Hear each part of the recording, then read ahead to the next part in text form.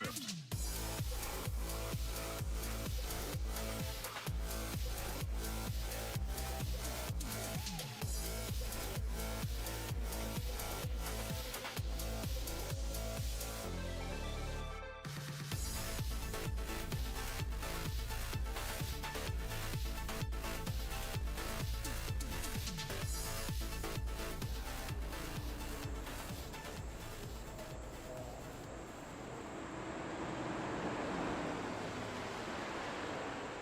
Good evening, race fans, as we welcome you to none other than the 2024 The Major Series makes its return to the world center of racing at the Daytona International Speedway, where there is only one thing that is well known when it comes to racing here at the World Sim Racing, and that is the name Dale Earnhardt.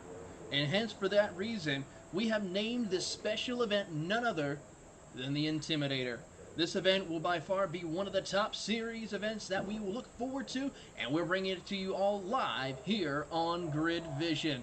Hello everyone, my name is Taylor Burris. Alongside me later on in the broadcast will be Justin Prince as we get ready to go racing here for the 2024 Intimidator at Daytona International Speedway. Warm-up is just winding up for the moment, so we are about to get set and go racing for our first duel event here. This is duel number 2 for the series, so these drivers will be getting themselves ready to go racing once again. So we will go ahead and give you your starting lineup here for the duels. Starting on the pole position here from New England is Nathan Medina, followed by Kevin Hill in second place. Ken Leung is starting in third, with Ross Banfield in fourth position. Trevor Varvosky will be starting in 5th, followed by Mike Wagner in the 6th position. Christian Challoner will be starting in 7th, with David Gargoa Jr. in 8th spot. Mark Stevenson will be starting 9th, followed by Austin O'Neill, rounding out your top 10. In 11th, we'll find Joshua Mertz, followed by Jerry Isaac in the 12th position. As we move further on down the line, Jordan Belzugi will be starting 13th, followed by, of course, Timothy Klaus in 14th. Eric Delta Riva will be starting in the 15th position, followed by Shane Vickery in 16th. Scott Kukas will be starting in 17th, with Jordan Slater in the 18th position. 19th position will be Stephen Verwain, followed by Justin Morton, rounding out your top 20. Moving on down the line, we will see several other drivers here as they work their way out onto the circuit. 21st will be Gavin Barber, Lyndon Swaby, 22nd, Ryan Steele, Bryce Roberts in 24th position as the rest of the field gets themselves set up. 24 cars on the track. We are happy to have you with us here for the second race of the 2024 Majors Series as the field gets themselves lined up, ready to go. A lot of heavy hitters out there on the circuit. There you see your front row, Nathan Medina and Kevin Hill, who will lead them to the green flag momentarily. Take a quick look here of the drivers who are getting ready to set themselves up here at the World Center of Racing, opened in 1959. Of course, this is one of the many events that we've had happening here in Daytona as we get closer and closer to kick off the 2024 NASCAR season. Of course, the real-life NASCAR season is going on right now over at the LA Coliseum as they kick off the Busch Clash later on here tonight. But now it is time to turn them loose here as 20 drivers.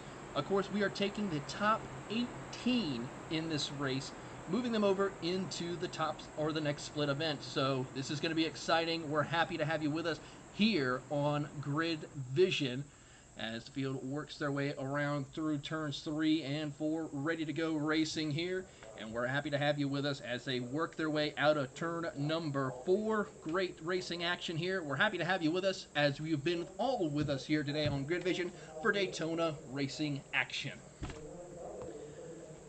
Field works their way as they come out of turn number 4. Barney the pace car driver Barry the pace car driver is making the hard left turn down to the pit road. Barney the flagman has the green flag in hand, and we are racing here at Daytona as they make the run out of turn number 1. everyone starting to build speed of up to 180 miles an hour before they hit up to 200 utilizing the draft. And already Nathan Medina out in front, and it is a hard charge move as the Ryko machines start to lead the way. Not too far behind is the Mad Spartan driver, the 965 of Ken Luang, as they head down the Daytona Superstretch for the first time.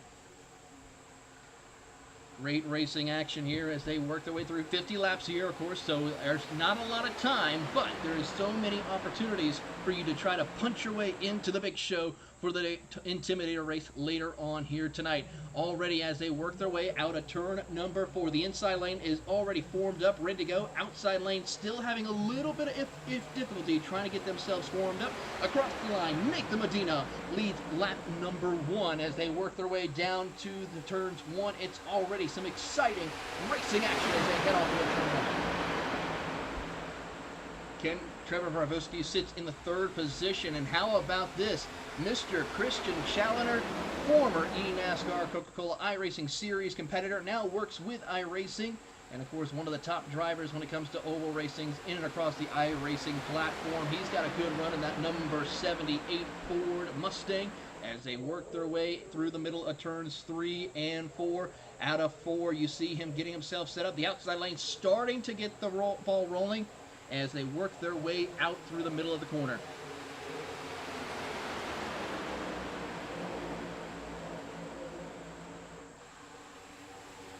Coming out through turns 1 and 2 as already some great racing action as the field works their way into the middle of turns 1 and 2.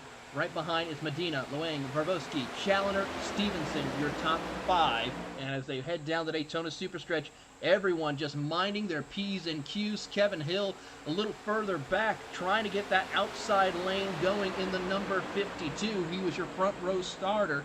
And as they work their way around the circuit, already drivers trying to get themselves set up for a good run.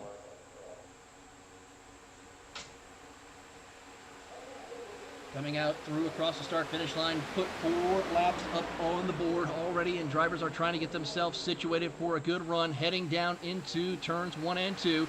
There you see the outside lane trying to go. They are about the 5th, 6th car in line out of the field, so they have quite a bit of work to do in order to try and see if they can catch up through the field as they head their way down over towards turn number 3. Still, no pressure right now for Nathan Medina as he works his way up through the field, holding on to the race lead. Ken Luang, Trevor Varvosky staying tucked up behind your top 3 as they work their way through the middle of turn 3 and 4. Everyone just minding their P's and Q's. A lot of racing still left to go as they work their way through the tri-oval for the first once again and put 5 laps up on the board.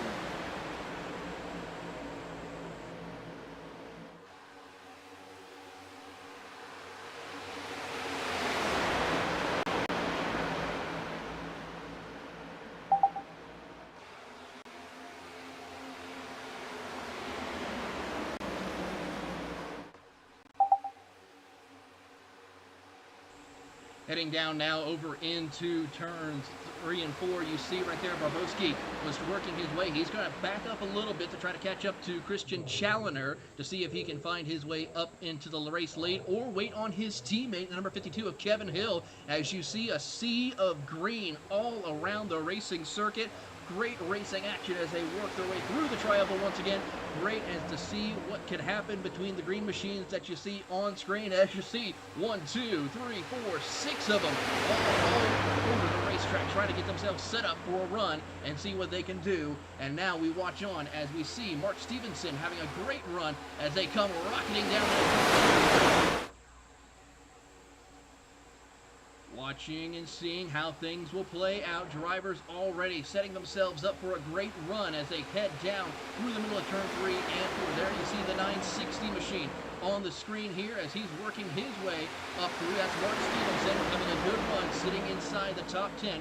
He's 6th position after gaining 3 spots, but not too far behind is the 979 of Eric Dalla Riva. He picked up 9 spots, making 8 spots now as they come across the line and working his way through.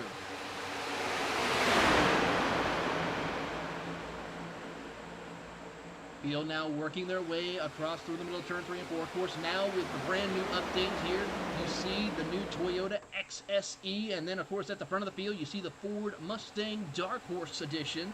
Those cars are some of the new additions. Of course, we won't have the new Chevrolet edition probably till 2025, so they're still utilizing the 2023-2024 Chevy Camaro as we watch them work their way around the circuit. Riva trying to get a good run up through the field, as there you see Christian Challoner now trying to work his way up as they come through the middle of the tri-oval. Great run to see here.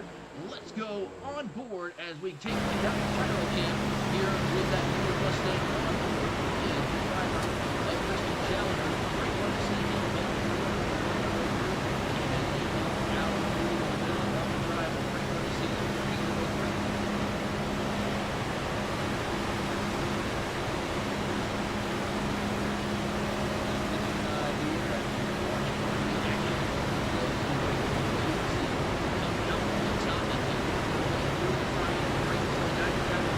On play and already seeing some great action as they rocket across the front back straightaway here and into the start finish line. Still watching to see what Christian Challoner can do as he sits comfortably inside the top 5.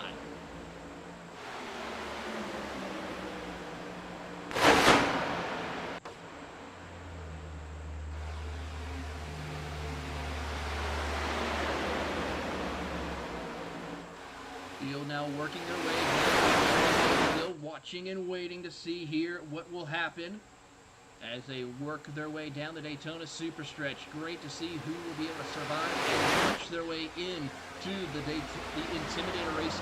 500 miles here around the Daytona International Speedway, and we'll see who comes out on top. Keep working their way through.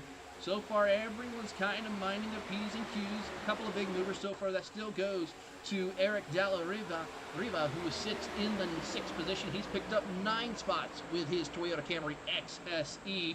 Ken Luang still staying working up with Nathan Medina, who have now pulled away to a little bit of a gap ahead of Trevor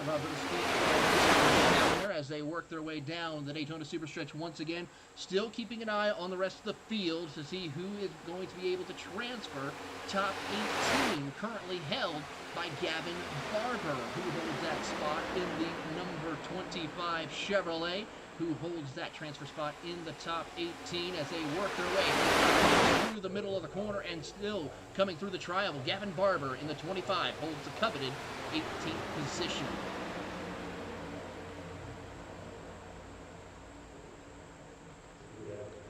Couple of drivers working their way through, still watching to see who was able to take it out for the dance. No one wanting to push the envelope too much here. Still a lot of racing to go as they've already put 11 laps on the board. Here comes a big run by Kevin Hill. He's got some help from one of his teammates. That's Eric Riva right behind him. They're going to make a run down across towards the middle of the corner.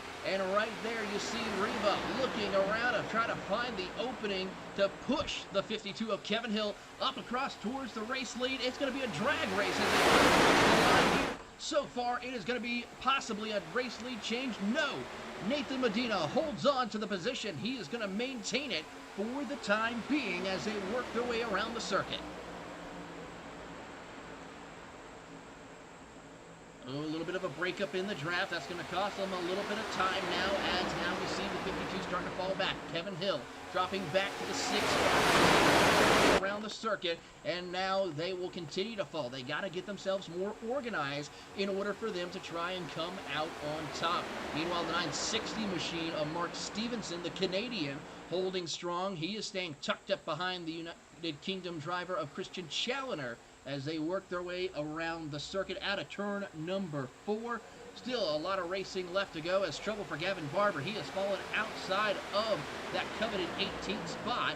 Him along with Stephen Verwain, Lyndon Swaby, Jordan Slater, Bryce Robert. All of them on the outside looking in, along with Jerry Isaac.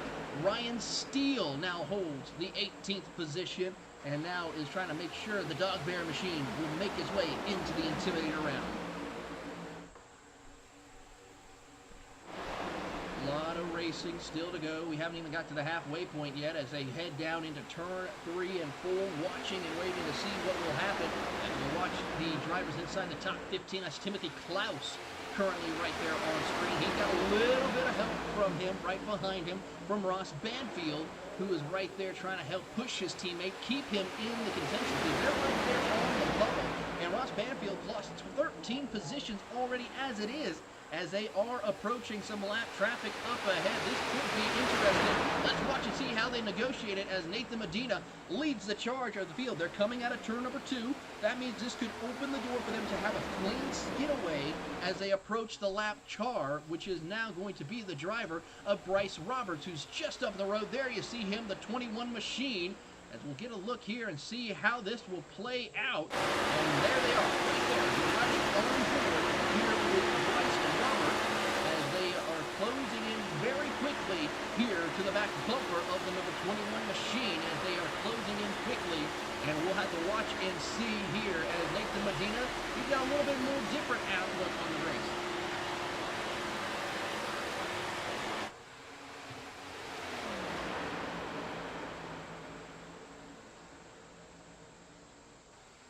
Watching here to see how things will play out amongst the field of drivers as they work their way down the Daytona Superstretch. There you see the 21 of Bryce Roberts, and now he will pull out ahead of the field and now get out of the way.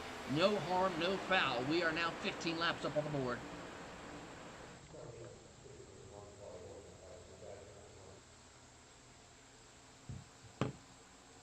Here they come out through the middle of the tri-oval. They are approaching. Medina, Luang is now your top 2.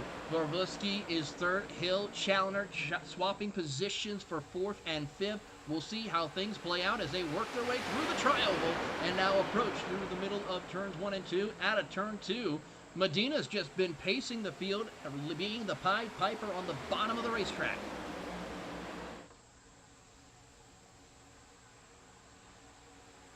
Medina, Luang, they are working hard, but here comes Kevin Hill once again. He's going to get a good run up on the top side of the racetrack. This is going to be an interesting battle for the race lead. There you see your top 10, all separated very closely together by less than half a second is your top 10. And now as they come across here and work their way through, coming through the middle of the racetrack here, they're heading into turns 1 and 2. Up on the top side, Hill will now take over the race lead. Kevin Hill, your new race leader, here for the first time here tonight. Working their way around the circuit now. It's now going to be side by side. Hill on the top side. He's got help from Eric Dalla Riva as they work their way down across the back straightaway. Mike Wagner and his Toyota will follow suit and now keep the pace here as they work their way. They got to try to see if they can drop down, or will Kevin Hill and Nathan Medina be the ones that play the blockers? They don't want to try to allow the drivers behind them to drop to the bottom of the racetrack. Will they try to work together and see what they can do? Only time will tell. 18 laps up on the board as they work their way around the circuit.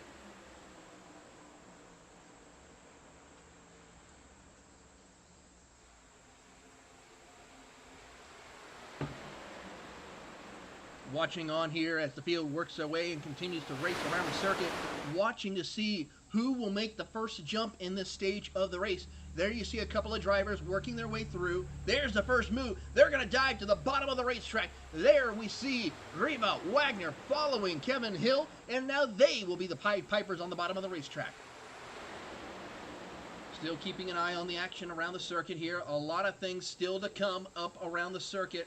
And now we have to wait and see who is going to be able to make it to the end. We don't think there will at least be one pit stop before the race is over. Usually these cars can go anywhere between 30 to about 35 laps here on a tank of fuel. So we expect one pit stop before this race is over. So drivers are going to be doing the best they can to save as much as possible for in them order to see if they can make it to the end and make their way into the big show later tonight. Keeping an eye on the competition here around the circuit, waiting to see who comes out on top. A lot of things still to be played out. There you see the 42 of David Gargora, who is now holding on to that position in 4th. He's made some big runs here as he has gained 4 spots. Nathan Medina has dropped to the 5th spot now as they work their way through the middle of 1 and 2. Those two drivers here in the Mean Green Machines really trying to work hard and see if they can do, as we have our first caution of the race towards the back of the field, as there's some big-time issues towards the back. The 27 of Shane Vickey and Scott Kukas, as we will take a look here at the replay and see what happened. Oh, a little bit of contact between the 27 and the 13. That's the 27 of Shane Vickery and the 13 of Jordan Belzugli. Then the 242 of Scott Kukas got involved. So a little bit of contact, not the big one we expected, but still tough break for our competitors here in the first stages and just shy of halfway. So now could be the great opportunity for your race leaders to come down onto pit road, and we'll see how that will play out. We're going to take ourselves a quick commercial break while they get themselves caught up to the race lead, but we'll be back just in time before we go green. You're watching the Intimidator live for the part of the major series on Grid Vision.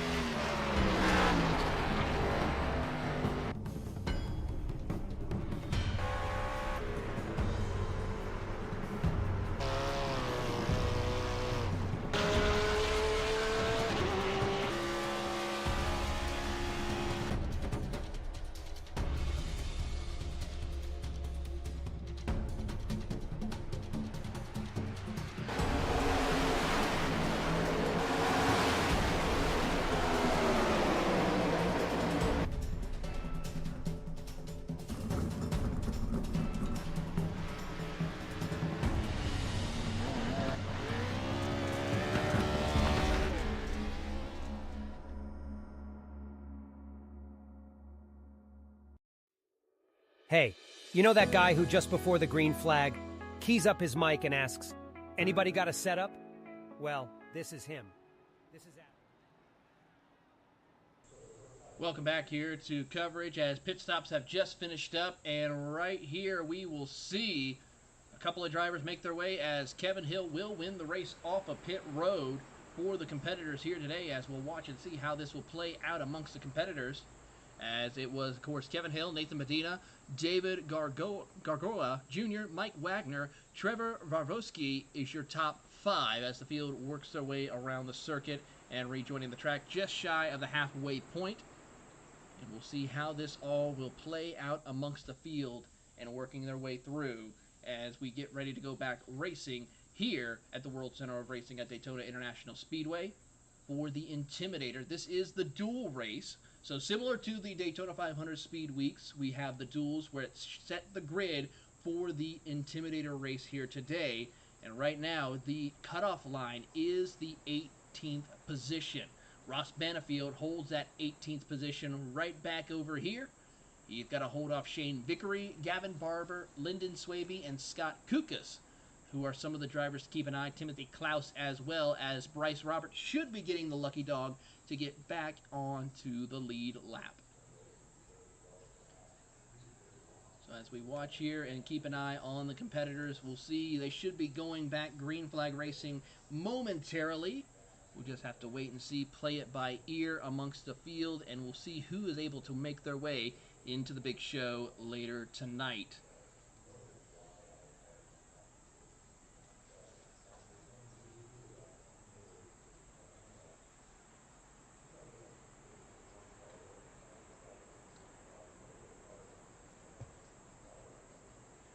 Field now doubling up. We'll give you a quick rundown of your top 10. It's Kevin Hill, Nathan Medina, David Gargoa Jr., Mike Wagner, Ken Luang, Trevor Vavruski, then Eric Dalla Riva, Ryan Steele, Justin Morton, your top 10.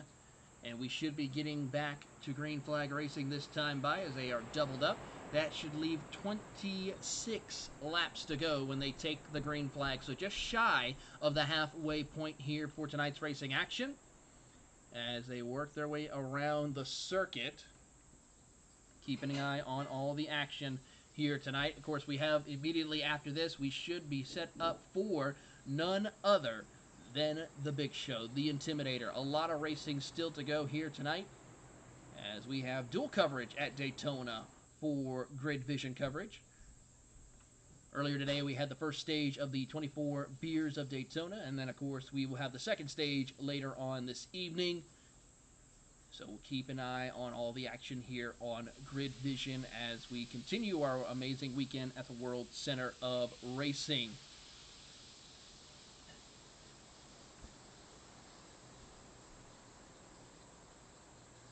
Field now working their way through behind Benny the pace car driver. It is an all-green machine lineup in your top three. Hill, Medina, Gargoa, your top three, all in the JPS Ryco machines.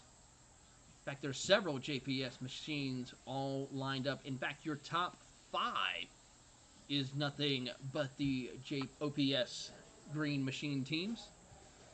As Benny the pace car driver makes the hard left turn down onto pit road. Barney the flagman will have the green flag in hand as we are about to go back racing here at Daytona.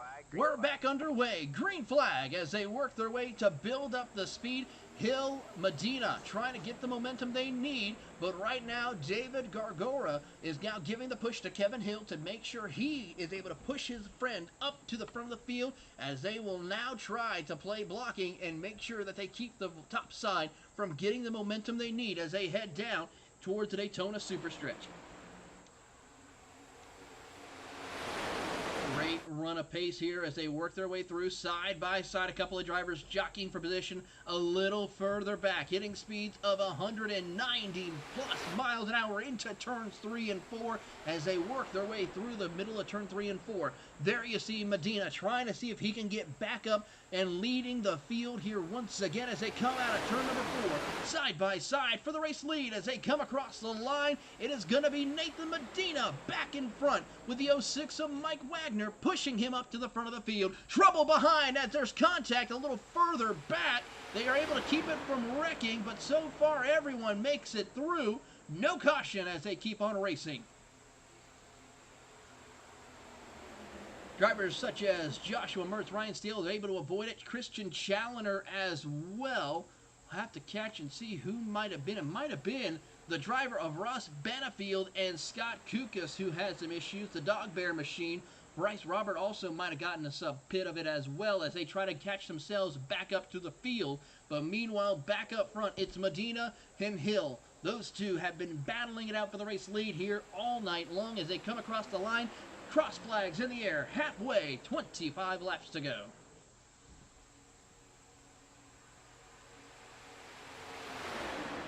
Working their way through around the circuit here and watching and seeing how things will play out. A lot of drivers trying to work their way and jockey for position here as your top 10 all separated by just about half a second. In fact, make that your top 14 half a second. There you see the 14th driver, how close he can make his way through. That's the 972 of Jerry Isaac in his Chevrolet, trying to see what he can do as they come through the middle of turn 3 and 4 and make the run up to the front of the field.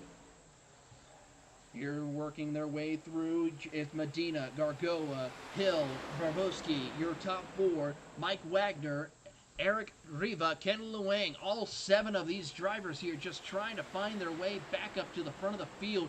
Meanwhile, a little further back, Christian Challoner, who was at the top 5 at one point, now sits inside the top 10. He's comfortable enough to where he could have his way and get back up to the front and guarantee his spot into the Intimidator.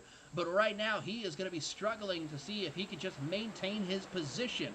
There on the outside is one of the Kingsman Racing machine of Joshua Mertz. The 9 machine also of Justin Morton. He's going to have a good run inside the Fusion machine as they come off of turn number 4. Coming across here to the flag stand, a lot of drivers just trying to get themselves set up for a good run here as they come down over towards turns 1 and 2. A lot of great racing still left to go in here as they try to set themselves up. Settle in, boys. You got a lot of racing still to do and a lot of chances to get yourself up in the front of the field as they come down the back straightaway. Here they set themselves up for a great run, and now we're keeping an eye to see who gets the good draft that they need. Here we go. The 42 is giving the push over to Kevin Hill, and that is Gargoa, who is now going to push. He's got help from the 10 of Avroski, who's going to push them. Your top 3 now ahead of the outside lane for the moment.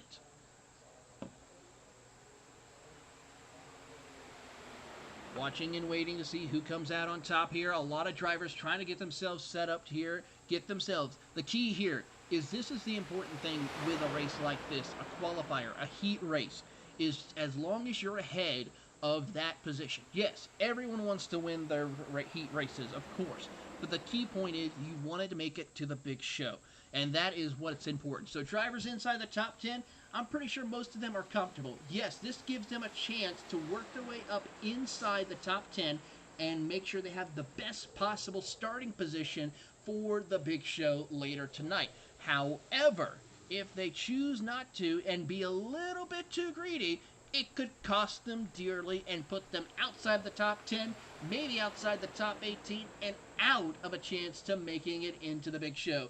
21 laps to go as the field works their way through. It's Hill and Medina, your front row, as they are now 2 by 2, all the way towards the tail end of the field as they work their way down out of turn number 2. Through the Daytona Super Stretch they will go, and already some great racing action here.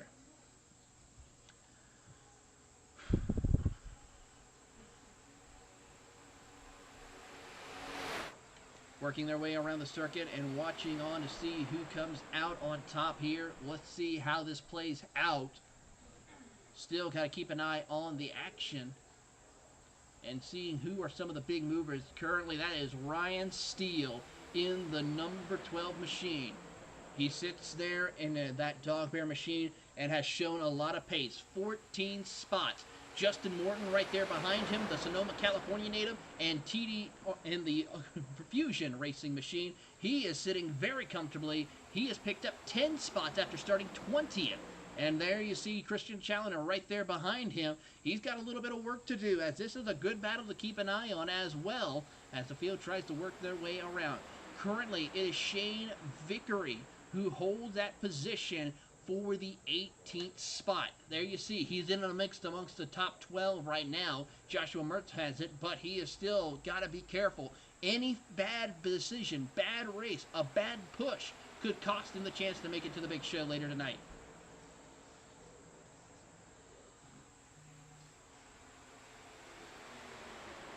Keeping an eye here, a couple of other drivers now try to work their way through. Ryan Steele is one of them. He has picked up multiple positions as they close their way down across the Daytona Super Stretch here. And still, you're watching and waiting to see who comes out on top with this big run as they work their way across the Daytona Super Stretch, heading off into turn 3 and 4. Medina still holding strong on the outside. He's got help from the 06 of Mike Wagner. And it is pretty much a green machine train of cars right there across the bottom of the racetrack here. You see those top 3. All of these 5 drivers in this group are all teammates. You see them working together, trying to see what they can do, and they're playing the team game. They're wanting to try to make sure they get as many of their team into the big show as best as possible, and they're doing a great job of that as they have the top 5 positions filled by their team.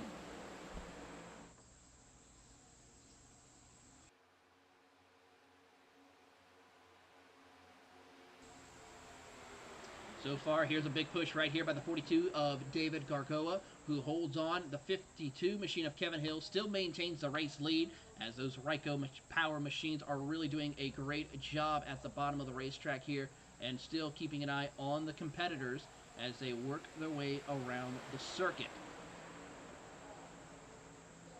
Field working their way through. We'll see how this plays out amongst the field. As the field works their way through, keeping an eye on how the 18th position is looking. Lyndon Swaby, now as I say that, Jordan Slater holds that position for the time being as they work their way around the circuit.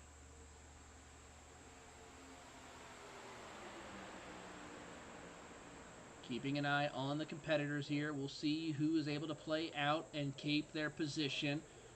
Ryan Steele, Justin Morton are working their way up inside the top 10 further. There you see them a little further back. It's still a lot of great racing left to go as the field continues to do battle for position here as they work their way through.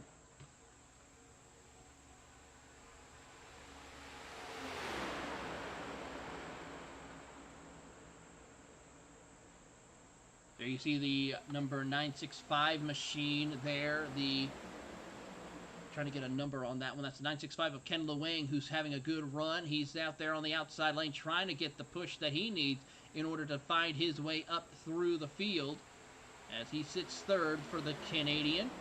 The Mad Spartan team having a great run. He's been one of the only drivers to kind of break up the menagerie of green machines out on the circuit as they come working their way through the tri-oval. 15 laps to go. The intensity's starting to pick up a little bit, not too much, but there's still a lot of racing left to go. We'll see how it all plays out amongst the field as they try to work their way through.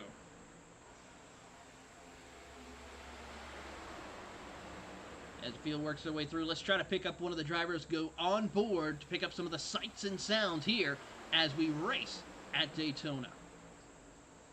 Let's go on board here we're going to go with the field driver inside the top 10, back with Christian Challoner, as we'll pick up and try to go on board and catch some of the sights and sounds.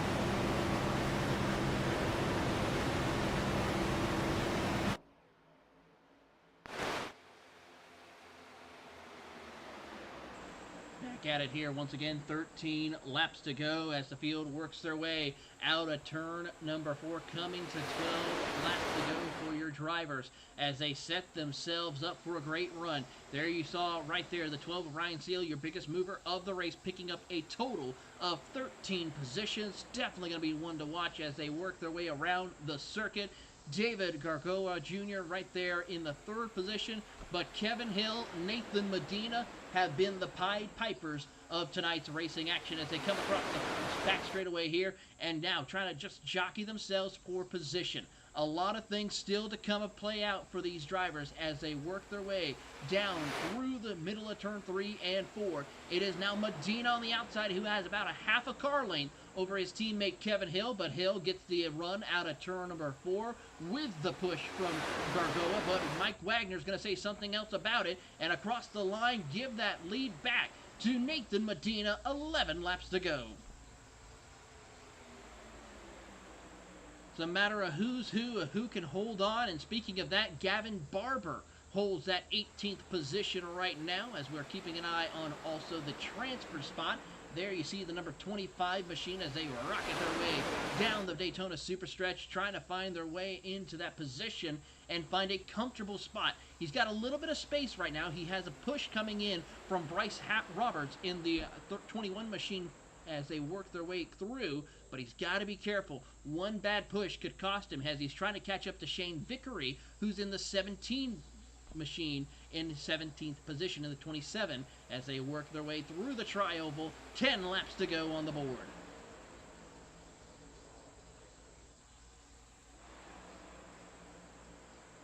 Eric Riva, one of the competitors who has made a lot of great runs through the race here, is trying to have a good run now as they work their way around the circuit. Keep an eye on a couple of things as they come out of turn number 2. A lot of great racing to go and work their way around and still find out who comes out on top.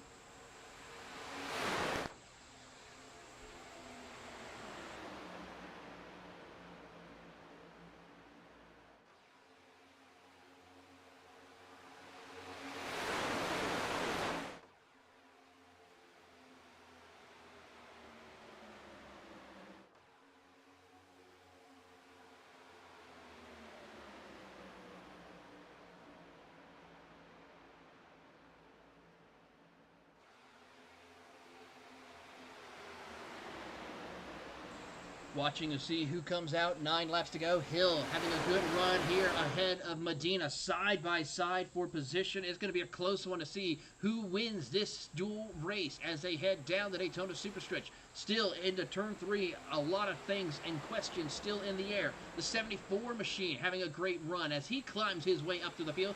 That's Riva who's getting a good push from the 12 of Ryan Steele.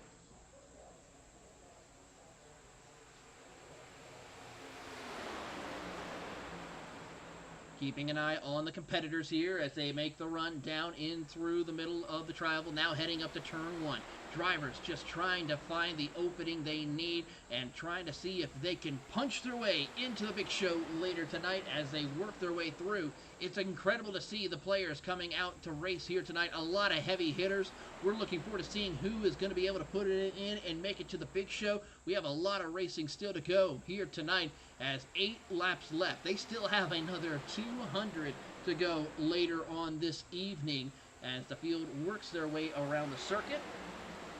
And we'll keep an eye on some of the competitors here as Kevin Hill and Nathan Medina battle it out for the race lead here as they work their way around the circuit. Great run here as Medina and Hill swap positions once again, and we'll see who comes out on top as they come across through the middle of turn 3 and 4, or 1 and 2. 7 laps to go up on the board. It's going to be an exciting one here. Side by side, the teammates working well together, wanting to battle, but not wanting to push the envelope where it costs them a chance to make it into the show later tonight as they work their way down into the back straightaway, heading into turn 3 and 4. The 52 machine of Kevin Hill gets a good push from his teammate, the 42 of David Gargoa Jr.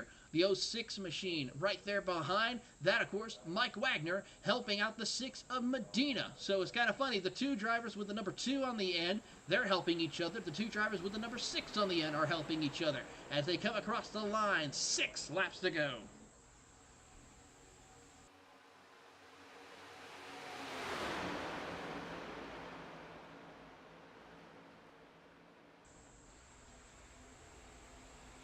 Meanwhile, holding on in the 18th position is Gavin Barber. Ryan Steele is one of the drivers who still made a lot of ground. He's inside that group. Trevor Wawrowski holding strong in the 5th spot as they can work their way through. As the caution comes out once again with just about 5 laps to go.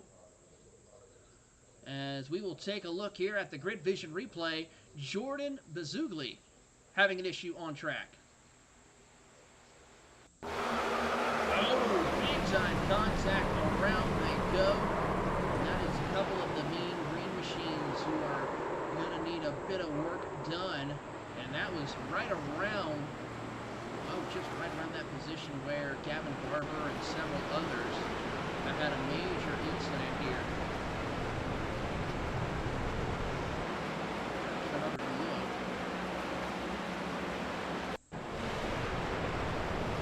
Gavin Barber had another issue with trying to rejoin the track. Yep, looped it around, couldn't control the car. Let's take another look at this. Couldn't catch the tail end of it, but still a tough break and a tough ride indeed for those drivers.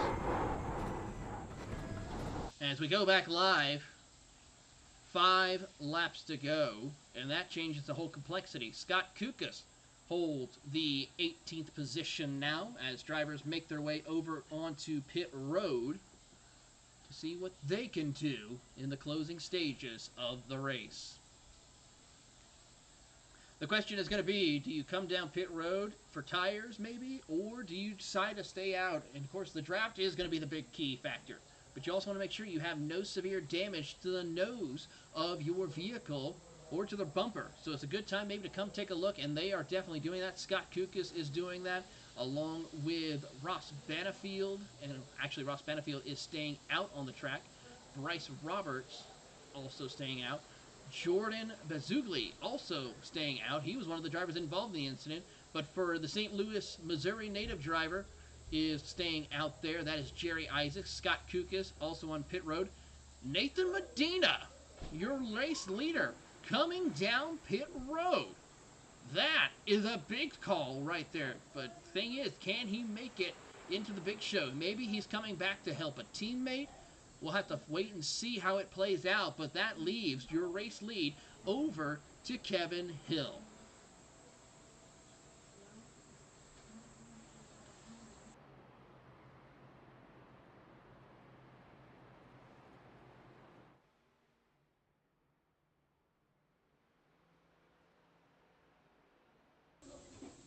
Keep an eye on the competition here as we are 4 laps to go in tonight's racing action. And we will find out who is able to make his way into the show here tonight. 4 laps ago, it is Kevin Hill, David Gargoa Jr., Mike Wagner, Trevor Vavrowski, Ken Luang, Eric Riva, your top 5.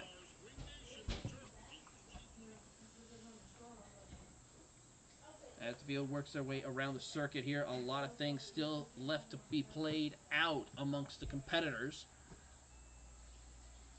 But for of course Medina, he's sitting in 20th position for Nathan Medina. This is going to be a bold position if he's able to at least make it up. He's only going to make 2 spots though, so that's going to be the big thing. He's got to only make 2 spots.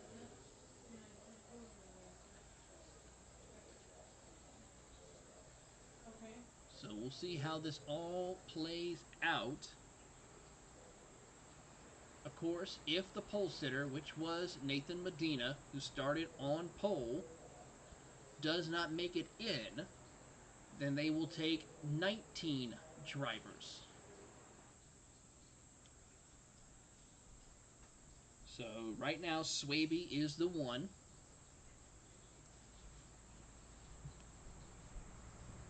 Who can make it in if he is not passed by Medina. But they're doubled up. We're going to have ourselves a green-white-checkered to see how this all plays out.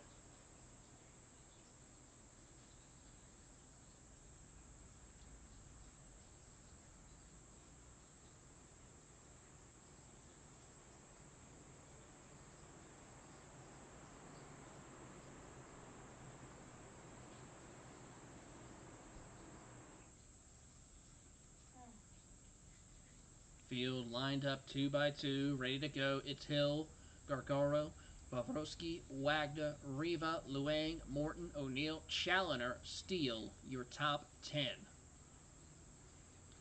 If you think the anticipation has been ramped up, you are correct to say that.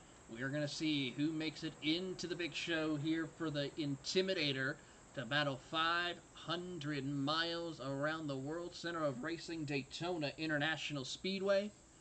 All part and in preparation for 2024 Daytona Speed Weeks, whether it be in the real world or in the virtual world, because we're only just a little bit away from the iRacing special event of the Daytona 500.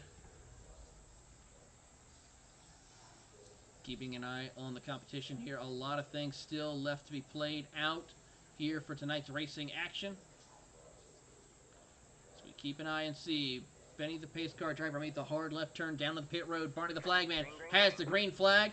Green, white, checkered attempt. Let's find out who makes it in.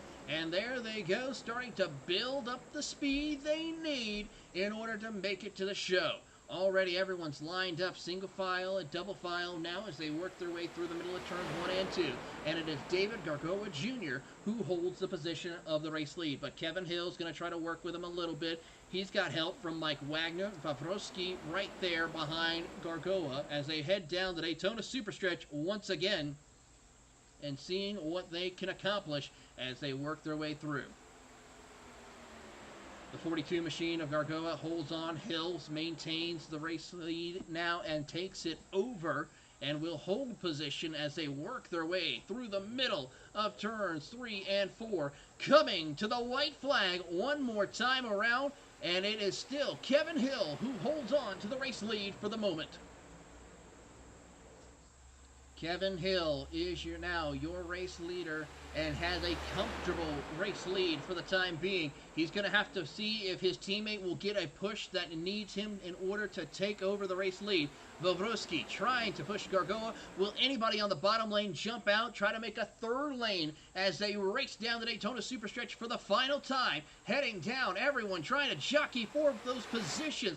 Currently, right now in the 18th spot, it's Lyndon Swaby who holds that position as they work their way around through the middle of turns 3 and 4. Trouble out of turn 4. Big wreck as they are wrecking their way through. It is going to be a drag race, possibly. No, it is going to be none other than Kevin Hill who takes home the checkered flag and wins his dual race and guarantees him a great starting position for the Intimidator race later on here tonight. How about that, as we'll get a chance to take a look at the replay of that one. As we'll take a look and see what happened there. A big issue right here for a lot of drivers. Big hit for Eric Dalla Riva, who had a big issue right there. A couple of other drivers as well for Jordan Bizugli. He had another bad hit as well as chaos all ensued.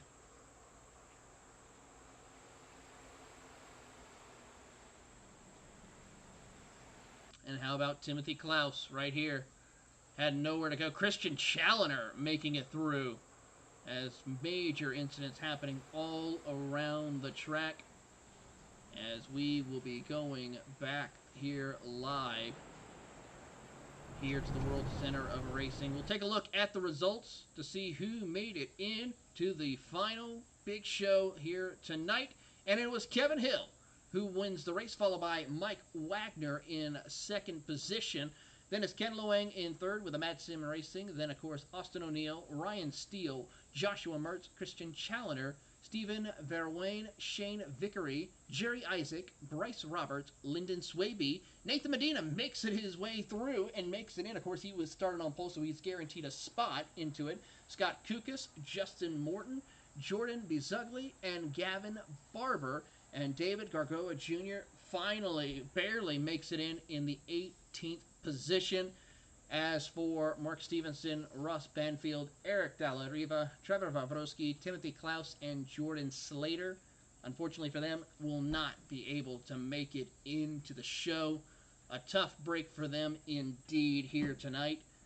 And we will see if we have a chance possibly to speak with our heat race winner. Don't know for sure. We'll have to find out for sure, but unfortunately so far, no. So while they do that, we will take a step aside for a moment. And when we come back, we'll have more exciting action here from the World Center of Racing.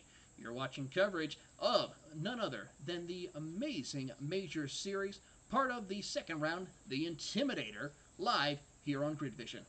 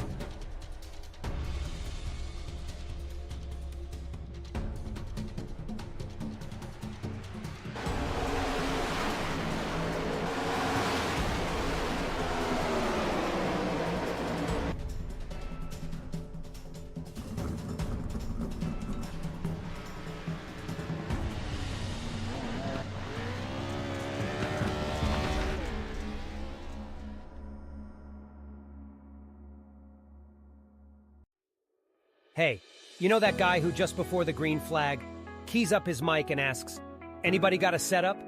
Well, this is him. This is Adam, and hey, Adam needs some help.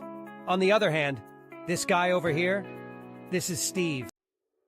Hey, you know that guy who just before the green flag keys up his mic and asks, "Anybody got a setup?" Well, this is him. This is Adam, and hey, Adam needs some help. On the other hand, this guy over here, this is Steve. Steve is a solid racer and he knows his way around the garage. Steve's problem is time. With a job and a family, he can't find enough time to build competitive setups and to race as often as he likes. But as luck would have it, Steve knows a secret. He lets the Majors Garage crew chiefs do the setup work so he can focus on the racing.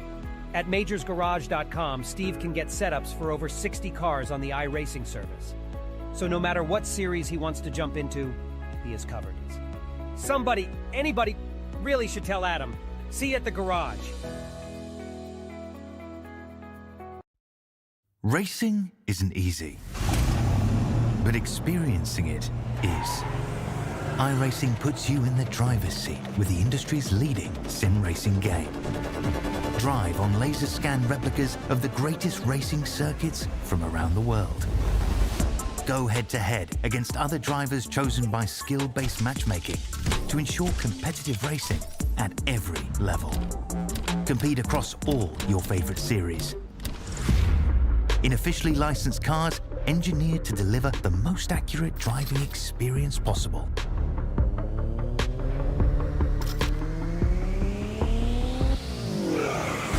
Join a race or host your own with players from across the globe. Race against the computer or in a league with friends. Feel the thrill behind the wheel. Visit iRacing.com.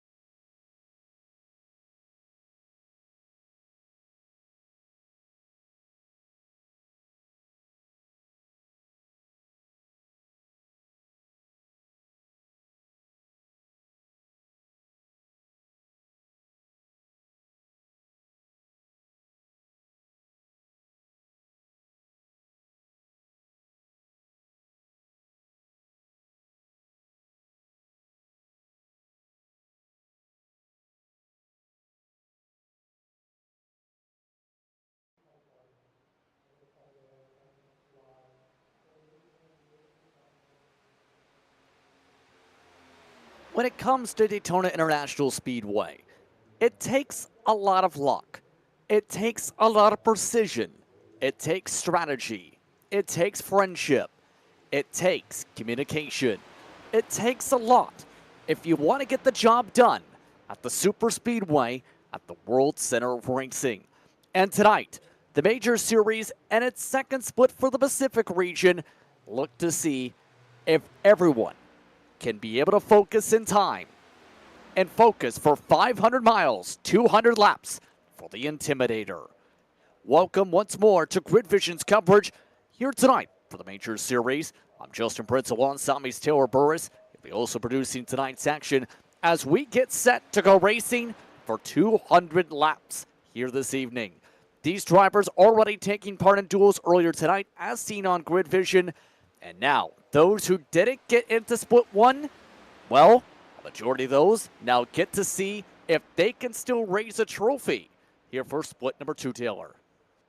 Certainly is, and good evening, everyone. Yes, my voice is still intact for those of you who've been tuning into all the great Grid Vision coverage that we've been having going on here today at the World Center of Racing here tonight, Justin. I'm going to stretch my voice out a little bit more, but not tonight. Thankfully, I do have a great partner in crime with you, Justin. We're having a lot to talk about, a lot of great racing to cover as we get ready to kick off pretty much what we well know as pretty much speed weeks here on the iRacing platform, whether it be the majors here. Of course, we got the Daytona 500 coming up here on iRacing in a couple of weeks' time. And, of course, we're just getting ready to swing back into the world of NASCAR racing on iRacing. Once again, for those tuning in, it's been a busy week and a couple weeks when it comes to the Major Series. In preparation for tonight, drivers started registering for qualifying races, mini qualifying races, should say, as far back as about a week and a half ago. And now, tonight, it's the accumulation of all that effort to see could they be the ones to be able to come away with the victory here tonight for the second race of the Major Series season. And so far for the Pacific region, we've seen a lot of battles, especially when it comes to second split action. Drivers like Austin O'Neill, Shane Vickery lead the way for Reference and Sports Silver coming into tonight after the opening race being a Predator race. You have a lot of others looking to see if they can come away with better runs than the last time, as some drivers like Don Dolson picked up solid points, but could have went a long way with a different result with what we've seen and what was a crazy finish last time out. You also have organizations across the board looking to see if they can get their cars into victory lane. More than 100 drivers combined registered for the Pacific region alone for the Major Series this year for the Intimidator. And tonight, it's going to be stressful to be able to get the job done, not just in the first oval race of the year for the Major season, Taylor, but also at a super speedway. It really is, Justin, and a lot of things are still to play out. Of course, compared to that 50-lap heat race that we had for the duels, this is going to be a little bit longer. A lot more strategy is going to have to come into play as far as who's your dancing partner is going to be. Who's going to be your best friend that goes down pit road with you? How will you manage your fuel strategy, your tire strategy? Who will be able to set themselves up and place themselves in the position to etch themselves into Major Series history when it comes to racing at the World Center of Racing? 30 seconds away from finding out that respective history. Let's quickly take a look, if we can, at the weather report once more. This is a new session, after all, compared to what we've seen for the duels. Because keep in mind, it's 100 degrees for the track temperature to start. We're at about 1 p.m. in sim time at approximately 15 minutes. By the time we get going, it should be at the 1 p.m. mark. 78 degrees is the air temperature today. Here on February 25th, 2024. The exact date of this year's running of the Daytona 500 in real-life action.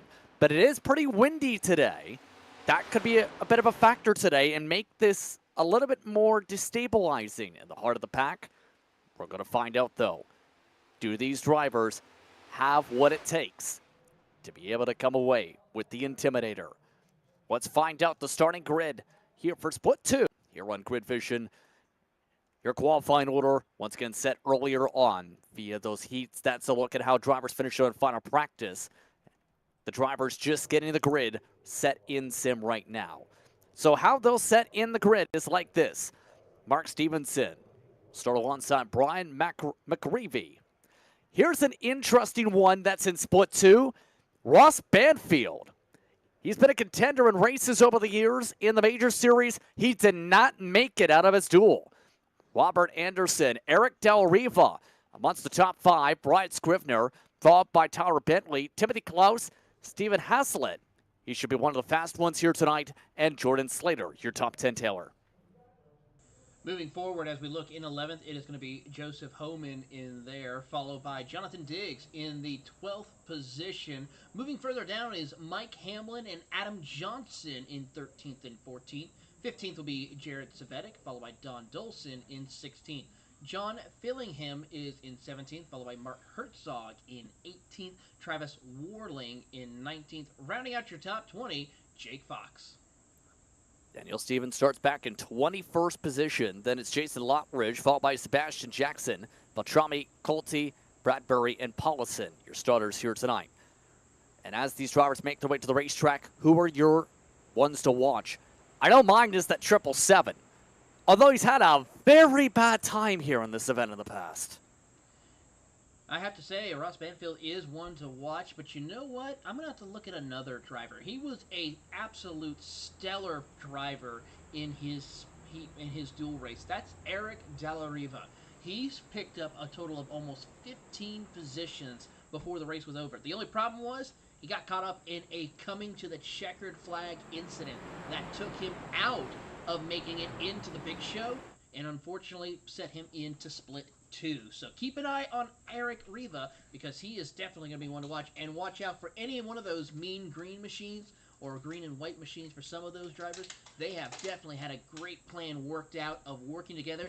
They nearly had every single one of their drivers in their team make it into the final top split event. One of those with team affiliation with Ryko and Evolve. There was a brick wall of those cars up at the front at the duel. Was keeping an eye until that massive one of the final lap ended up knocking out several drivers. But with that being said, we're just about all set to go for tonight's action. Of note, tonight's festivities in support for the qualification of the Dale Jr. Foundation. The charity ran and operated and founded by Dale Earnhardt Jr., which raised $1.3 million just in the past year. For more information, go to dalejrfoundation.org. We're all set to go for split 2. It's Mark Stevenson on the inside. On the outside, it's Brian McGreevy. We're underway for the Intimidator.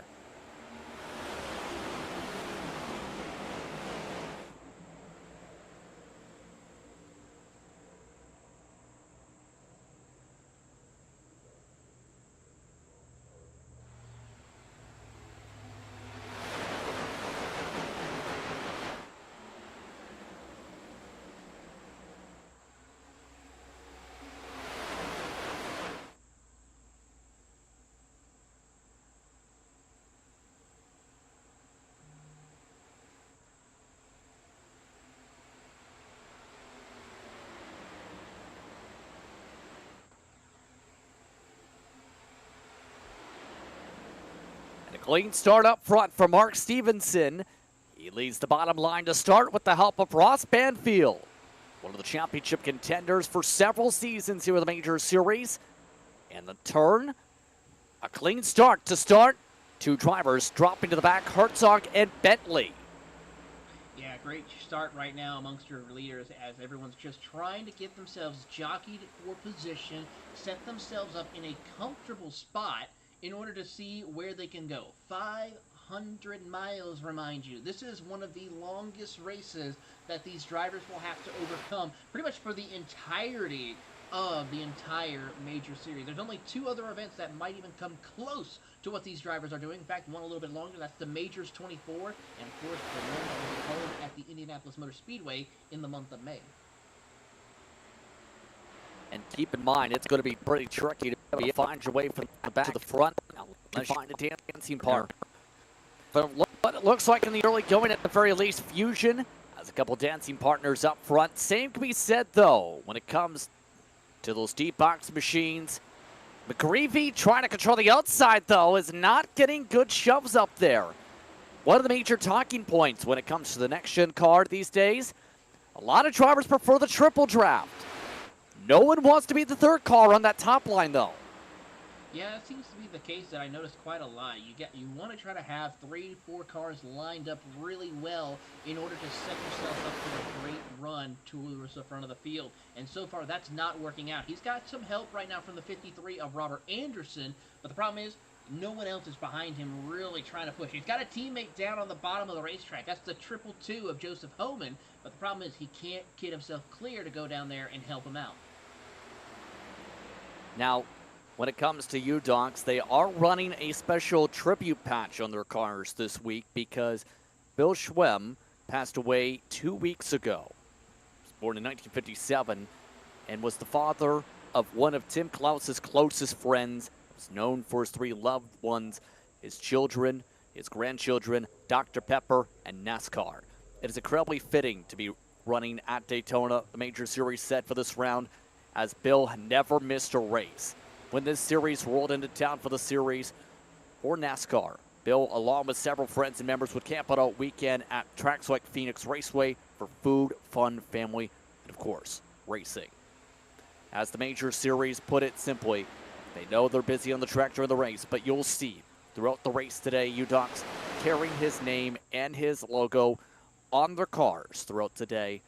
They've asked for drivers and competitors to spare a thought for his family and help out and putting a good show on in his honor here today.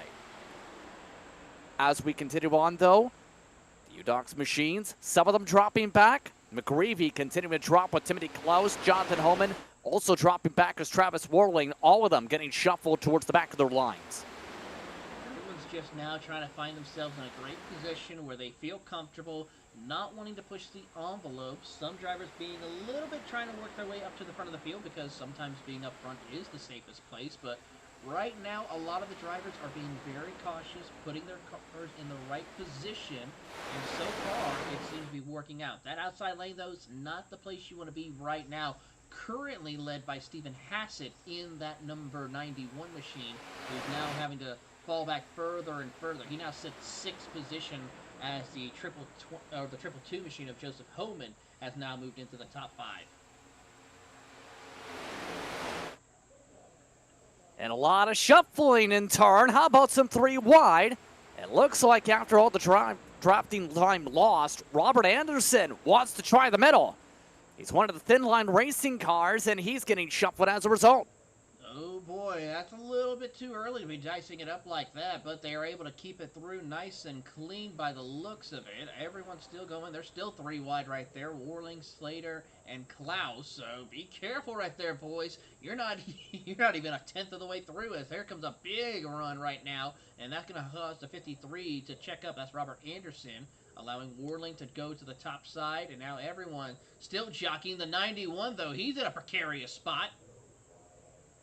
Oh, that got a little bit shuffly with Mike Hamlin. The Mishmash Gaming car getting shuffled back a little bit more. And this is a little bit concerning to already see we're not even 10 laps in. Yes, you eventually expect drivers to go to the bottom here, but it's pretty clear they're trying to do a land rush style dive to the bottom here. Yeah, you don't need to be doing that. It is way too early to be doing that land rush style. You want to try and make it easy just a little bit. Just enough to where you can find yourself a hole, stay in there, start to draft a little bit, maybe save a little fuel, because you know the leader's going to probably be coming down pit road with about 30 laps up on the board, maybe 40 if he's able to save anything, but still, a lot of things still could go wrong, and you got to be careful with that. Keep in mind in all of this, we've seen earlier on, several drivers have lost touch to the draft. 18th on back, Sebastian Jackson, Don Tolson, Jake Fox and company.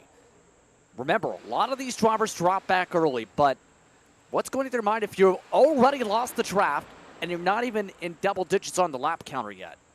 Well, one of 2 things I have to say, Justin. One, you're pretty much going to have to be careful. You don't want to try to get caught up in any incidents that may happen in front of you. Because now that you're out of the drafting range, you now know you have the chance to be able to avoid the possible big one that could happen. Secondly, don't be the big one yourself. Keep in mind, they're half a second off the pace as a grouping compared to those leading the pack right now. So it's going to take a bit of luck, but also some track position if they want to contend later on, especially with the way the race is trending. keep in mind, expecting lots of pit stops to factor into here too. And I know it's early to talk about that, but it's big to consider.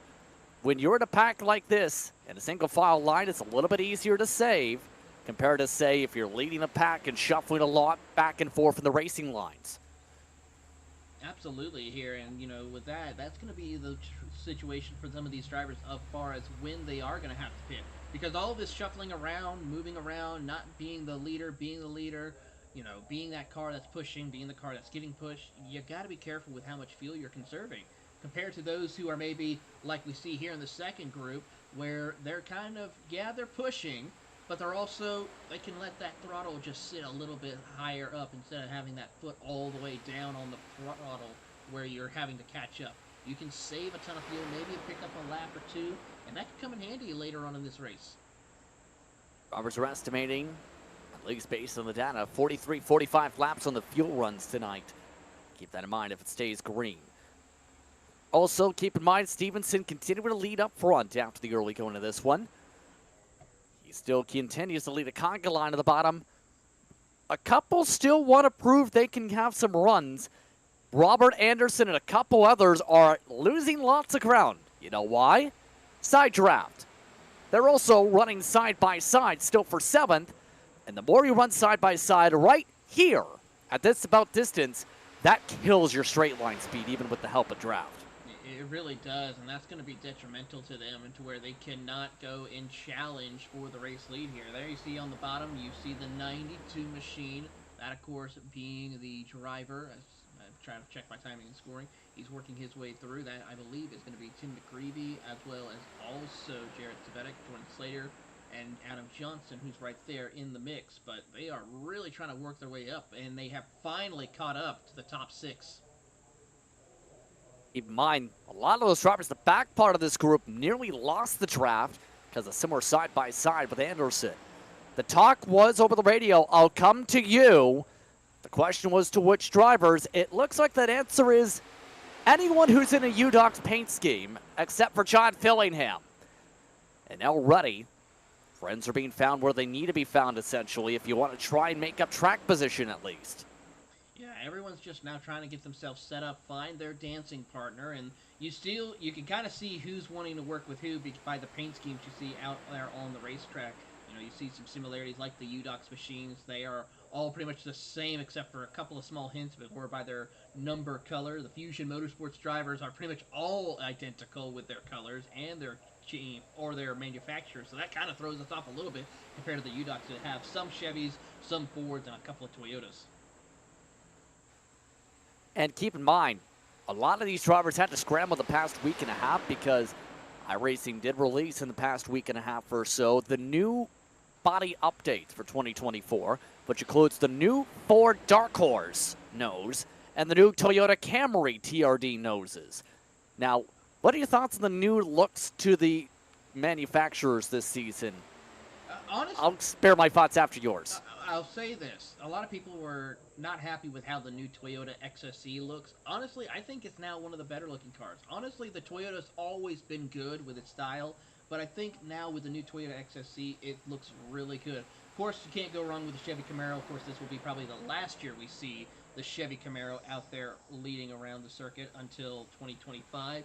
Unless something changes. And then, of course, the Ford Mustang Dark Horse Edition that we see right now leading the charge. In fact, your top 2 are Ford Mustang Dark Horses. If it wasn't for the Mustang emblem right there on the nose, it looks a little different, I would have to say. It's kind of almost flipped for me because when the paint scheme templates were announced, I was more so in the camp up. I like the look of the Ford, but not so much the Toyota. It's flipped almost because now the Toyota paint schemes have very much so fit to that new slim look on that nose. But a lot of the Fords, at least to me, it's almost like empty real estate where the manufacturer logo used to be. And that's what I was thinking too. It's like you can put more stuff around the nose as far as design looks with the Toyota compare you could with the Ford at this moment. I mean, it still looks great. I mean, the Fusion and the other machines that are driving the Ford look really good, but it's just something about the Toyota of how it looks is looking really strong, and One of the strongest Toyotas out there on the track right now is Eric Riva. My pick to come home possibly with the victory in that Reiko machine. And I've been trying to figure out in the duels, is that an OPS team or sponsorship or a JPS team as they're coming up on some lap traffic? I think that's JPS, actually. That's on the hood for Del Riva. And he's amongst those with Evolve when it comes to the Team Alliance. But I think having the Oval Alliance is actually a pretty big thing, because I'm not just saying that because of one of the series coming up on Grid Vision. But keep in mind, they've had a lot of momentum as a technical alliance backing or setup grouping backing, depending on how you really want to phrase it. And there's been already a lot of talks about how they want to approach the Coke Series in 2024 as a brand. Evolve, in turn, we've seen it in the duel. They're absolutely thriving, at least on pace. When you have a grouping that has proven, at least in the recent months and over the past year, that speed can be put in that car if you have the right template to start, or at least the right baseline. Yeah, the only problem is with this JPS machine, it's the only one amongst a plethora of other team cars that are out there on the track. I mean, he is sandwiched in between the UDOX and the Fusion Motorsports drivers who are out there on the circuit. So he is gonna hopefully find some help, hopefully later on. But I'm looking through the timing, I think he maybe only have one, maybe two others, but they are way towards the back half of the field. And keep in mind, to touch upon a little bit more when it comes to Del Riva one more time, he is also someone with real-world racing experience. He's actually some of the races in the Ontario short track racing scene. And usually runs in the APC series and its night racing series when it comes to late models. This past season, he finished in the top 10 in the point standings in that series with an average finish in the top 11 and 4 top 10s. Now, he's into the league scene. Why not? Trying to expand a little bit, make some connections. We've seen that work out for a lot of drivers as of late in the short track scene, especially from Canada, where they've made connections to the States and are now racing in the States this year. Well, think of one of them, of course, NASCAR Pinty Series champion from last year, Trayton Lapsevich, who's now moved over into the Cars Tour for 2024. So, and of course, you got, Caden Lapsevich, who we had on Grid Vision earlier today.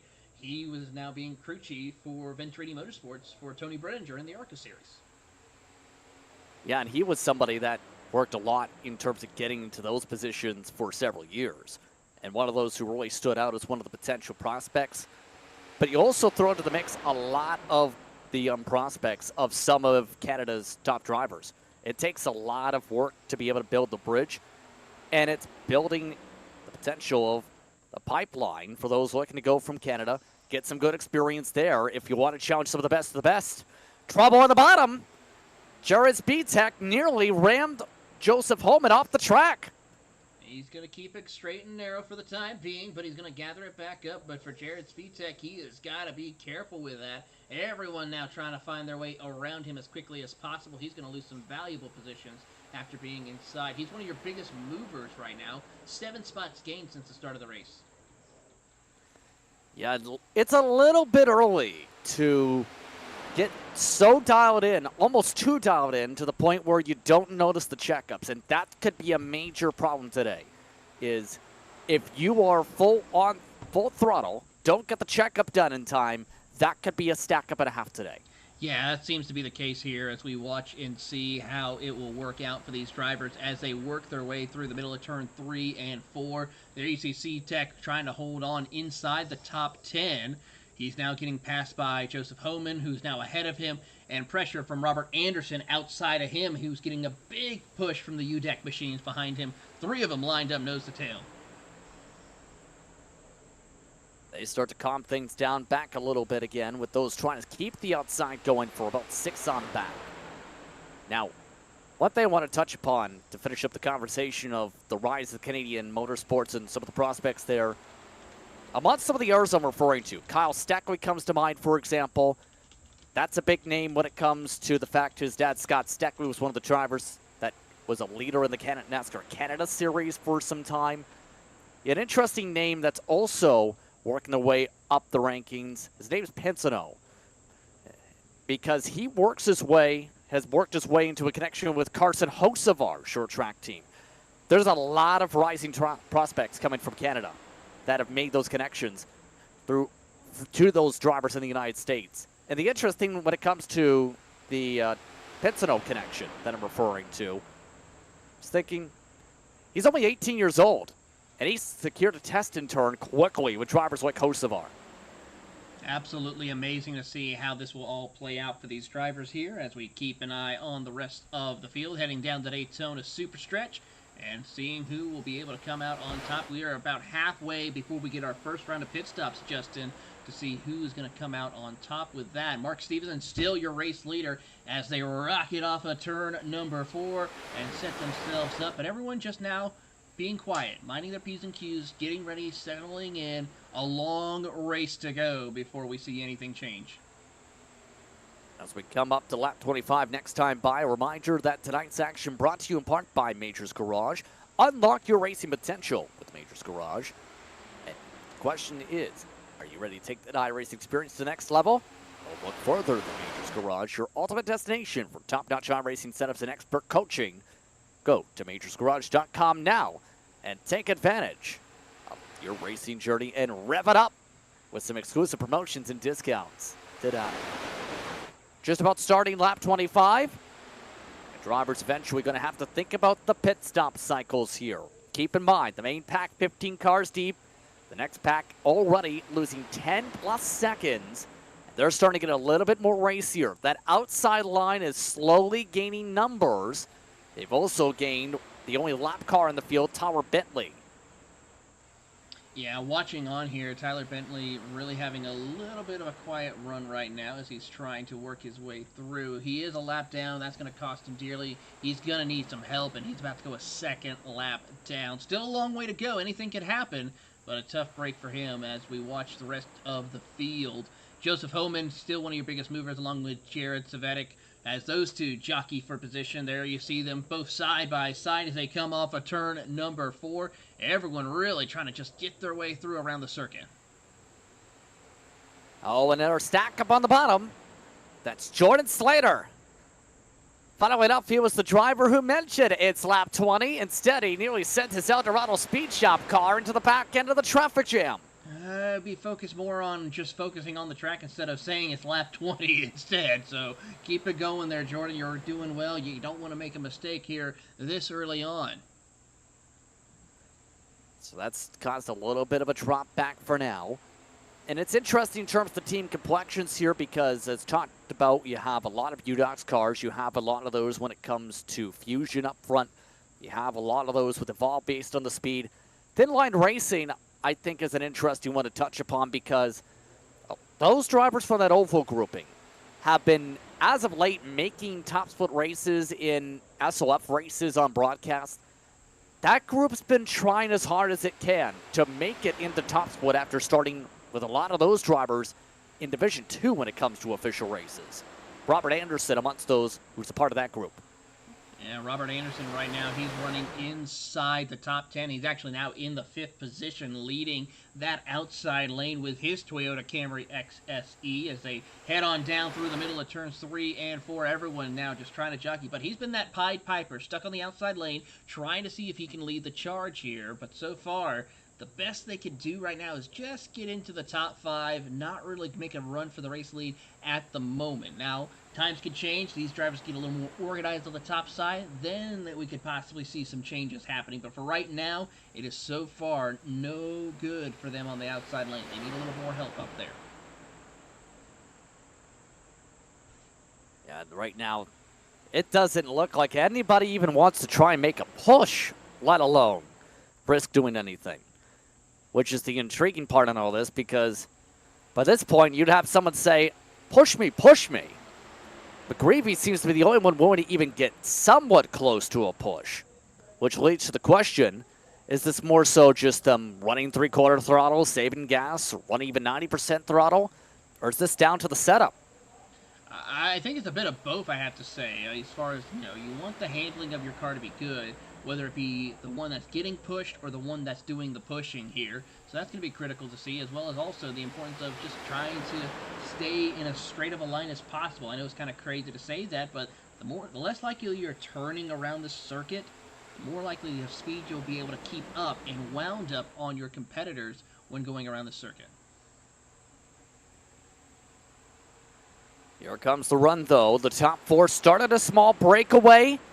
Not able to fully establish said breakaway. Holman now back up single file behind them. There's a look from the rear view. Holman has elected to just ride the bottom, keep it safe. He's behind Scrivener. And it looks like, again, let it ride, keep it safe. They're running about 190, 30, 94 miles an hour down the straightaway, depending on the checkups currently. At this point, though, they're trying to keep a quarter car length distance apiece, it seems. Seems to be the case indeed as we ride on board with them and as they head down the super stretch. Everyone just trying to just be careful of that and see how it will all play out. And so far, it's working out pretty well for them as they are pretty much lined up nose to tail, not causing any issues. Everyone seems to be comfortable inside the top 5. Now, outside of that, they're a little bit more racy, I have to say. Yeah, they've been wanting to gain track position, it seems, but not so much establishing things, per se, in terms of making a move there.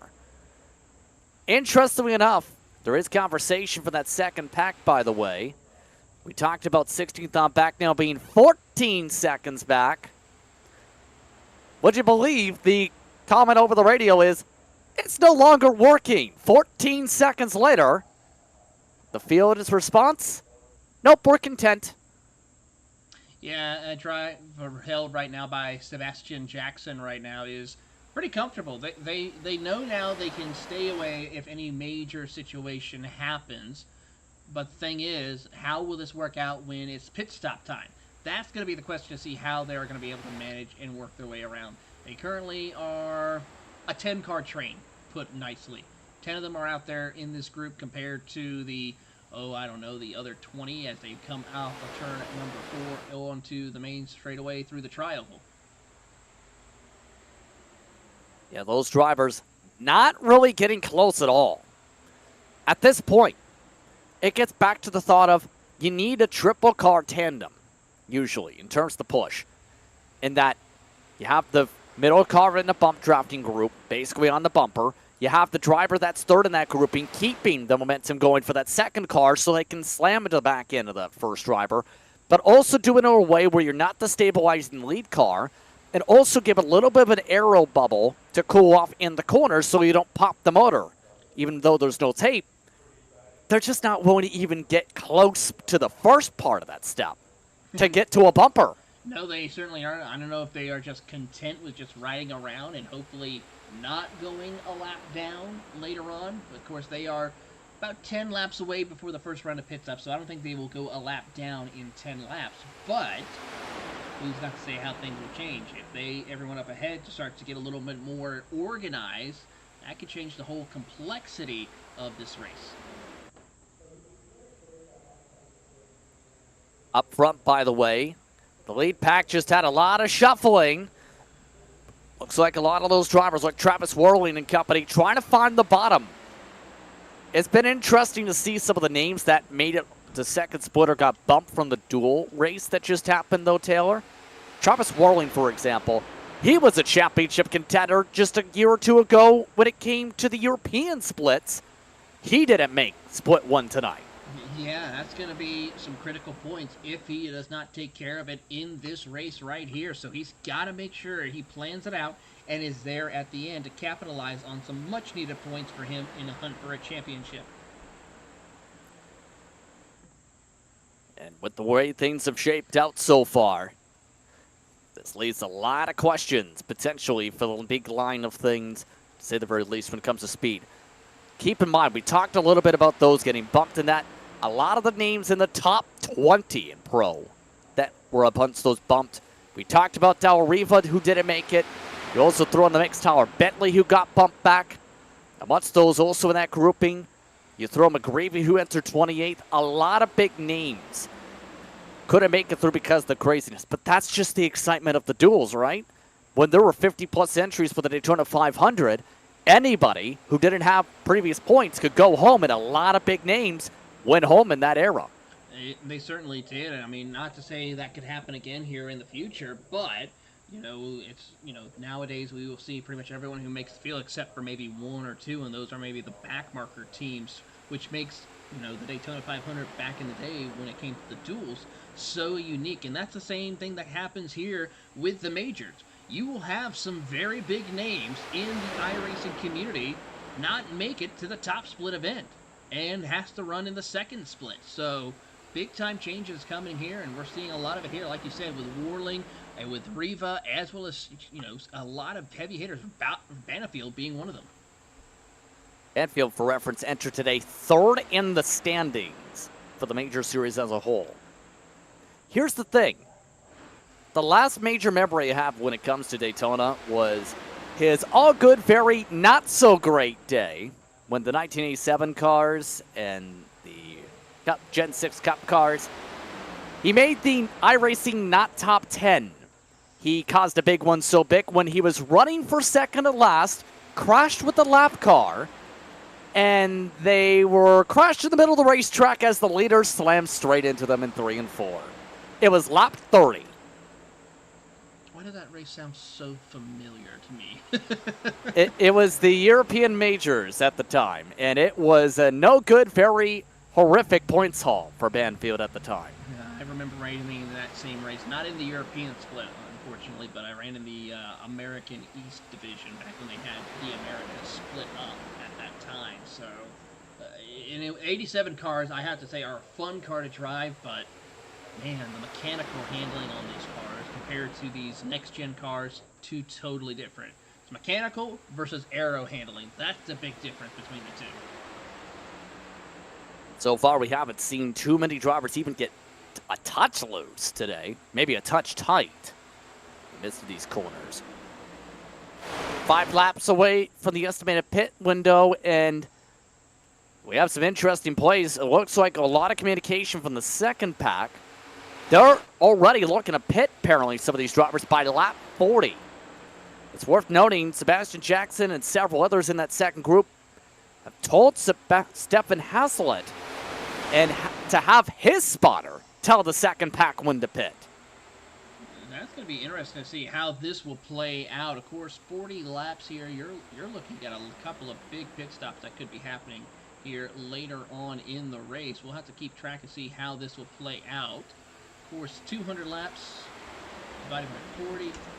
You're looking at about 5 pit stops throughout this race. So we're going to see if some guys maybe send it out as everyone is now going down to the bottom of the racetrack to set up for that first pit stop run here tonight.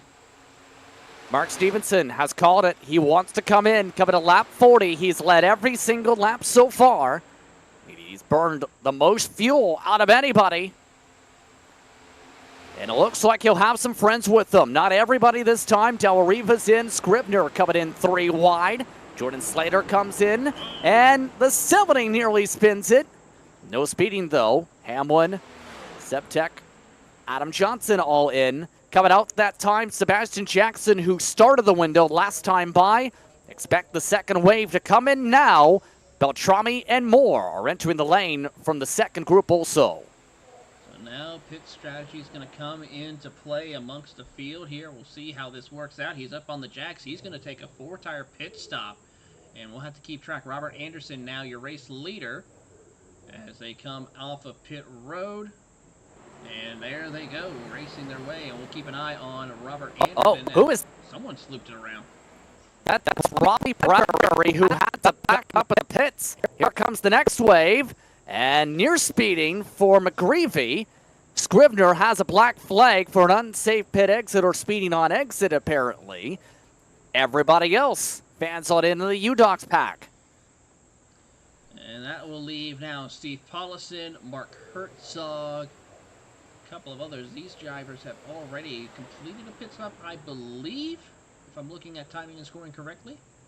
And then Stephen Hassett. So those drivers, I'm looking over, looks like they have already pitted. Or no, they have not pitted. They have bit one this time by. So these last 3 that need service. Only one driver with the black flag, Brian Scribner, a 40-second hold, and a return back to pit road. So Paulison, the drivers from Northwest Racing action. looking to draw in the call with his teammate of Hertzog. You also have Hassett. These drivers were all in the second pack for reference. Hassett lost the touch of the second pack during that first run. They have caught on to a bunch of drivers who have already completed service, though, in the pack. And that will mean they will put them a lap down. They have currently about a 20-second lead over the field.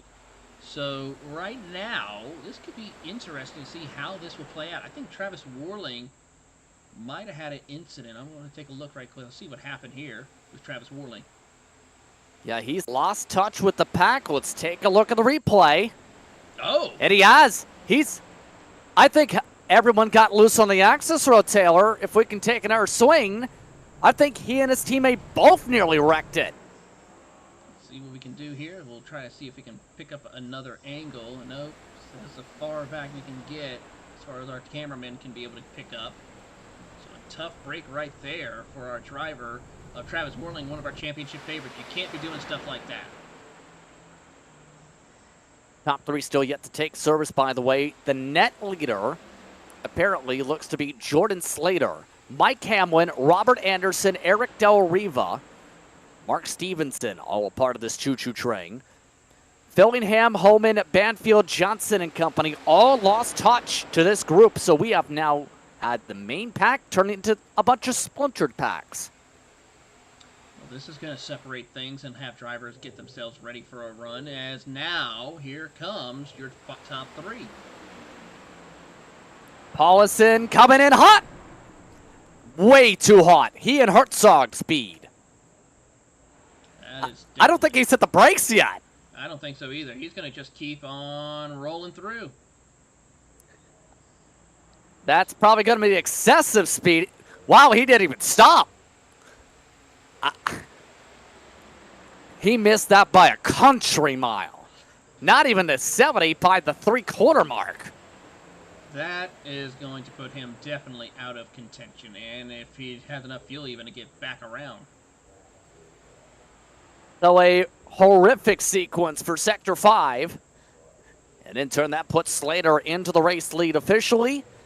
Oh, and some trouble behind him. Stevenson tried to check up, nearly got turned around by Bentley and Anderson. Oh, goodness me. This has just gone from bad to worse to almost... if I was hit on his shoot, I'd be bringing it in and just calling it a day. Almost. Yeah, at least this time, he got it to the speed limit and then some. By the way, the speed limit is 60. He sped the entire pit lane on that first stop attempt. Not how Paulison wanted that to go. But up front, three-car pack, because that checkup cost the other three to lose a second and a half. Yeah, and that's going to be detrimental to him, but now everyone else is now losing time, so those three drivers have a big opportunity to try and pull away a little bit as they are working their way around some more lap traffic, putting them a lap down. Currently, we have about 22 cars on the lead lap. Now probably make it 21 as they work their way around the circuit. And now, this is going to be interesting to see how this plays out. Your top six now lined up nose to tail and has a 6.5 second lead over the next group from sixth position. So to recap your top 10 currently, it's Slater, Hamlin, Del Riva, Stevenson, Anderson, all in the main pack. The next pack, when it comes to lead lappers, Holman, Banfield, Johnson, and Fillingham. Then the next pack, 10th on back, is another 8 seconds now behind the leader. McGravy, Stevens, and Timothy Klaus. The next pack, Jared Speedtech should say, well, has no pack. He's lost all his help. Don Dolson, Bob Beltrami, Stephen Hasselt have found each other, as well as Jake Fox, Travis Warling, after his spin on the pit access road. They've also have Jason Lotridge, Damian Colty, Sebastian Jackson, Jonathan Diggs.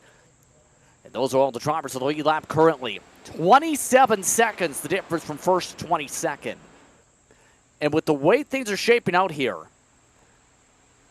first of all, no cautions. Second, this is playing right into the if you can execute, if you can make sure you limit mistakes, you're up front type of mindset tonight.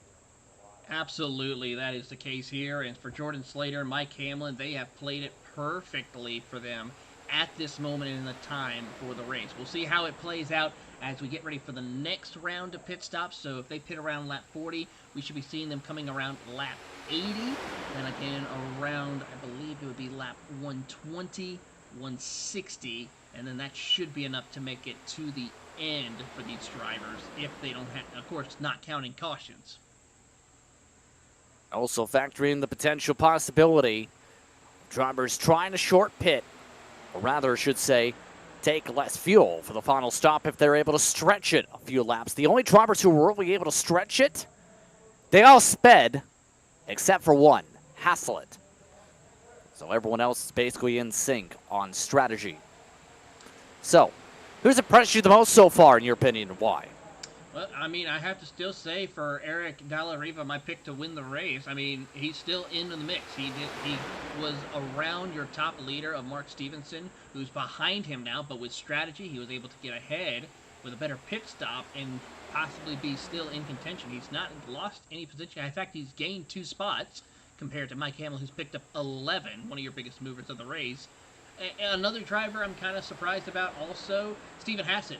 He was one of those who stayed out the longest, didn't make that mistake the other 2 drivers he was tandeming with, and he's still on the lead lap. He's out of the lead draft for the time being, but he's still in contention if a caution were to come out. So with that being said, lap 50, this time by. We're at the quarterway distance for tonight's action for the Major Series, and it's Pacific Split 2.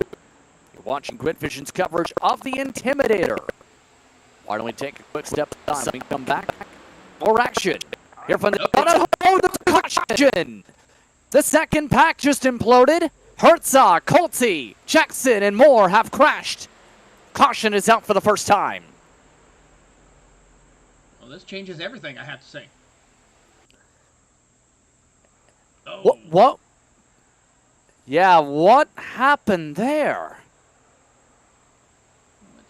Started, I have to say, right here, let's see if we can get a better look at this.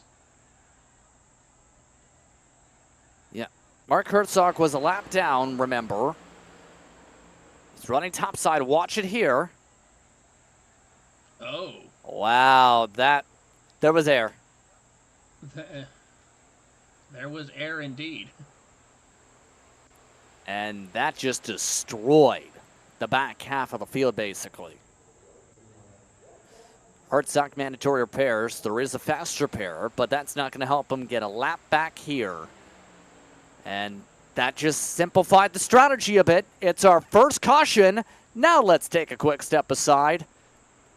Quarter of the way distance complete. We're under yellow for the first time. Hey, you know that guy who just before the green flag keys up his mic and asks, "Anybody got a setup?" Well, this is him. This is Adam, and hey, Adam needs some help. On the other hand, this guy over here, this is Steve. Steve is a solid racer and he knows his way around the garage. Steve's problem is time. With a job and a family, he can't find enough time to build competitive setups and to race as often as he likes. But as luck would have it, Steve knows a secret. He lets the Majors Garage crew chiefs do the setup work so he can focus on the racing. At majorsgarage.com, Steve can get setups for over 60 cars on the iRacing service. So no matter what series he wants to jump into, he is covered. Somebody, anybody, really should tell Adam. See you at the garage. Racing isn't easy, but experiencing it is. iRacing puts you in the driver's seat with the industry's leading sim racing game. Drive on laser scan replicas of the greatest racing circuits from around the world. Go head-to-head against other drivers chosen by skill-based matchmaking to ensure competitive racing at every level. Compete across all your favorite series. In officially licensed cars, engineered to deliver the most accurate driving experience possible.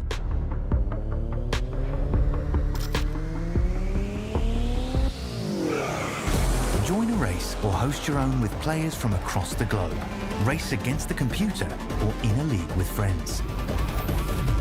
Feel the thrill behind the wheel.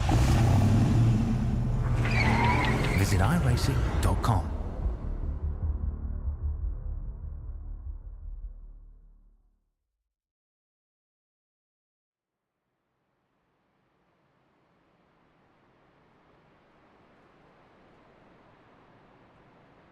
Welcome back, everyone, to tonight's action for the Major Series for the second split of the Pacific region here on Grid Vision and the Intimidator. Tonight's action brought to you in part by Ryko Performance. Why choose Ryko?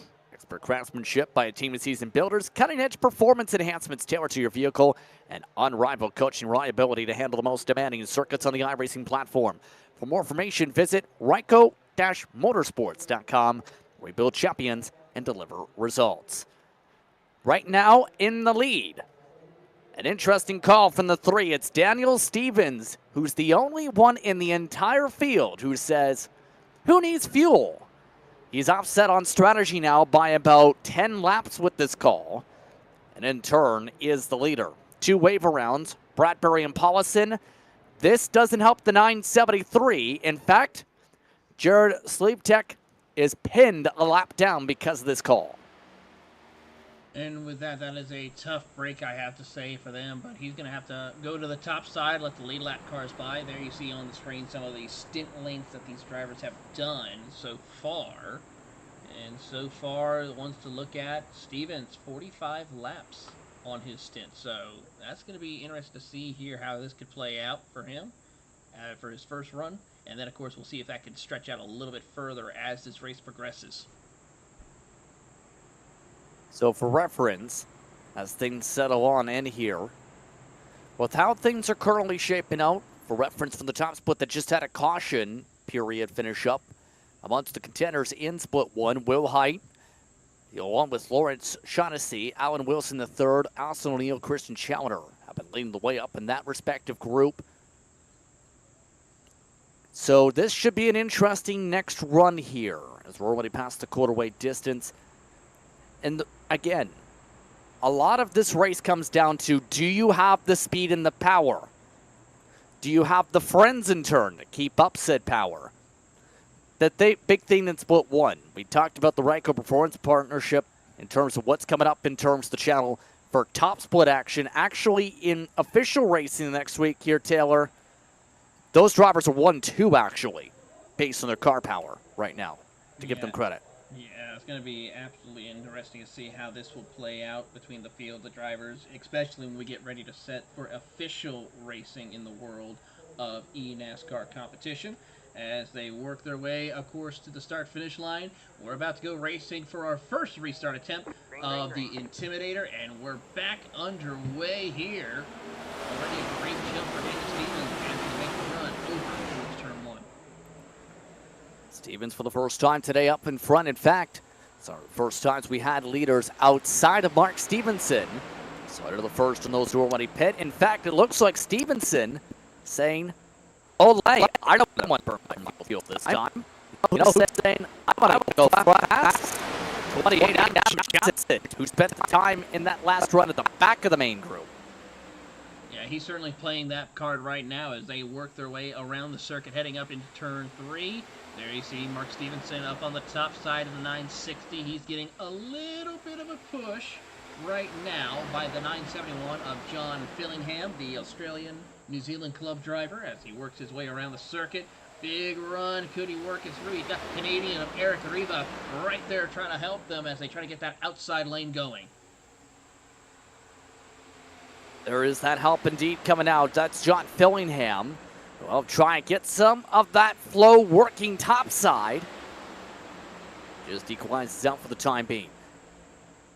And the interesting thing again, that we haven't seen come into play until right now, no bump drafting from anybody except now Jordan Slater in this race. In split 1 was just trying to compare the data in the race tape. Bump drafting is a commonality if you want to get a line going. The top is actually the quicker of the lines in top split currently for the Pacific region.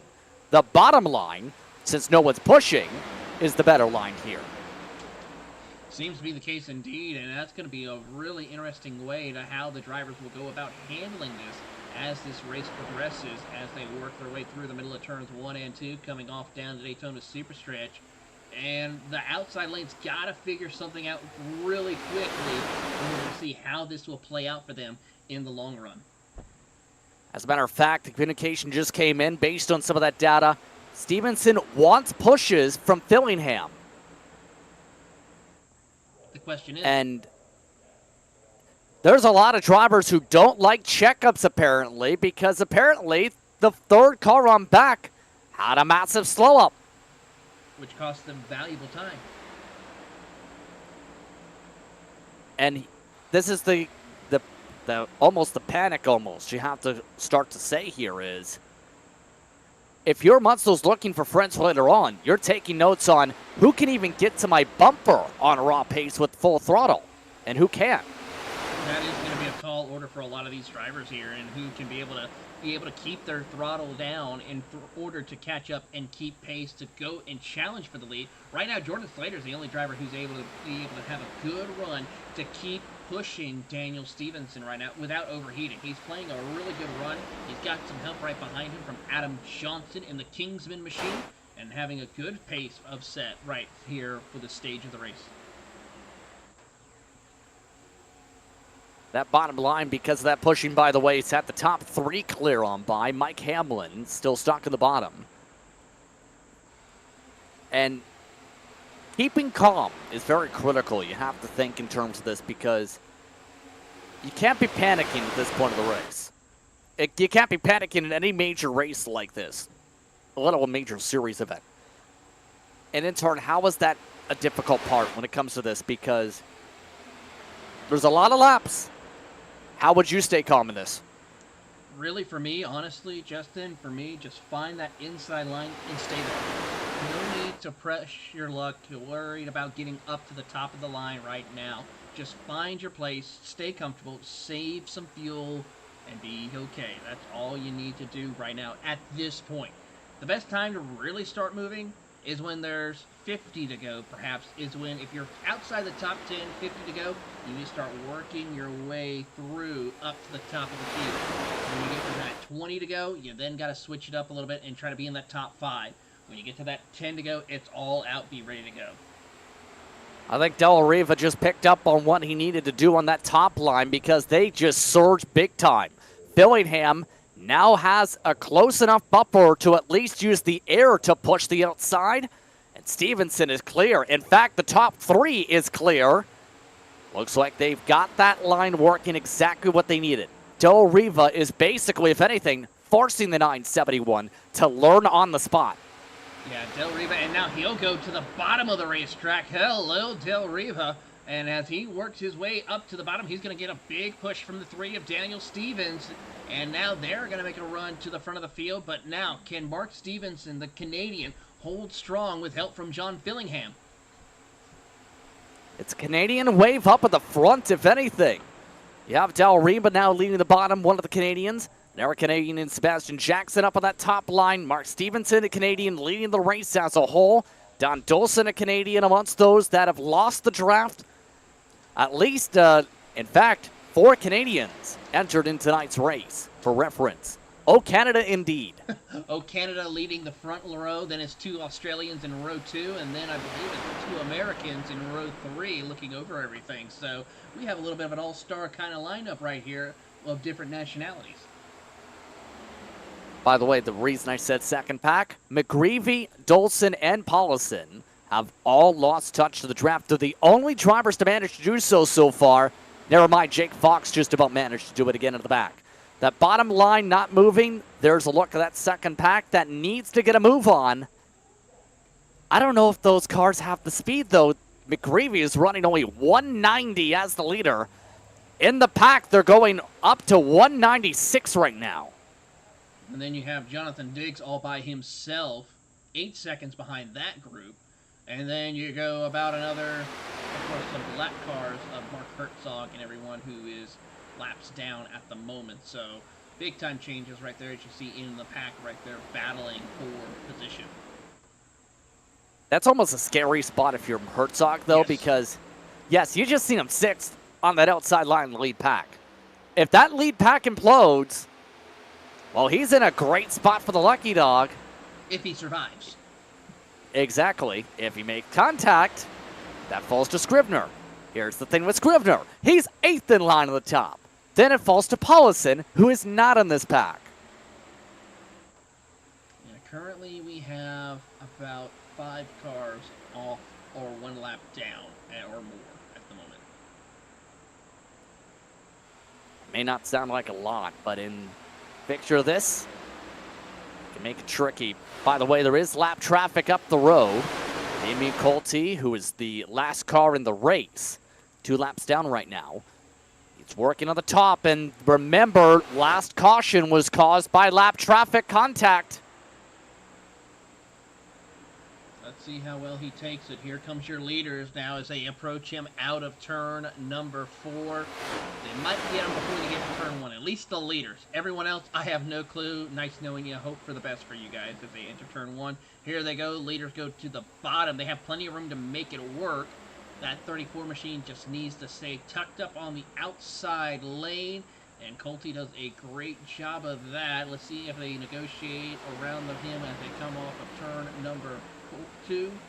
And well, that was well, a hip check from Robbie Bradbury. You can't go higher than the wall. He was already in the fence. He was already in the wall. What was he thinking about doing? I don't know what happened right there, as that was something I not expected for the Fusion driver. That was not good indeed for Colty. He's 3 laps down, but still in the race at least despite that effort. But you know who's up? Towards that front, you just see him for a moment. Beltrami amongst those we've seen do very well, actually, in the Predator race. He was amongst those towards the back half of the field before the caution. He's slowly but surely made his way from his original starting spot at 24th. Now he's back to 14th. Car number 14 in 14th position. Not a bad day so far for him. As long as it's in the lead pack, it's a great position. It's the matter of keeping that draft is going to be critical, though. So we'll see if Beltrami Salami is able to maintain that as the race goes on again. By the way, we're about a quarter, in fact, a third of the way through the fuel run, for those curious. So with that being said here, amongst those storylines that have popped up throughout tonight's festivities, we've talked about how the racing's broken down. We've talked about partners for tonight, but also let's talk about, in terms of Daytona, just the trickiness of even getting the job done. That's not a spot to push. Mark Herzog nearly turns Sebastian Jackson. We saw it right there as they were coming through. I was seeing how that was playing out, and I'm like, that does not look good. But safely to say they will make it through. That was near disaster. And what was I about to say? Oh, yeah. The difficulty being able to win there. Surviving when things like that happen can be step number 1. That seems to be the step, and now we're going to see Sebastian Jackson be the last car in that group. Gathers it back up and will continue on his way. Pretty sure he had a close call moment, a little bit of a heart in the throat kind of moment for him as he will work his way down the super stretch and continue on his way as the rest of the field works their way through. Currently, Daniel Stevens still has yet to pit for his next pit stop since he already made his first stop. He would be coming down pit road here in about 20 laps. Everyone else can make it probably another 30. He needs a caution. Quite simple. It's a bold play, and what he decided to do, especially this early, but I get why he tried it for the track position. Here's the problem. You don't get to keep the track position if you don't get the caution, and it doesn't look like, despite the best efforts of some, that seems to be the case. Jordan Slater ended up going to the top side. That's why I was hesitating. I thought he was about to get turned around by Stevenson. They had to check up so hard. Yeah, well, he's able to gather it back up and hold on with Stevenson giving him a push. Stevenson still pushing him a little bit as they entered into turn 3. You got to be careful with that too, Justin, because pushing is fine on the straightaways. when you're getting into the corner and coming out of the corner, you're kind of messing a lot with the aerodynamics of these cars, and that could be a big problem to where easily you can loop it around. Took a full lap, it looks like, for Slater to get up to speed here.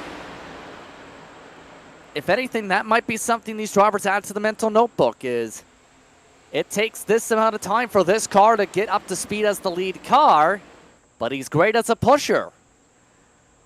Speaking of which, there's a car to push, and he nearly pushed him into the leaders. Mike Hamlin to the point, just about. Mike Hamlin now to the race lead almost. He's got about a nose over Riva, but not quite yet. He's going to need one more big push for the number 11 pay-to-win setup, number Chevrolet, as they work their way through the trial, and he will take over the race lead in that number 11. Of course, if you do drive that number 11, it's a pretty good chance maybe you could win the 500. That number has won the Daytona 500 quite a bit here in recent time. If mine, yes. He is modeling against a certain other Hamlin with that name. In Simmy's the 958 tonight, for those who have the slight confusion. But the interesting is what he has in the back bumper tonight, which could be critical for the checkups. I'm not your brakes. And the reason it says that is a lot of drivers forget there's a brake pedal at Daytona and Talladega in big situations. In this car, it's hard to stop in. Well, if you think about it, you're having to try and brake from 190 plus miles an hour, 195 plus miles an hour if you are in a very good draft train. And to go from 195 to maybe 95 miles an hour at least, it takes a few seconds at least, and it's not instant. So sometimes, unfortunately, that back bumper will be utilized as a brake and unfortunately tear up both cars. And tear up about 5 of your buddies around the side. If not By more. the way, lap traffic, by the way, has just moved up to the top side. So there's more lap traffic for the leaders to deal with. The lead driver on the top line now is only going to be back to John Fillingham, and they're losing ground. By the way, less than 15 laps now for the 3 cars, estimated pit window. So the calm before the pit stop cycle always seems to be, at this point, almost mental note time, mental check time. What usually is a part of that mental checklist at this point of the race after, if you've had a similar type of race at Daytona? Well, Justin, first and foremost, you got to be able to make sure you hit your marks on pit entrance. You know where your marks are when you did it the first time, just about. So be in that same position as best you can. Secondly, maybe switch it up on your tires. If you took tires last time, maybe don't take tires this time. Try to keep the same strategy as your drafting buddies. So make sure you communicate and say, hey, are you taking tires this time or not? And switch out tires, or don't switch out tires and take your, of course, your fuel to get back out on the track. Finally, we saw it with Mark Herzog, who had an issue. Be careful with that pit exit, especially coming through the middle of turn 1 and 2.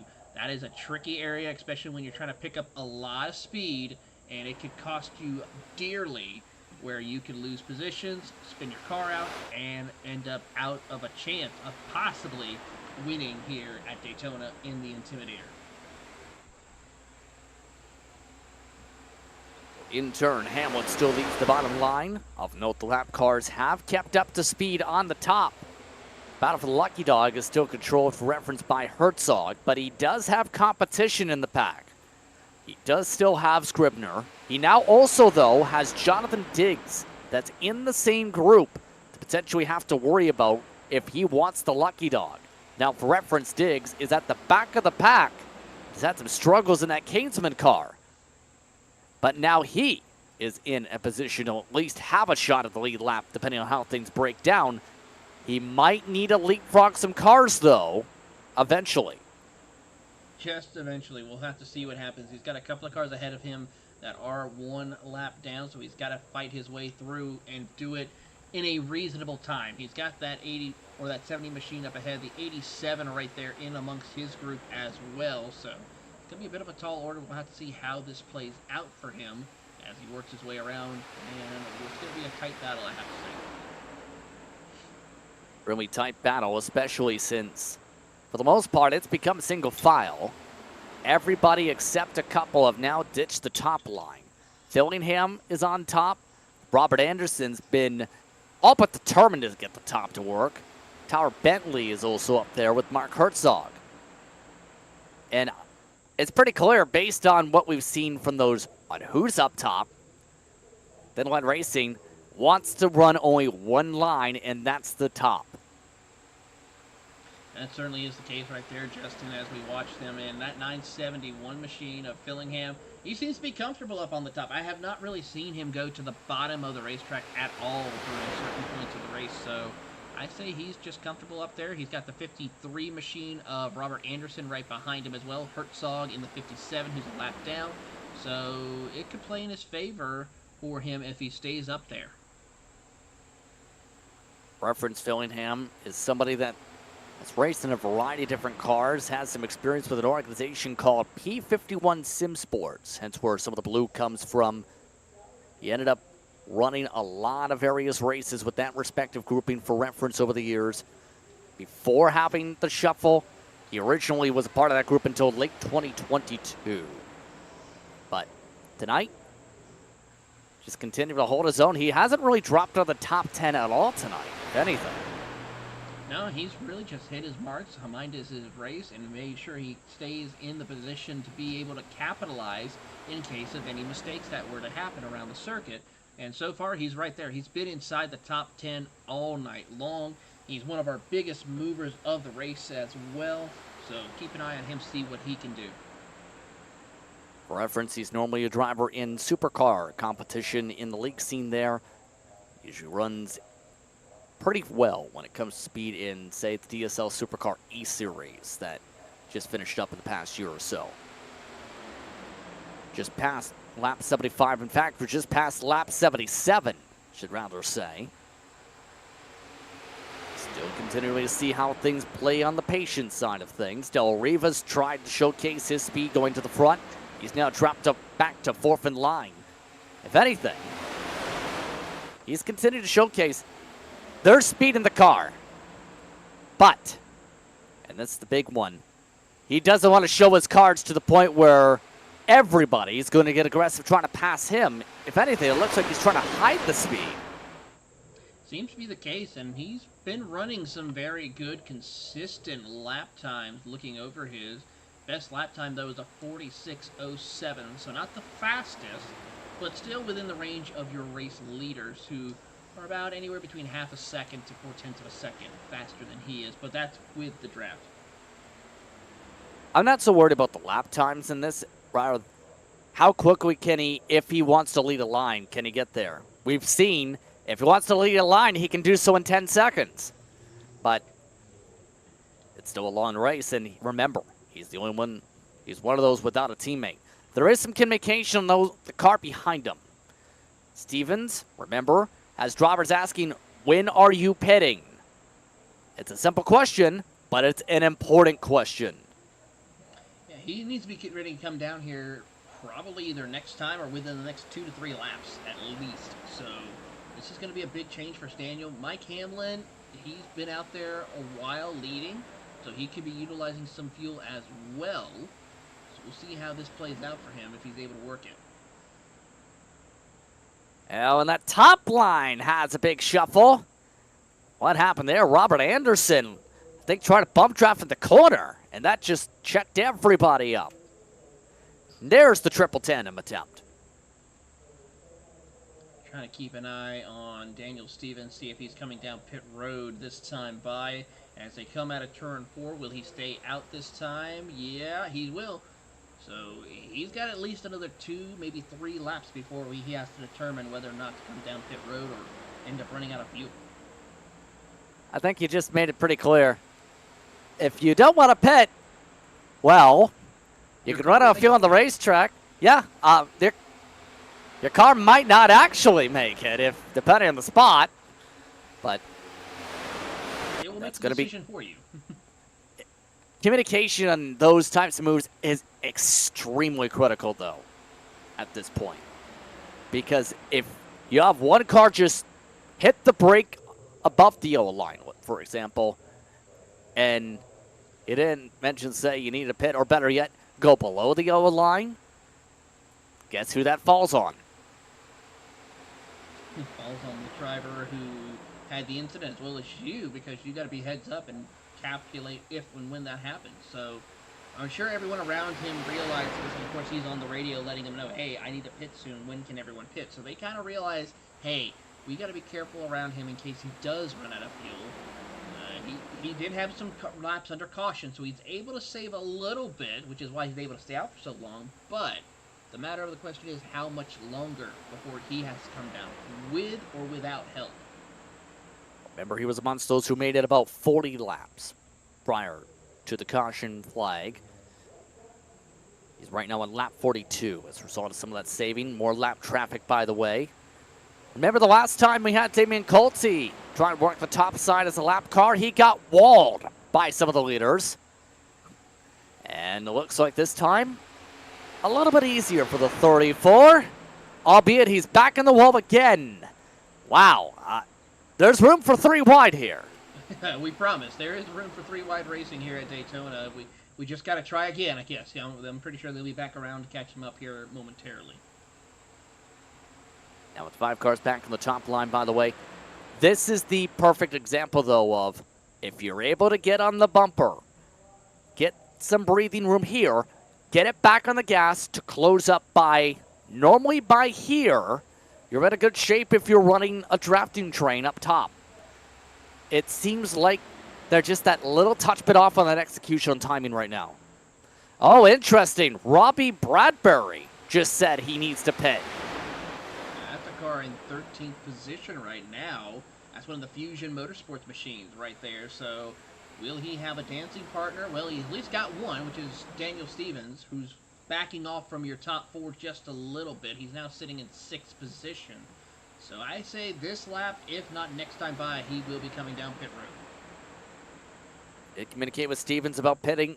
Now, the reason for Bradbury, just double-checked, he did take the wave around, so he is on essentially the same cycle as the 3. Here they go. Friends are made where they need to be at this point. Sebastian Jackson. He was, interesting enough, able to keep going if he wanted to there. I don't know why Jackson joined them. Maybe a little bit of fuel strategy, short pitting, possibly. I don't know, but it's an interesting situation, I have to say, as we pick up our race leaders now. Mike Hamlin. Now the question is going to be, when can we expect these drivers? Probably in the next 5 to 10 laps, I would have to say. At the very least. So Hamlin still continues to be the Pied Piper. The top line still continues to have 5, now make it 6 cars. The reason I keep 5, make it 6, Lottridge seems to be indecisive at the back of the pack. We haven't talked about him too much because he's basically been the caboose for the most part in this run, in that 03 car. He really has, and that's been a little bit of a situation for him where he's been that caboose, but he's able to still stay in that lead pack and not lose the lead draft. That's what's critical for him right now as he works his way through. Travis Worling right farther back in the 90. He's got his whole team with him. Klaus, Banfield, all right there as they try to hunt down. They got to make up 8 seconds, though. A lot of time they need to catch, and that is not looking good for that entire outfit here tonight. They do not have the straight line speed. They're off the pace right now by about 2 to 3 miles an hour. What's Klaus?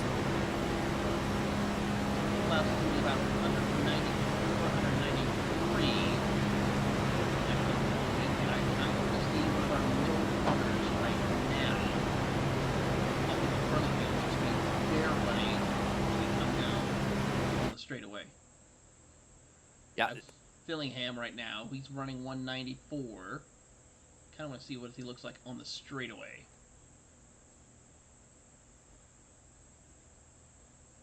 Yeah, he's already quicker. Yeah. It's already pretty clear he's quicker by that point, and that's enough of a big difference. 46.8 in the main pack.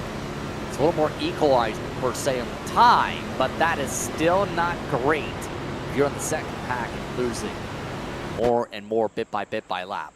How about 198 for Revo right there as they entered into turn 1? So that just shows you the speed and pace that they are carrying and the time that Travis Warling, Timothy Klaus, Ross Banfield are losing up until the next pit stops or if and when we get a caution.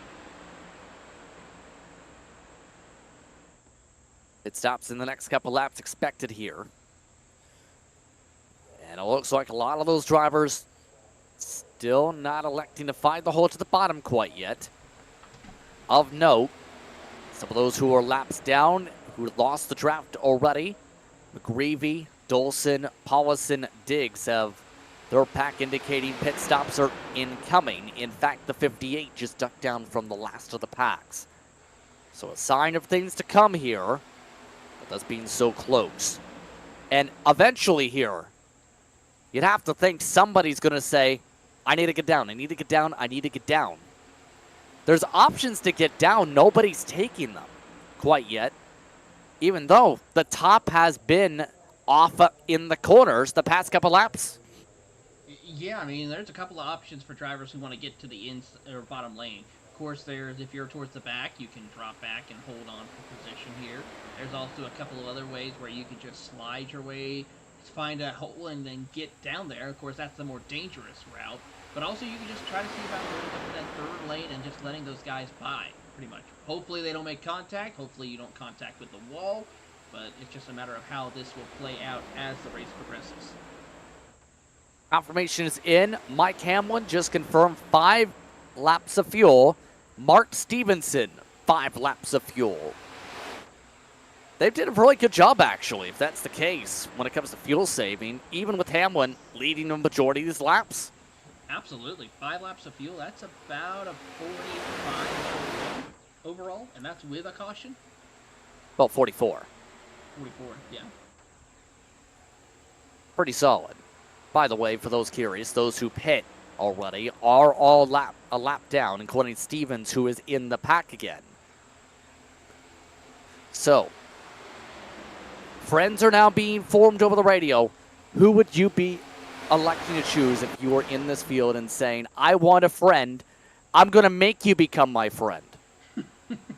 That's going to be a tough one right there. You want to go with someone who has some decent pace, who's willing to go with you, and as soon as you come onto the track, locks bumpers with you to get yourself ready to go for that run in order to set yourself up. Currently, as they come out across the line here, we should be seeing them in 3 laps time. And with partnerships being formed, now should be the time where we see the shuffle to the bottom. Calls get over the radio. McGreevy amongst those I like it coming this time here in the radio. They're amongst those in the 3rd pack. Got a group right here. That second pack coming down pit road. Warling, Banfield, Klaus, McGreevy, all of them coming down pit road. That's the entire team, I have to say. That's all UDocs drivers. Yes, you're right. McGreevy likely not going to be amongst those when they complete the service, but they are trying something different here. Already up on the jacks, those drivers had lost a fair bit of time to the overall leaders. Yeah, here they come. Here comes the leaders right now, and McGreevy and all of them, they're still coming off pit exit, so they haven't even entered onto the racing group. Now they have, and they are going to go a lap down. So about 14, Jake Fox coming down pit road, so he was all by his lonesome, so that's going to be a lap down for Jake Fox when he returns on the track. Also in the pit lane this time is Dolson, Colty, and Diggs, to verbally say. And it looks like just about everyone's found the bottom, except for those who already took some service, except for Herzog.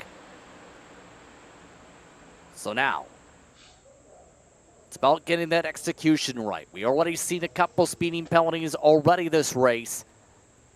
Usually, all it takes is one up at the front to miss the brakes. Here we go. Looks like it's Fillingham's turn to miss the pit lane, and he's nearly turning it across the thin line cars. That's going to be a penalty, I have to say right there. I would be shocked if he was able to get it under Wodo. No Ensign penalty yet. We'll see at the start and finish line. That's usually where this week a lot of the unsafe pit entry penalties have seemed to come up from. And yep, penalty. He's not moving.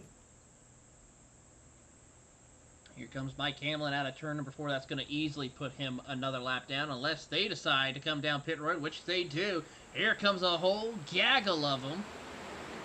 Oh, a little lockup right there for Mike Hamlin. A lot of possible speeding penalties right here. No indications yet. Remember, it's usually the average of the first sector. There is a lot of space on that first sector to work on.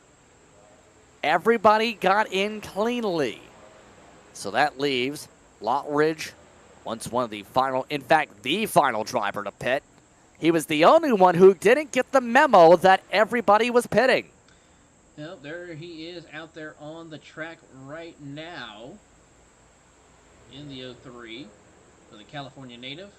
He should need to come down pit road here, and he will this time. But the problem is, he will have one Fusion Motorsports driver joining him.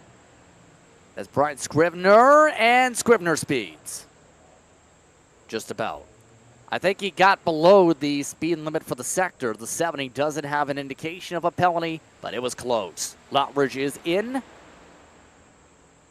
Mike Hamlin, how did he get such a big lead? He has about a... Go ahead. Wow.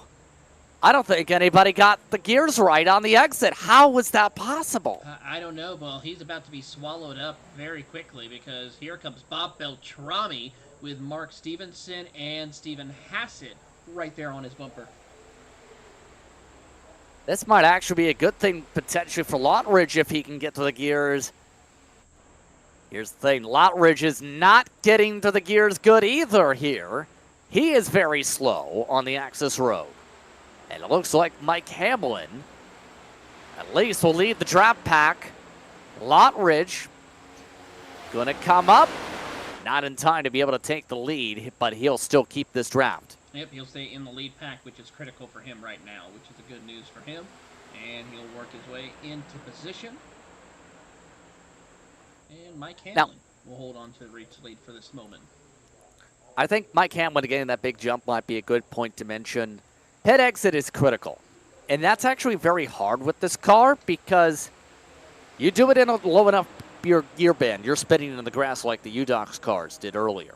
You could keep it in, say, 4th or 5th gear the whole access road or keep it too slow. That's 3 to 5 seconds on track.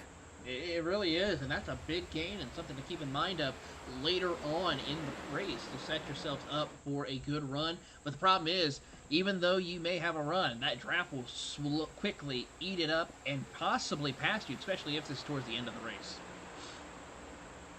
But the bigger part of that is, if you're amongst those not up to speed, you can lose the draft, which has happened to a lot of cars, actually. Bentley, Anderson, Jackson, Stevens have all lost the draft. As there goes Jason Lottridge. He's back in. He's got a black flag.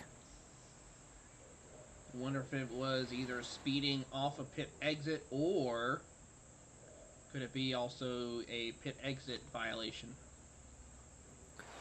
It had to have been the speeding. He was below the blue cone at the time. And can confirm speeding. He thought the speed limit was 70 when it's 60. Ooh, sorry, officer. I misread the speeding sign. Now, keep in mind in NASCAR, it's an unwritten rule that the speed limit usually has everybody go 5 miles an hour quicker, and then if you're 5.01, you get the penalty. But iRacing is very strict on its speed limit because it already keeps that in mind. Yeah, you're getting a speeding penalty anytime you're at that high. Very much so. So almost at the halfway mark. Right now, a grand total of 11 are in the lead grouping. Check that. Just 7 now. As they reach lap traffic here of Paulison and Lottridge, this could get difficult. Paulison's up top. Lottridge, now he's up top. That nearly got ugly because both of them wanted different lanes for a minute.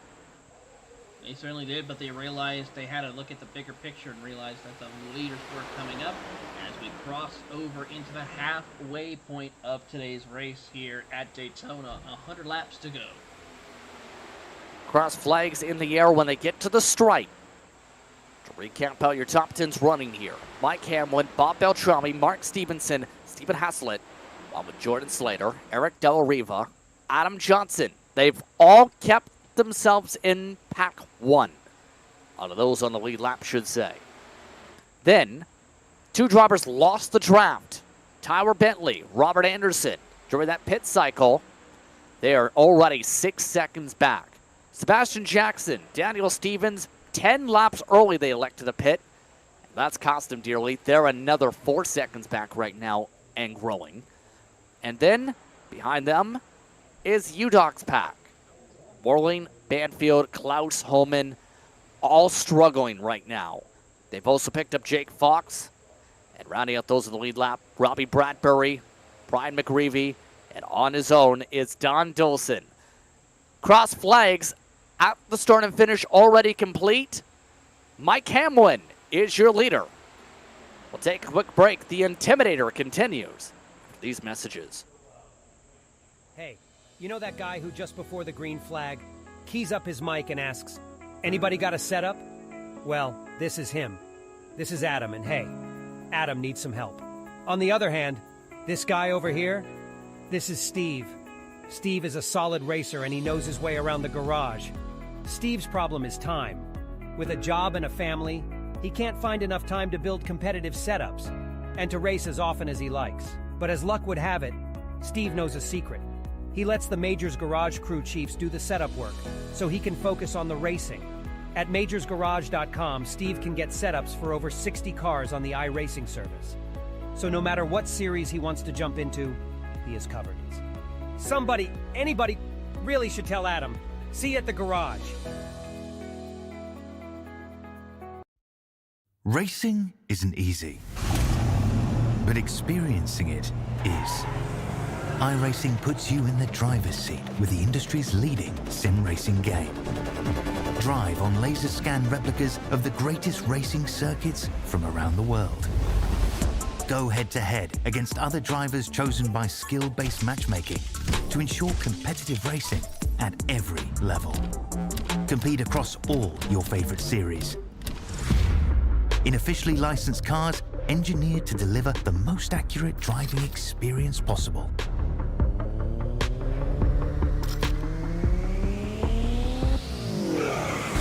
Join a race or host your own with players from across the globe. Race against the computer or in a league with friends. Feel the thrill behind the wheel. Visit iRacing.com.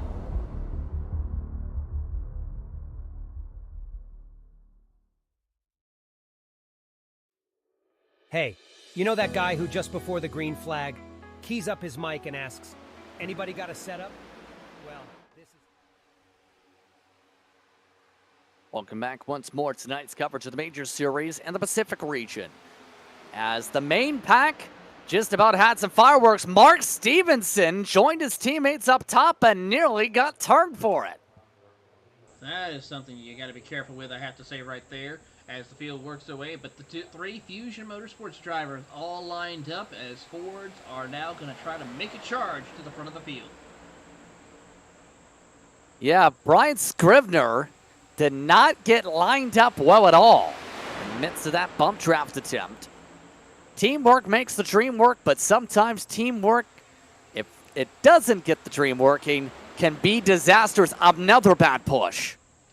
Got to be careful of where you set your pushing here around the circuit, because this could be detrimental. Yes, the Fusion drivers are together again and can maybe make a run for the lead, but the problem is they're pushing in the wrong type of way. They got to line up those bumpers perfectly in order for it to work out for them. There they come off at turn number 4 and not going to be able to do anything at the moment.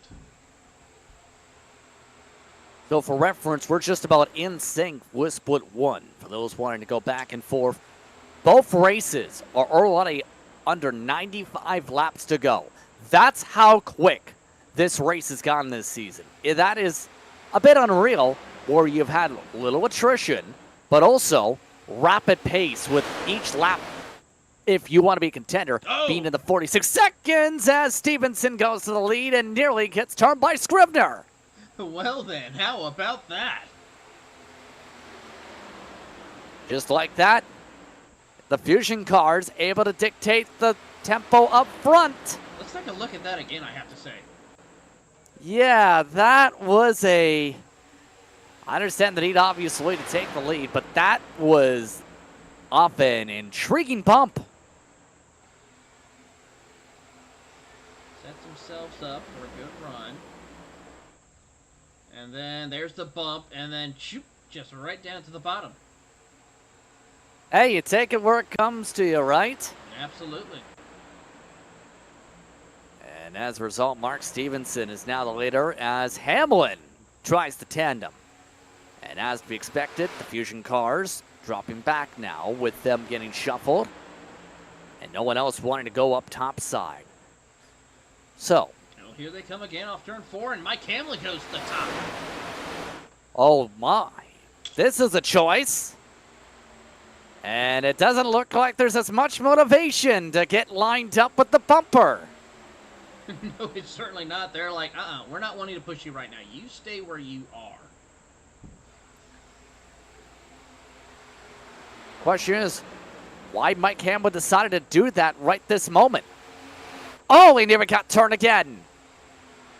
Hold on there, Mike Hamlin. You are definitely trying to work your way through, but you got to be careful, and finally gets back in front of the field.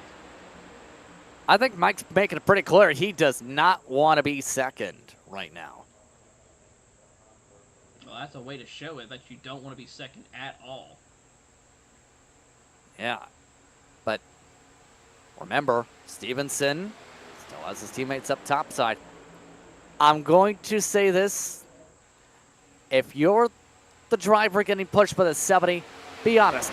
What would be going through your head? Even if it's a teammate that's likely to get it. Oh, never mind. Brian Scrivener just hit the brakes.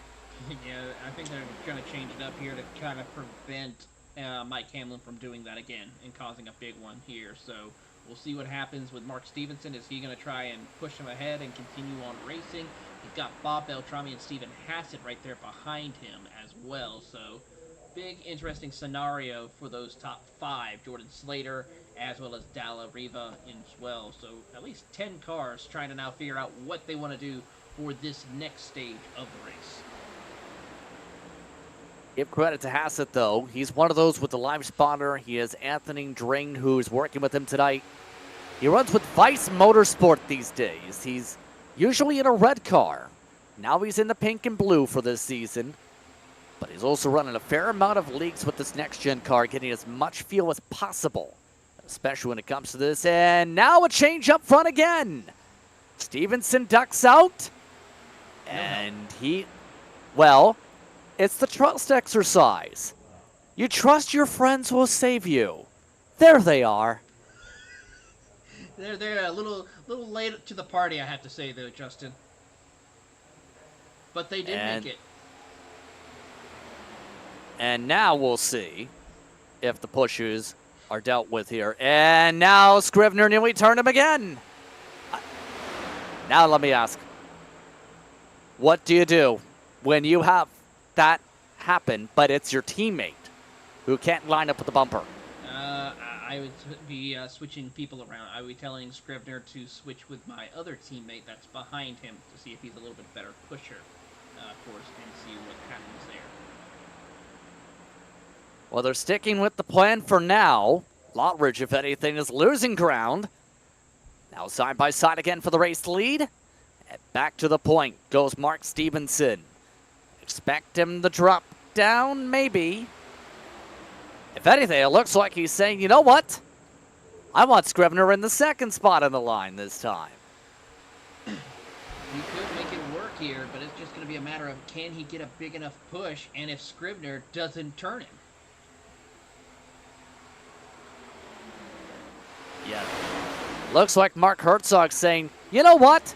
I want a chance to battle, and I want a chance of the lucky dog because Scrivener and Lottridge are his competition. He just joined the train up top, and The top line just reached a bit of an arrow sack up top. 188 miles an hour from them in the middle of the corner. Better run up top side, but the corner exits yet again top groove. Stevenson still stays in the lead. Everyone now just trying to jockey around for position as there goes Daniel Stevens, who's just jumped down on the pit road, so he's going to go at least another lap down by the looks of it right there. Oh, better yet, he's got a black flag. Something's happened to Stevens. He's had a technical issue. That's what's happened to the 3 car, we can tell you. And as soon as he got into the car, he managed to pick up a penalty. That's currently for second to last, unfortunate for Stevens. But back to the task at hand. Fusion is showing their hands here. They want their hands to be the one as the dealer. They want to, but the thing is, Mike Hamlin is showing that he does not want them to be the dealer. He wants to be the one who takes charge, be the Pied Piper around the circuit in that number 11 pay-to-win setup Chevrolet. As the Fusion Motorsports Mustangs are trying to get those horses running and keeping up pace with the bow ties, but so far it's a good old-fashioned Chevy versus Ford battle here.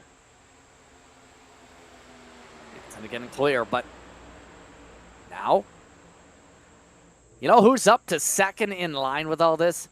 Where did Bob Beltrami come from? Remember, he had a good pit sequence, dropped back in line a bit. Now he's the pusher for Hamlin.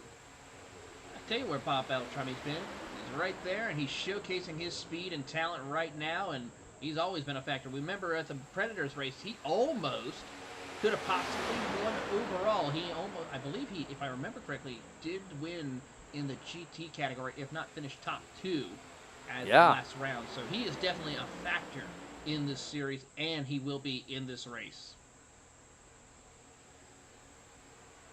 He's going to need to find a way be able to get some help there.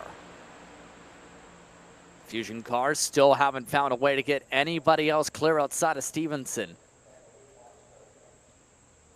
And keep in mind, they're still 20 laps away from the next pit stop, so about 15 minutes of racing to work with before they get to that point. If anything, this seems to be the play now.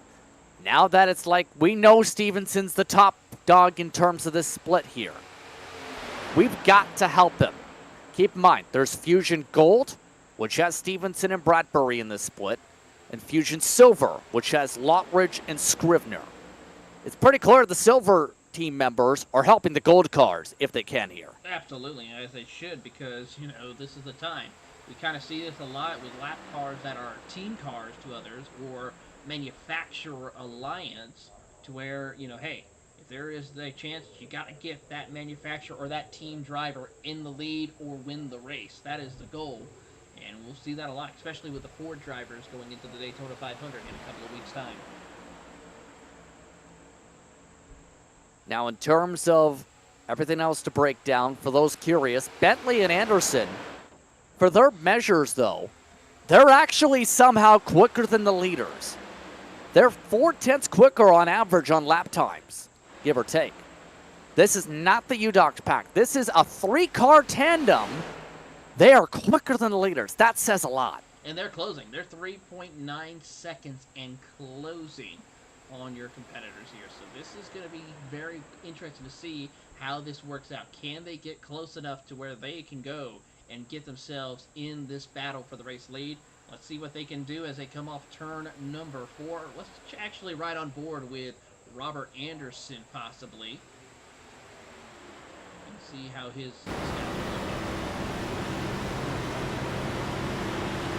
And now that's interesting because keep an eye on that gear bend for a second.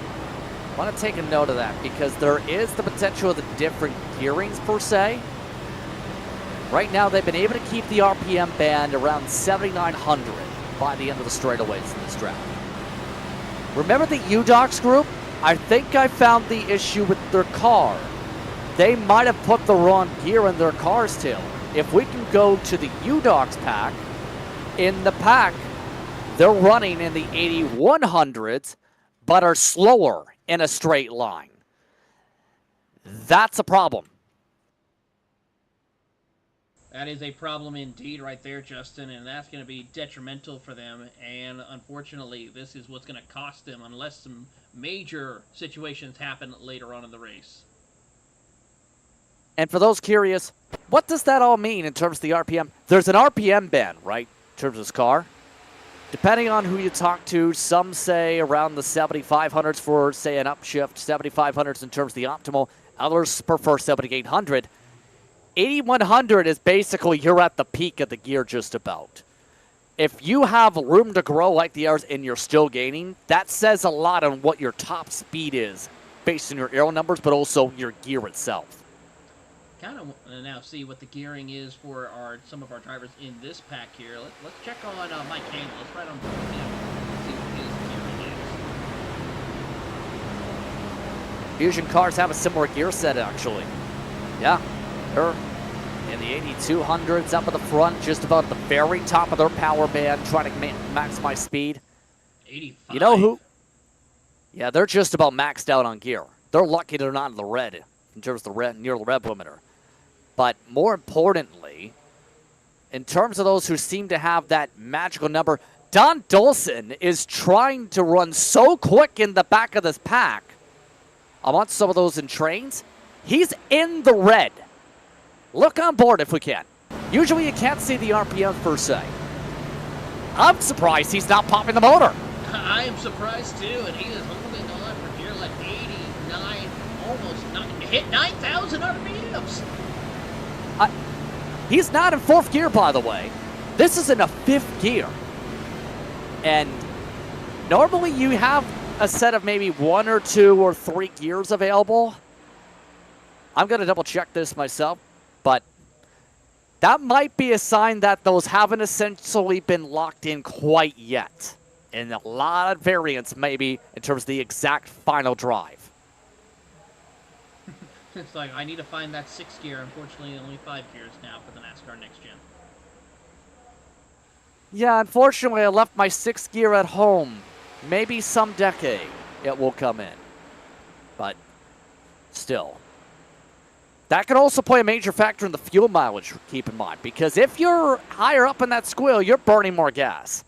If you're not using as many RPMs or revs per se, you're in a better fuel mileage window.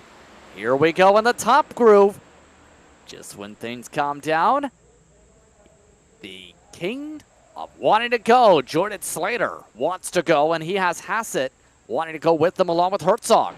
And now they're bringing Hamlin and Beltrami too. Oh boy, now this is not what Hassett wanted. He wanted to try to be that lead Pied Piper on the top lane, but Hamlin and Beltrami had better thoughts.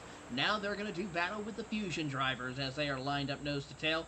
5 against 5. So it's 5 drivers versus 5 drivers on each lane. But now they're falling back. They're not organized enough to go and chase down your top leader of Mark Stevenson. Oh, and that's interesting. The Fusion cars are saying, you know what? Let's unlap ourselves too here.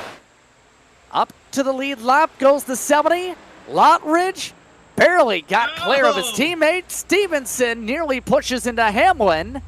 And that side trap just cost everyone their time. Oh my goodness, how about that? And everybody just ditched Hamlin and Beltrami on the top line for good measure. So, Beltrami finds help. Hamlin has none. I want to see if we can take a look at this again right quick. Yeah, that got a little hectic. So right here you see the lap cars, his teammates of Mark Stevenson, get around and try to work. They work with the driver of, and then right there, you see him come back up the racetrack and try to make the pass, but unfortunately could not make it work as a couple of cars are coming down pit road. That is Robbie Bradbury and Brian McCreevy as we go back live. So those drivers now a part of the start of the pit cycle. Remember, they were offset by 10 laps or so. Top groove again, back to work. It's Slater this time as the lead car. And into the wall goes Diggs for good measure as he got lapped. You do not want to be the lap car on the top today. You don't. That is not the place you want to be here for drivers at Daytona. that top third line. So a tough break for a lot of them as we watch the field now work Oh. their way through, and big block coming in. Lottridge does not want to lose his lead lap here. This is really dangerous with how some of these blocks can come in. Remember, if you try and block, depending on how your setup is, out of the corner especially, or just into the corner, that can weight shift your car and spin it today. It really can. So now we're going to have to see what will happen. Lottridge is going to try to work.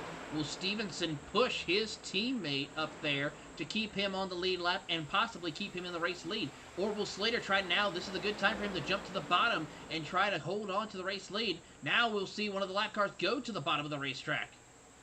Oh, he faked him out. Lottridge gets ditched. Slater relaps him. And now the Fusion cars try and get back to work leading the bottom. And they're losing all their buddies on the bottom in turn. Slater trying to get some help from his buddy in Hassett. Herzog in turn. He drives himself into the lucky dog spot as a result. And he will get that lucky dog spot as well as they come out. And now it's 3-1. Oh! Mike Hamlin, look at him. He's like, I have no time for the fun and game. He's back in third. And I think these drivers almost forgot this is a 200-lap race for a quick moment. Hamlin to third. They are getting uber aggressive. Very aggressive indeed, and they've still got quite a bit of racing to go, as now Slater, Hassett, Hamlin, and Beltrami throw in Della Riva as here comes Hamlin to the bottom of the racetrack.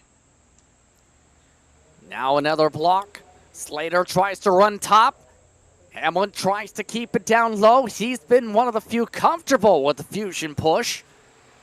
But Slater has the better momentum, it seems, a bit once they get down the straight itself. 5 cars up top side, 5 on the bottom, although the 5th of those cars seems to not want to be there with Adam Johnson.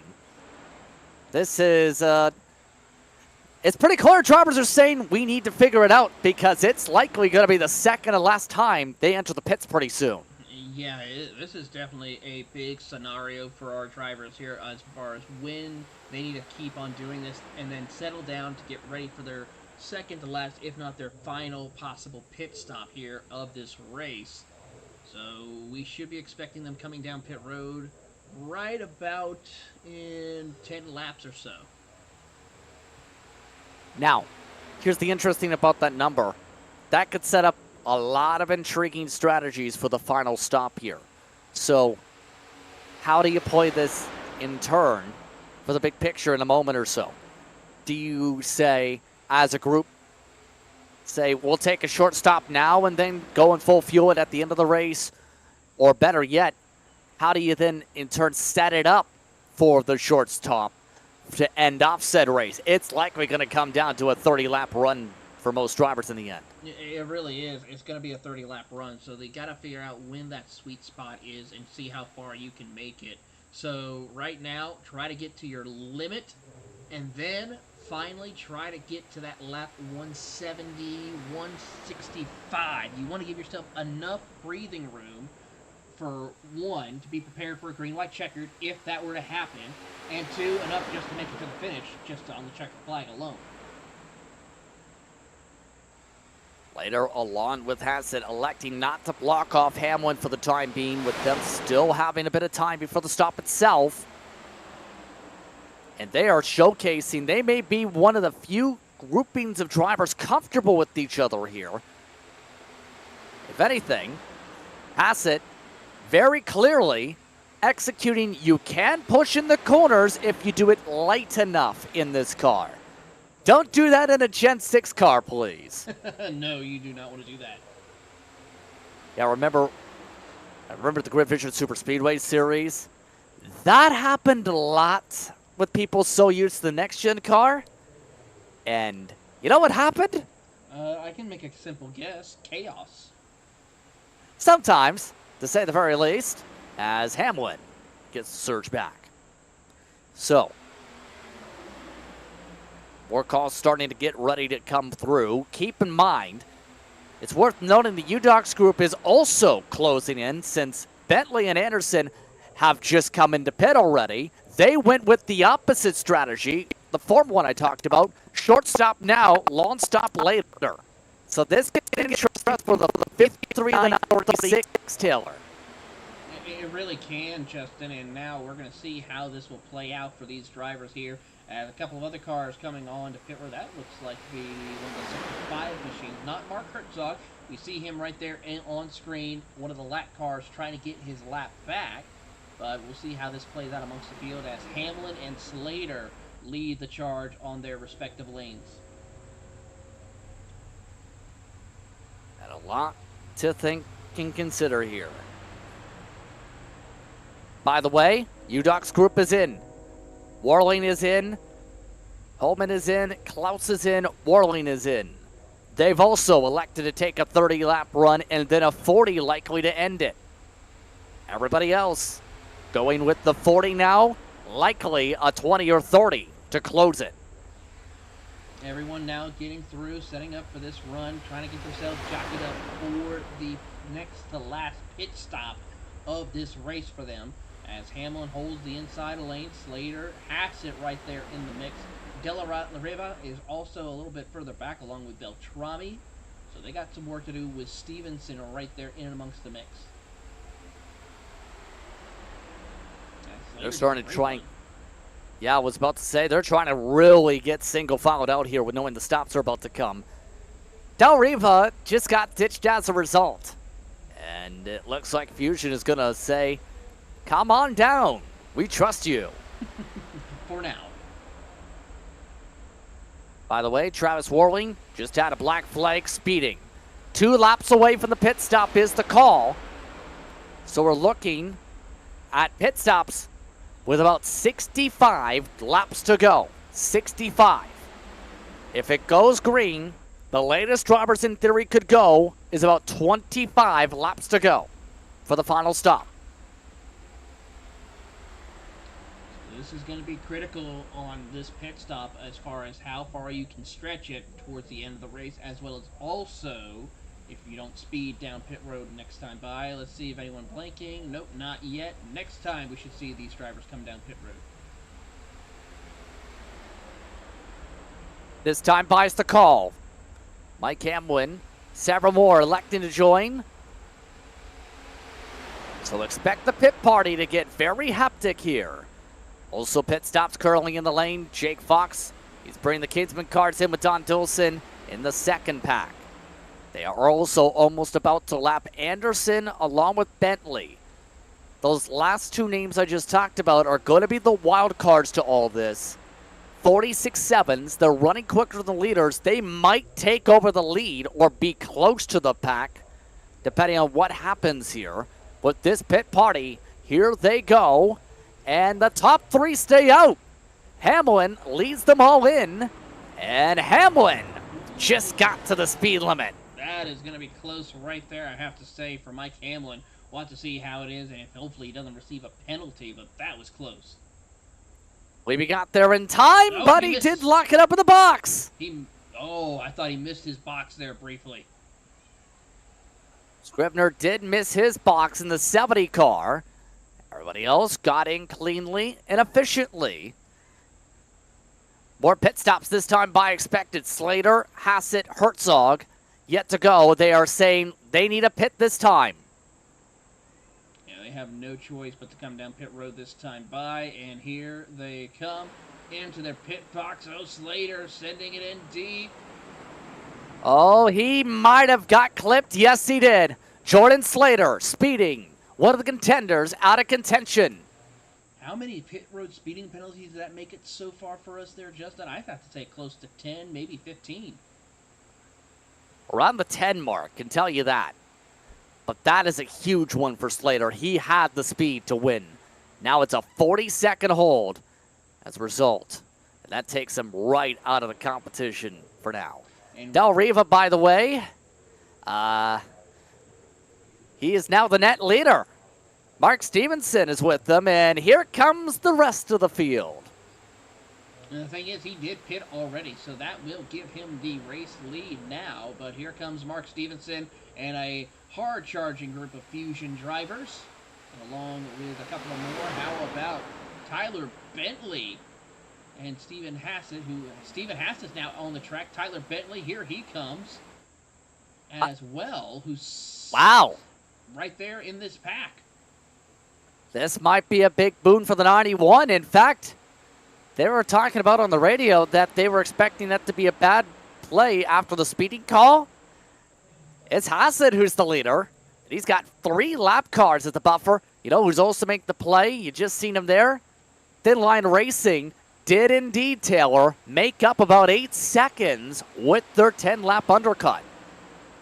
This is critical right here, and they are closing in to the back bumper of your race leader. Hasid has some help from Mark Herzog at the moment, but it's a matter of how quickly Tyler Bentley and them can stay organized to go and hunt down your race leader. And here they come down the back straightaway, the Daytona Super Stretch. They'll look to the outside and try to send it in. They want to go. They want to go fast. Tyler Bentley to the lead for the first time today. And both the Thin Line Racing cars able to get clear. Got a little bit tight with the 3 wide with traffic, but everyone else made it through. And Fillingham is, at this point, pretty much affiliated with how it's pointing out. He wants to work with them no matter what. He certainly does, and he wants to work with these drivers and will stay tucked up. How about Steve Hassett also staying there in the 4th spot? He realizes he's in a good opportunity to make his way known and get up in the front of the field if that opportunity and the door opens for him. Oh, hold on. Here we go. Jason Lottridge, what happened there? He just pulled off and nearly wrecked Batrami and company. And that just cost them a lot of time on the bottom. In fact, the entire top line just disintegrated. Let's see if I can find something right quick with that. Watch the 03. Check, check, and side draft checkup. Don't you just love when the lap traffic, or better yet, a driver trying to get to the apron causes you to side draft? Yeah, it's not a good feeling right there, I have to say, as now the Fusion drivers are back together again, except for one. There's one up ahead of them right now at the moment. That is Stevenson, who's in the battle for the win in 4th. There are 8 lead lappers now in the main pack for now. Fox, Jackson, Klaus, Banfield, Holman are all amongst those not in the main grouping. Of note, some of those in the UDocs pack have fallen apart a bit because of some of the speeding penalties. It's Fillingham who is in the Lucky Dog spot. And the UDocs pack is essentially down to just 4 cars after being as high as 6 or 7 amongst the lead lappers before. But we are just 20 laps away from the money lap. And it's in the lap where if you come in, you can make it if it stays green potentially. And now, this is where the chest match comes into play, Taylor, with it trending green. Keep in mind, we are running this race faster than the top split for the Pacific region right now by about 10-15 laps. What do you do, knowing the trend is we're staying green, at least for now? Keep doing what you're doing. Be smart with how you place your cars in this race. Don't try to overuse it, and then find your dancing partner. Now is the time to do that, and you stick with him as best you can. As we see there, Hamlin, he's going to stick with those Fusion drivers because he knows those Fusion drivers are going to work together and stay together no matter the cost. Even if it means their Fusion drivers are laps down, they're going to still get, if there's one on the lead lap, get him up to the race lead. Big chuck up on the bottom. Fillingham holds things up a bit on the bottom. There's the side draft. Stevenson gets held back. Hamlin not going to let that happen. He tries to shove hard. Wants to try and get Stevenson back to the point. Great racing action here as Hamlin and Stevenson are working together against, of course, the rest of the field. Here they come again around the outside. Tyler Benty and Robert Anderson trying to see if they can hold on. So far, not going to work out for them. And in turn, it just seems like if you get too close on the side draft, it can cost you. Oh! 971 Fillingham nearly turned the 53. He certainly did, but is able to gather it back up and get back in line. That would have been a very bad situation right there. Very tight. Absolutely indeed at this point. In turn, it looks like that's forcing a lot of rethinking on who is my friend. Oh, some blocking. That cost some time for Hamlin. Herzog and Hassett both came up in front of them. That would have been bad. That sent Mike Hamlin up into the wall briefly as he gets a little bit of a shove from the 70 machine as they head through the middle of the corner. 3 wide as here comes lap traffic. Holman, Slater are now amongst those a lap down. Slater with the speeding penalty. Holman losing help from his pack. Hassett in turn doesn't have too much help on the top side. Now, Beltrami in turn, he's up to third again. With all this, behind the thin line cars and a lot of lap cars. Is this going to be the day again? You can talk about Beltrami Salami doing something. He's amongst those. And some of the highest starts in the history of the Major Series. He has a class win we talked about in line for his credit in the conversation at least, but not an overall race win yet in his career in the Majors. No, he does not, and he's going to try to see if he can get that overall win here momentarily. It's going to be a tough one, though, as they work their way down across the back straightaway, heading into turn 3 and 4. Trouble. Trouble. Mark Stevenson just had to go on the apron. After nearly running over his teammates, he's nearly lost the draft from it. Oh boy, that's not good. He's got Bradbury behind him, so that could help stop some of the bleeding, but it's going to be close. Keep in mind, he hasn't won a race, Stevenson, since 2020. Picked up 9 wins in one season. He's going to need some help now if he wants a chance at number 10. Down to 55 to go. Bentley still looking to try and run away here. But remember, this is going to be the big, difficult part. For the 936 and 53, a big checkup on the top again. They are stacking up again topside. That is not going to be good. They got to be careful with that. They have the 68, who is a lap down car right in front of them, as well as here comes, big issues further back out. What happened there with Mark Stevenson? He has completely lost the draft and has sent Jason Lutridge off the circuit. All right, I want to see if we can find the incident on that right there. Let's see. Well, we lost him right there, so let's see. There we go. Let's see if this will work. Oh! That was not a good spot to push. No, it was not.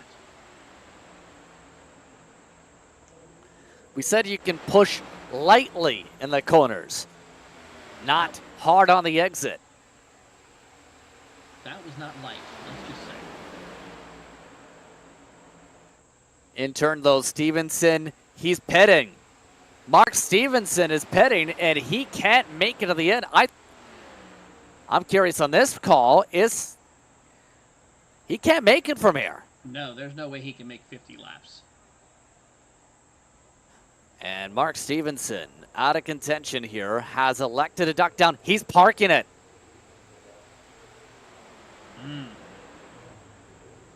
I can't believe it.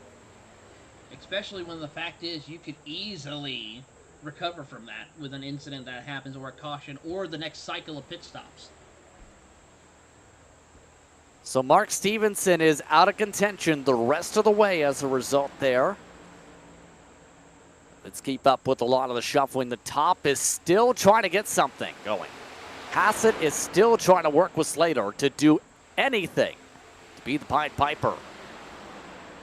They only have 3 cars up top, and 2 of them are now lap down cars, so that's not an easy task here. No, it is not. They got quite a bit of work to do here as they work down the Daytona Super Stretch, heading off into turn 3 and 4. As Hassett gets a good run from Slater, they're now up to Bob Beltrami. Great push that time for Slater. Remember, we've seen the 92 be a great pusher at spurts tonight. And he's this time getting some of those runs right to where they need to be. Prime position. By the way, Travis Worling about to fall 3 laps down. That brings a little bit of spice coming up to the final corner of this race. Quarter of the event. Really is, as we watch them work their way down here, and this is going to get a little spicy as they approach Warling. How will they negotiate? They're on the back straightaway, but about to enter a corner. Oh, it's going to be tight here. Can they keep it clean and green? Yes, they will, and we'll watch and see how they continue to get around the 90 of Travis Warling. Everyone, oh, Mike Hamlin almost got him. And yet again, another lapper takes the high side when it's too wide. Another lapper up to the wall and in the fence. And with that being said, under 50 to go. You're watching Grid Vision for the Major Series and the Intimidator. Let's take a quick step aside. Final pit stops right around the corner.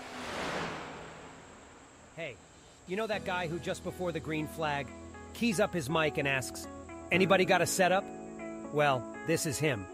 This is Adam, and hey, Adam needs some help. On the other hand, this guy over here, this is Steve. Steve is a solid racer and he knows his way around the garage. Steve's problem is time. With a job and a family, he can't find enough time to build competitive setups and to race as often as he likes. But as luck would have it, Steve knows a secret. He lets the Majors Garage crew chiefs do the setup work so he can focus on the racing. At majorsgarage.com, Steve can get setups for over 60 cars on the iRacing service. So no matter what series he wants to jump into, he is covered. Somebody, anybody, really should tell Adam. See you at the garage. Racing isn't easy, but experiencing it is. iRacing puts you in the driver's seat with the industry's leading sim racing game. Drive on laser scan replicas of the greatest racing circuits from around the world. Go head-to-head against other drivers chosen by skill-based matchmaking to ensure competitive racing at every level. Compete across all your favorite series. In officially licensed cars, engineered to deliver the most accurate driving experience possible.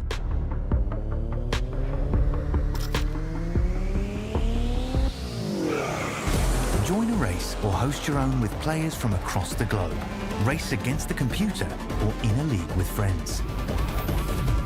Feel the thrill behind the wheel. Visit iRacing.com.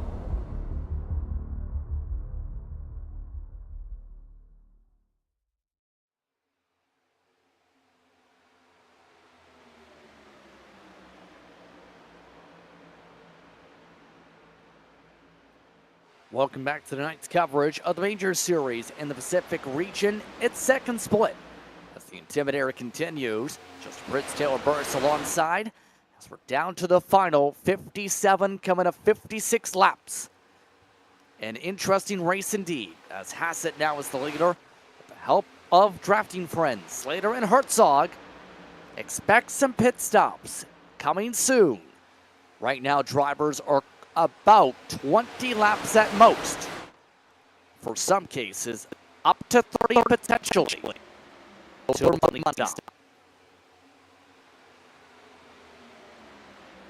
lot of great work and a lot of great action here that still went through this race here, as we still have a lot of racing left to go. We'll see how this all plays out as they come off of turn 2, 45, or actually 35 laps to go here, or 45 laps to go, my apologies. Yes. It's been a long day for us here at Grid Vision, I have to say, and we're not done yet. We still got more racing tomorrow. Yeah, a busy, busy week. And give credit to all those working across the Grid Vision networks today, of course. So that covers throughout this 4 portions of the 24 Beers of Daytona as well. That's been an interesting event, and you're talking about that in terms of that as well. Lots of those races throughout the day. How has that gone, in your opinion? It went pretty good for the GT3 class for Stage 1. Currently the next-gen class, which should have already finished up for our drivers and our team over there. Bo Condon, as well as Austin Derbyshire, are handling a great job over there. And then we'll be back at it again tomorrow morning for the first 2 hours of the 6-hour stint, and then the last 2 hours of that 6-hour stint. Getting that broadcasting throughout the day today. Lots of communication in terms of when do the final pit stops happen. Most of them are amongst those who have fallen off the lead grouping. There's a big gaggle of drivers at this point who have fallen off the pack. There's only 7 in the main group. Timothy Klaus, Ross Banfield, Sebastian Jackson, Jake Fox have made a quasi-alliance in the second pack, essentially, with them trying to figure out when do they go. They're at risk of falling a lap down to these leaders, though. Watching on here, the field of drivers work their way around the circuit and continue on and watching and waiting to see who is going to be able to capitalize on any of the field of drivers as they work their way through. But for Stephen Hassett, being the Pied Piper, he's got 2 lap cars behind him to keep him a little bit of breathing room. And right now, Hassett continue do what he needs to do. So, if you are Hassett's spotter, what are you saying if you're Anthony Dring? If I'm Hassett's spotter, I am telling him as much as I can as far as what's going on around him. What lines are going, what lines are not going, who's staying behind him, who's coming up on that second lane, how many cars are lapped down behind him in order to give him a little bit of a cushion at the moment. And right now he's got at least 4 cars that are laps down behind him before he reaches even the second place car. And keep in mind, when it comes to this respective grouping, when it comes to Vice Motorsport, it is one of the newer groupings on the platform. The most those that have run a lot in terms of the roadside and is ran by Stephen Hassett. It's a team that's also amongst those that have continued to try and run in various different types of classes, noticed, when it comes to the road scene. But does have an oval alliance with the premier side of things in terms of the technical / setup / whatever you want to say grouping of things. That car's been pretty speedy when the lead car. It really has been pretty speedy indeed, and he's doing a great job. 40 laps next time by on the board for these drivers left to go in the race. We'll see how this all plays out. But for Stephen Hassett, he's got a group of lap cars that'll keep him company, and we'll have to wait and see what Tyler Bentley and Robert Anderson can do in their Toyotas to go and see if they can catch up to that Ford Mustang. For reference, we talked about Hassett. He was amongst those in the top split last season. In split 2 last season, it was his spotter Dring who was trying to drive the way forward. We can tell you as well, it's likely going to be a different winner at this point. In fact, very likely. Remember, it was Denver League Turgeson who was leading the way in Division 2, or Split 2, last season. At the Dad Bod Machines, he made top split this year. Slater was the pusher in that race. He's laps down. Everybody in the top 10 before the crazy finish that day, well, they're not here. Yeah. The highest running of those who ran in this split last season is Timothy Klaus, and he's running 8th. Yeah, Timothy Klaus is in 8th. He's got a little bit of work to do, but he is quite a ways back. He's got some Unitech drivers right there to help him out, but there you see that group, and it's not organized enough to go and challenge for the race lead. They are 30 seconds behind. If it stays green, they might not even finish on the lead lap here. Yeah, there's 11 cars that are on the lead lap. Jake Fox, the last car on the lead lap. So we're inside the magic number to make it on gas, by the way.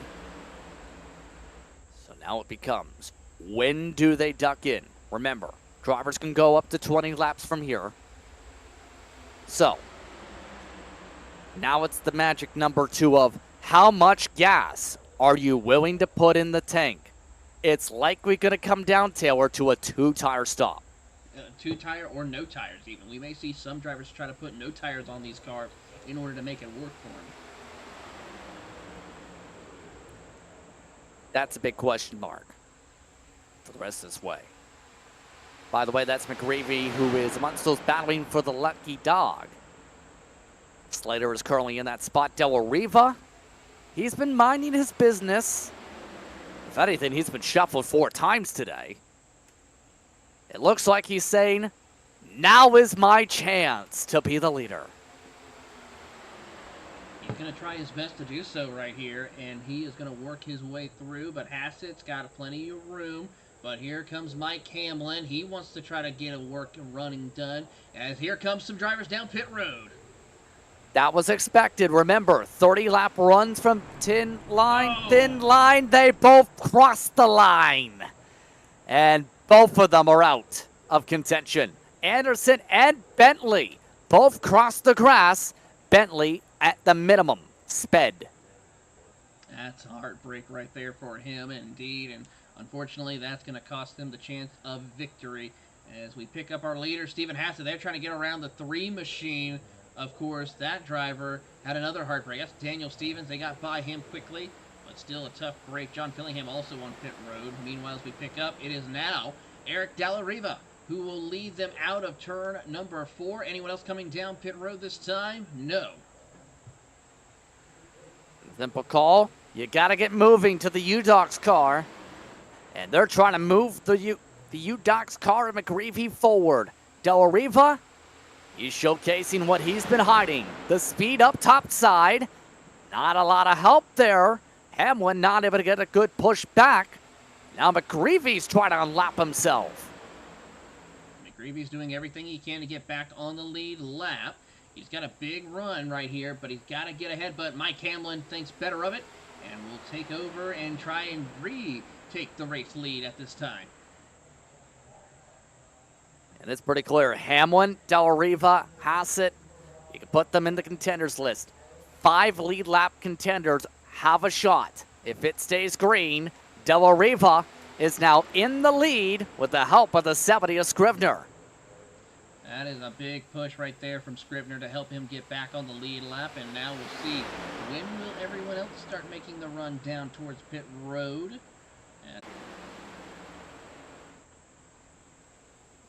Hearing that some of the lap cars need to pit pretty soon. Greavy specifically just called that he needs to come down. Does anybody trust his car? As in, does anybody want to come down with him and test the range here? No. Everyone else goes. They still have up to 10 more laps. See how this plays out as they make the run over into turn 1. Mike Hamlin now, he's in a catbird position. Is he going to stay tucked up, try to save and stay out as long as possible? Or will he try and get around and lead the field? Of note, we did have the Fusion cars of Lockridge and Bradbury also duck in that time by. However, those drivers likely not going to be contending unless there's a yellow. It's crazy how much just execution can come into play. It's as simple as that. You execute into the pit lane, in the box, out of the pit lane, you're in the main pack, you're golden.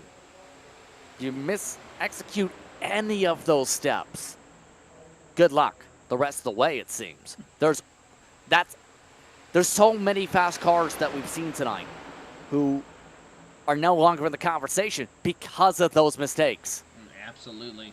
And that's what's critical right here for some of these drivers is you have to be mistake-free throughout this race if you want to have a chance of being up at the front of the field or winning this race. And so far, we saw a lot of the heavy hitters who we thought could challenge for the race win make mistakes. And now we have this final pit stop coming up for our drivers. If they can make a clean pit stop, then our field is set pretty much for who will come out on top and who could challenge for the race win. Keep an eye on how things are in terms of on a swivel, in terms of comparisons to the other split side of things. All I'll say is, if you're amongst those in the technical line side, we mentioned Speed for Evolve. They were amongst those who essentially dominated the second duel earlier tonight. Basically, the top car in split 1 and 2 both have that same side logo once again. Pit stops coming up for the other group. Sebastian Jackson, Timothy Klaus, and more coming in this upcoming time by. Here Here we go. Let's see who comes down. Nobody in the main group that we're keeping an eye on. As Timothy Klaus and them, they're just now coming out of turn number 2. Yeah, they've already called. They want a pit. And now, the confirmation is in. Up to 10 on fuel for the leaders now is the number. There's a lot of questions on when everybody else ducks in. Pack 2, pit stops. This is their money stop. And it looks like several were coming in hot. Klaus gets on the brakes. Everyone else gets on the brakes. Paulison, he's lucky that he was in a pit stall before near contact. Everybody else comes in. And here comes your race leaders. And Mike Hamlin down on pit road along with Stephen Hassett. Ross Benefield also on pit road. A lot of the drivers that we're going to keep an eye on staying out. Riva, Beltrami, and Johnson, your top 3. And that was an interesting play. That was amongst those saying they had 10 laps. Did they take the 4? Hamlin just took 4. More drivers want to come in. A response from Del Riva, Beltrami, Johnson, this time by. They've all indicated that they're going to respond back to the others in the lead group. This is for the win. Oh, and Beltrami coming in hot. Gotta get on the brakes. Oh, wow. Beltrami, I think he barely made it. That was the send of the day to try and take the lead in his group. Now here's the difference. Beltrami, left side tires. Johnson, not on the jacks. Del Riva, not on the jacks. Left side, right sides, in fact, for Del Riva and Johnson. How about Stephen Hassett? He has a 1-second lead and growing over Mike Hamlin. And the thing is, Mike Hamlin has no help whatsoever for the time being. That's huge. He needs help. He needs it now. There's help now with Bentley, and big help for Slater. He's been the helper for 2 years now, and now he's helping the 91 for the net race lead. He takes it away. Beltrami and company need to close up several seconds. Of note, Hamlin did find help with lap cars and has cycled with the rest of the leaders. He has caught up to Beltrami and Johnson. He will pass both of them as he now has some help. But now he's got to find his way to get himself organized to go and hunt down Stephen Hassett. As a matter of fact, he is quicker than the other 3. The leaders, Hamlin is. There's a look at Hassett. At this point, Slater just trying to drag him around the racetrack. It looks like they've made it clear they are going to swap Hassett to the lead car. There's a look at the second group. Beltrami and company have quickly closed up the gap. They need to go. 2 seconds and closing in fast. How about that? Hassett already switched with Slater, and now we're going to see Slater start to push Hassett down the super stretch. There's already communication apparently from Slater's team. Make the swap. Of note, by the way, Jonathan Diggs came in. He picked up another penalty. The 969 will lose another 2 laps. So, everybody else, they are coming. Robert Anderson, he's closing in, and now the speed is starting to pick up from the lead group here. Yeah, it's now 1.4 seconds, so let's keep an eye on that gap and see how well it changes here within the next few laps if we see Mike and Bob start to close in on Stephen Hassett.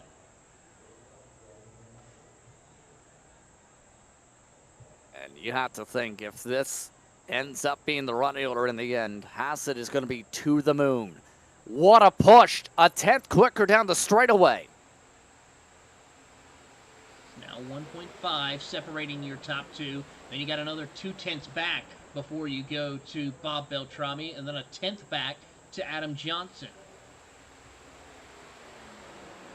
Down to the final, run to the finish. 26 laps to go. Lap traffic of Jarrett Sweeptek has moved out of the way. Lap traffic of Colty on the apron. If we can go back to that second group, they have picked up the draft to the leaders. It's on. Game on. No surprise.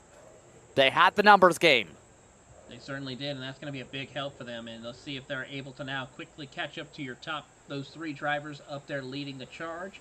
But it's going to be a little bit of work now as they make the run through the middle of turn 3 and 4. There's the gap. You see it there live on screen as one car does come down pit road. So that's going to mess up a little bit of the running, but not by much. Anything, Mike Hamlin sent out of a canyon with the run after the pit stop. And now he has a couple lap cars between him and the race lead. He brings Anderson topside, and nobody else wants to go. Nobody wants to go, and that question is, when will someone pull the trigger to help them out a little bit? There it is again. Now he's got some help. Beltrami gets the signal. They ditch Bentley. Anderson elects to stay with Hamlin.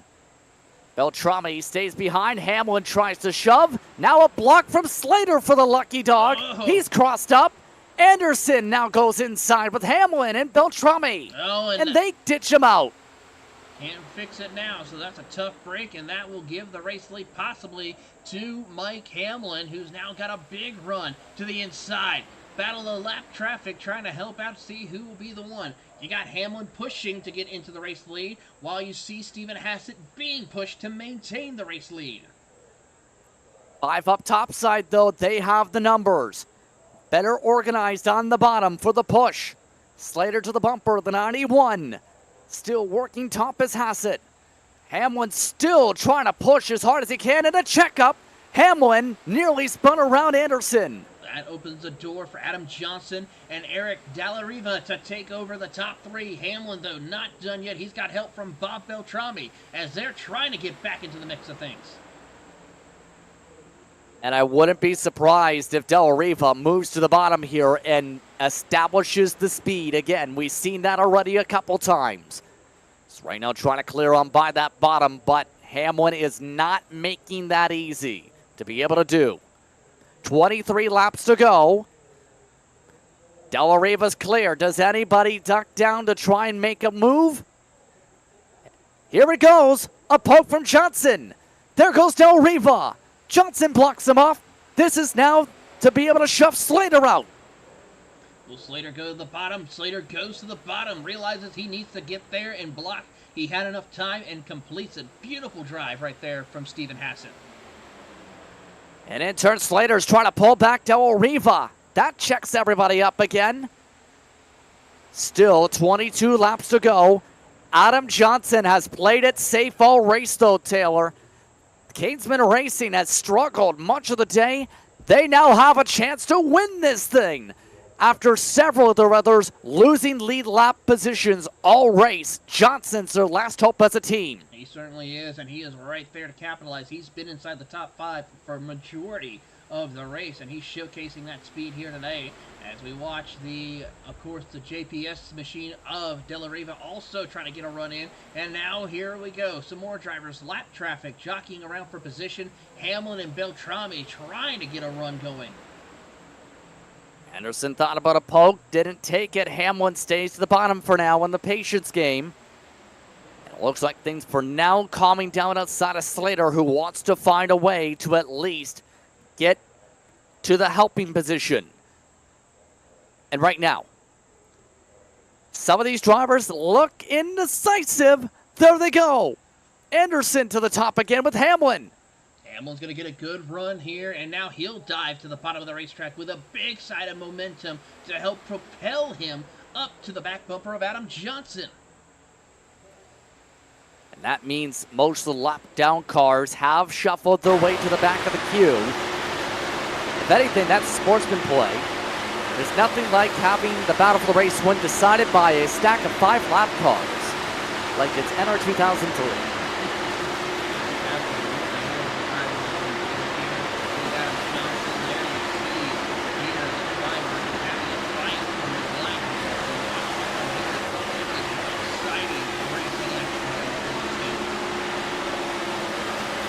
Hold on, the lap cars are fighting back. Look at the run from Slater to the back of Anderson. All of a sudden, Never mind sportsmanship, they want their lap back the hard way. They certainly do. They hopefully won't cause an incident, though, where it could cause a caution, and they don't end up getting their lap back. Anderson's now at the tail end of the lead lap for the time being. Slater the lucky dog. Now here's another thing to consider. Even as much as a 0x during a bump draft sequence can cost you the lucky dog if the caution comes at the right time. It certainly does, so you got to be careful of where you time it here and how much you spend on that back bumper in case a caution does come out. Under 20 to go here as they work down the Daytona Superstretch. Hassett, more lap traffic up ahead. Lap traffic for reference up ahead is Jonathan Diggs. They're also about to catch Lottridge, Bradbury, and Fox. Trouble, front straightaway. Lottridge just about in the grass. We stay green as we look at the leaders get by Diggs. No troubles this time. Although, the next three almost tried to wreck each other. As admitted by Jason Lottridge, who just said on the radio, they tried to wreck each other. And to calm down. Goodness gracious, this is going to get exciting here as they work their way out of turn number 2. Everyone just trying to get themselves ready for a run. There you see those drivers, Lottridge, Fox, and crew, as they come down the super stretch. Those lap cars all getting their laps back for the most part. Looks like. Anderson does. Yeah. But it's pretty clear they want all three of them to get the lap back. I don't understand the full play on that outside of you hope chaos is about to strike in a pack that's not yours. Yeah, I mean, but still, you don't want to be the one who causes said incident in this pack. Especially if you're a lap car. Yeah, race control doesn't take that lightly, to say the least. No, But 16 to go, coming up. Hassett. If anything, this takes away a chance to get alongside the 91 car the rest of this time. The more they keep this up, and the more they keep this up, the less time anyone else in the lead group has to plan things out with the top 3 spots on the line already accounted for. So now the question is going to be how this all will play out amongst the lap cars. Are they going to really try to push the envelope to get the lap back the hard way, or are they kind of playing a little bit of devil's advocate to prevent anyone who's on the bottom lane get around the top side? I mean, if you think about it, Slater, yes, he wants to get his lap back, but he's also helped preventing the drivers on the bottom lane, such as Johnson and Hamlin, to get up to the top side. And already over the radio, pretty sure there is an alliance now fully between the 91 and the 92 on everything, including paper that is of the invisible kind. DMs for those who don't understand the metaphor. But with 15 laps to go, it's Stephen Hassett who looks to get the job done for Vice Motorsport. Can he hold on for another 10 or so minutes? It's going to be close, I have to say, Justin, but they're really working hard to make it stick and work out for the competitors here as they come off of turn number 2 down the Daytona Superstretch. We'll see how this plays out. As caution is out. It's down the back straightaway. It's Sebastian Jackson. 8th place, Sebastian Jackson gets turned in the U-Docs pack. So the question is, did the 53 of Anderson get around and stay ahead before the caution came out? Yes, he did. So Slater is looking like to get the lucky dog. Let's take a look at the replay. And this could be a bit controversial. It's the 87 who goes around. 3 cars wrecked on the apron, and then this is the trigger.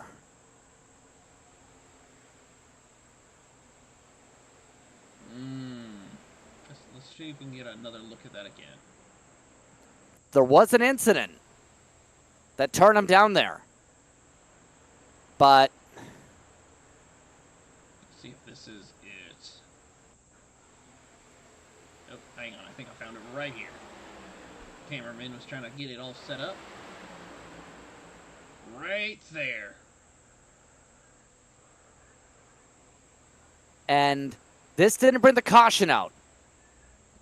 Watch here. He gets it back on the gas. And right about here is where the trigger is. Now, why is that different compared to the rest of the apron? That's the bus stop, also known as Le Mans.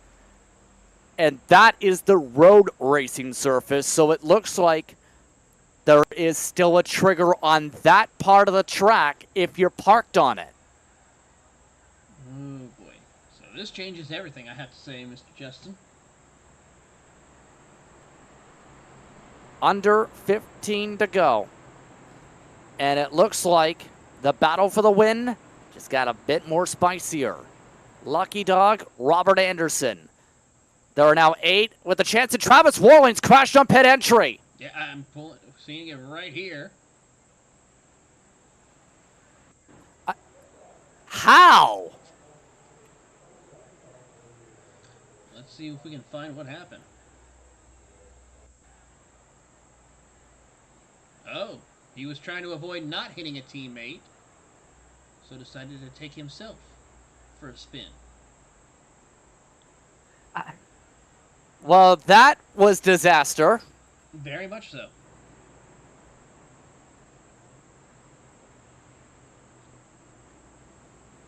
And this has been a sequence and then some here. By the way, it's Hassett, Johnson, Hamlin, Della Riva, Beltrami are all in contention. Nobody coming into pit, by the way, amongst the leaders. Then it's Timothy Klaus, Ross Banfield, Jake Fox, Robert Anderson.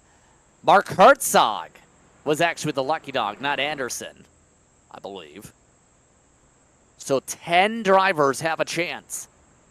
The first lap down is Slater, who's already made it pretty clear he's not afraid to come back up and help the 91 if possible.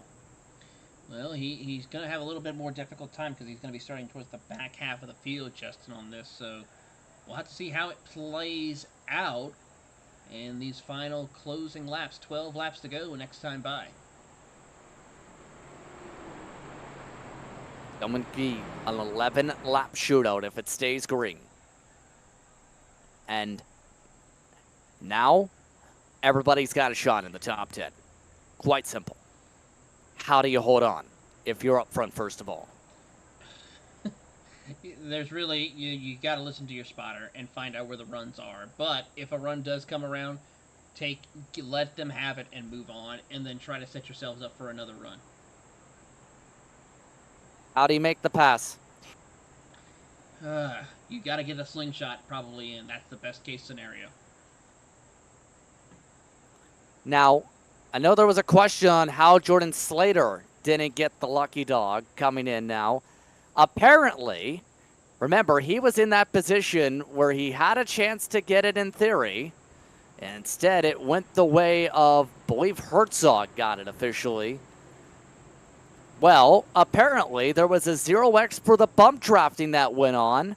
And that point about if you're bump drafting and have a 0x, it can really come into play in big. It came into play and came big. It really did. So we'll see what's going to happen here in these final laps. And a lot of drivers are going to be hungry for this one. Especially Mark Herzog. And Herzog, in turn, is in 10th. Slater has also indicated he is working with his teammates. Amongst those, apparently include Anderson. So, we'll see how this plays out. 11 to go. Hassett, 32 laps led since the last pit cycle. Adam Johnson, he's yet to be the leader.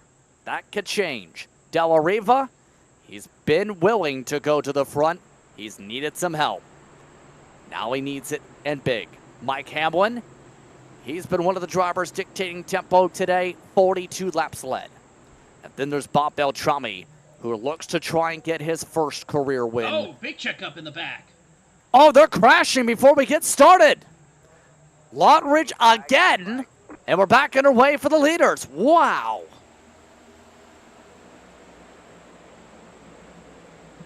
Well. Well then, at least we're green still. Yeah, that was Lotridge and Holman who nearly wrecked. But the leaders, the top two are clear. Hamlin already to second. And this sets up Johnson for a run. He doesn't want to take it, though. Yeah, he's going to be a little bit patient. Slides back into third. He's got help from Della Riva as they make the run down the Daytona Superstretch, heading off into turn 3. Everyone now trying to jockey for position. Let's see what Hamlin does. He's been aggressive in wanting to lead this race. Will he be aggressive or will he be a little patient? As here comes the here comes the purple and green machines up ahead on the top side. No one in the top 5 has ever won in the major series. Now it comes down to 10 laps. Hamlin gets sent. He's able to hold on to it. Here comes Beltrami. Beltrami up on the I side now. He's got some help. That's going to be a big help for him as they work it down the Daytona Superstretch. And here comes Hamlin. Will he cross over to the outside lane? Not quite yet. This is going to get exciting as Beltrami gets a run. Beltrami getting some help from Ross Banfield. A stack up at the bottom. The wrecking behind him. Caution is out. Beltrami in the lead. Warlink crashes hard at the wall. Dulcin and several more. And a massive stack up for the rest of the field. Into the crash goes Daniel Stevens at full throttle. What a wreck fest here indeed, I have to say, as we'll take a look at the replay. A lot of cars joined in the party.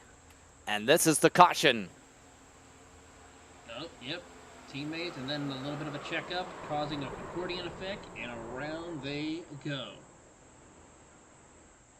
And then the party.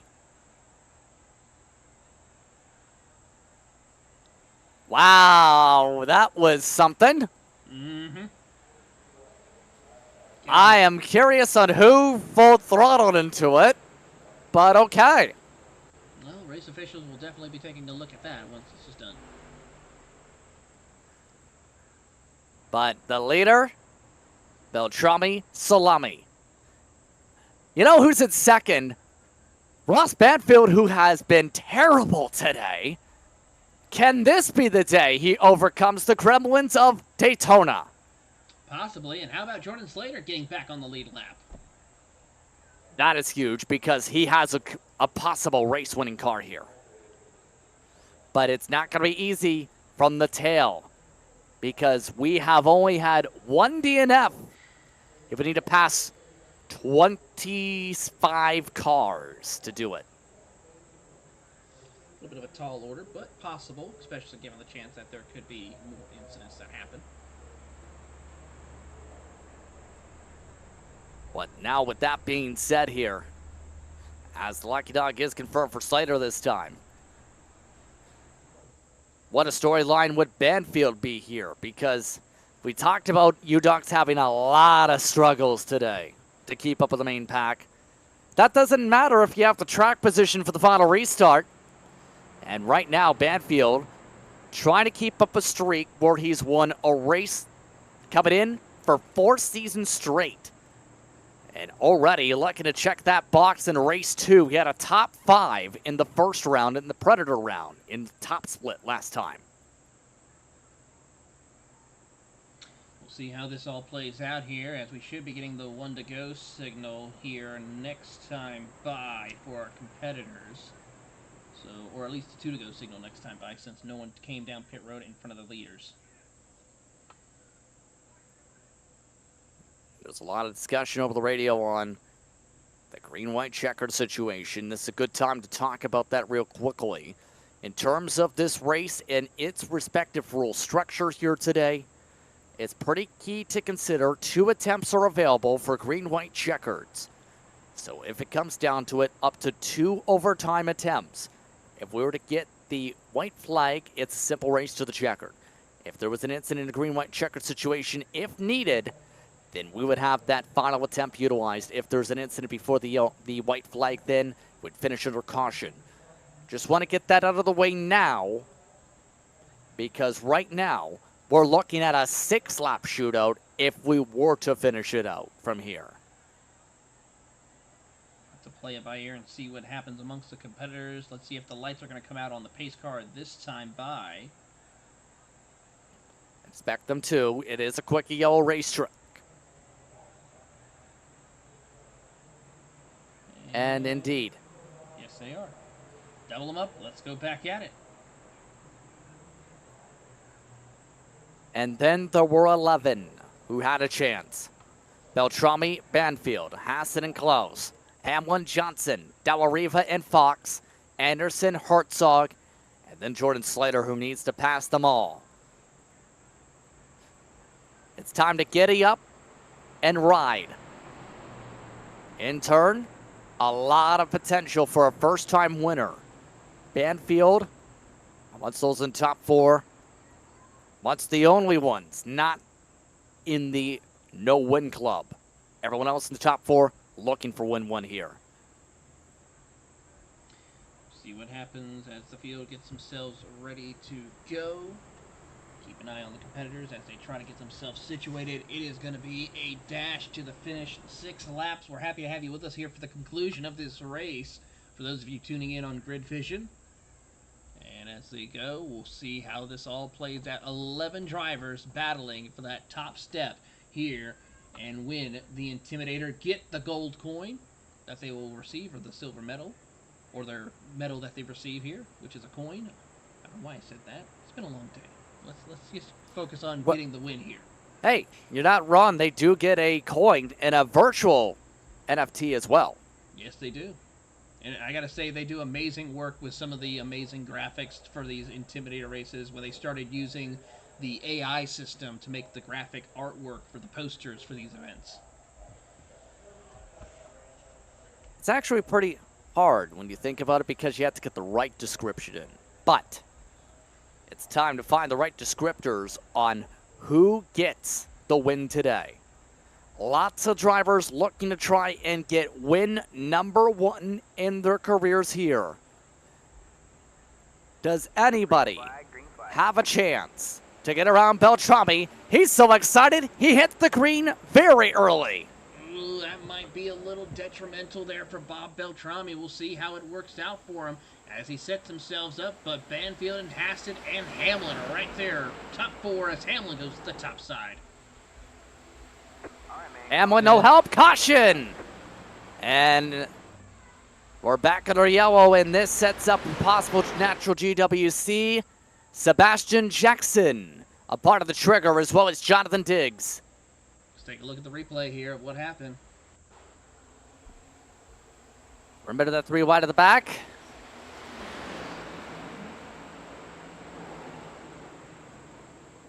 Sebastian Jackson again. It has not been a good final end of this race for Jackson. No, let's see if we can get a better angle here of it. He's 3 wide on the bottom, and there you see the contact with the 969 and the 53 machine, I believe.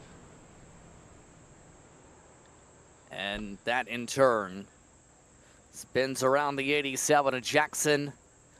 Also, Travis Warling, amongst those involved, he's ended up coming in for repairs already.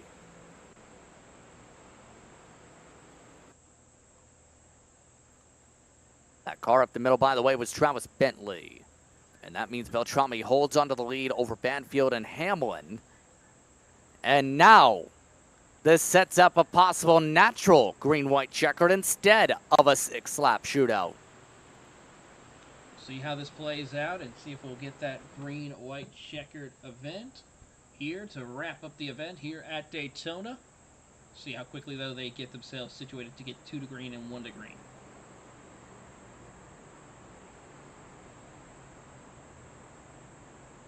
Now, keep in mind, it'd be a big storyline, I think a big feel-good when it comes to Beltrami, because he's one of the originals for the Major Series. 2015 was when he first started, when it was the Pacific region then, just prior to, or just after the first season officially as the Northwest Series at the time. And he's come close a lot. He's had 4 top 5s after all in his career. These past 2 races to start the season have felt like the best chances he's had in his Majors career total. Start 85 could be the night. It could be the night indeed. A lot of things still to happen here, but we'll keep track, and hopefully we will see the driver of Bob Beltrami, Ross Banfield, Mike Hamlin, all one of them will end up in victory lane. Still one more pace lap before we get the Wendigo signal, by the way. So, I can tell you this, your top 7 features 6 drivers looking for their first career wins. 2nd and 8th are previous winners. Fox won twice last year on Grid Vision. It came to the Major Series in the 2nd split, remember. And those are the drivers who potentially could have the biggest chances here. At this mark. Now you know it's a 2-lap shootout, essentially. It's 3 to go next time. There's no way you add a 3-lap shootout by this point. Simple as that. What's your method to win it on a 2-lap shootout? Well, simple. Just keep your throttle down, make sure you get a good start, and be prepared to block. But in turn, how difficult is that about to be here? Let's just say it's going to be so difficult because now everyone is going to be gung-ho on how to get around and get that race lead. Better yet, we're about to see which drivers short field to the point where they may be tight for the GWCs pretty soon. 1 to go. It's Beltrami. It's Banfield. Hamlin, Hassett. Klaus, Johnson, Della Riva, Fox, Herzog, Anderson. Last on the lead lap, Slater and Fillingham. Slater starting 11th. Fillingham was the lucky dog. So now, when's your move if you're amongst those behind that 14 car? It would be, of course, the last lap coming into turn 3 is when I would set it up.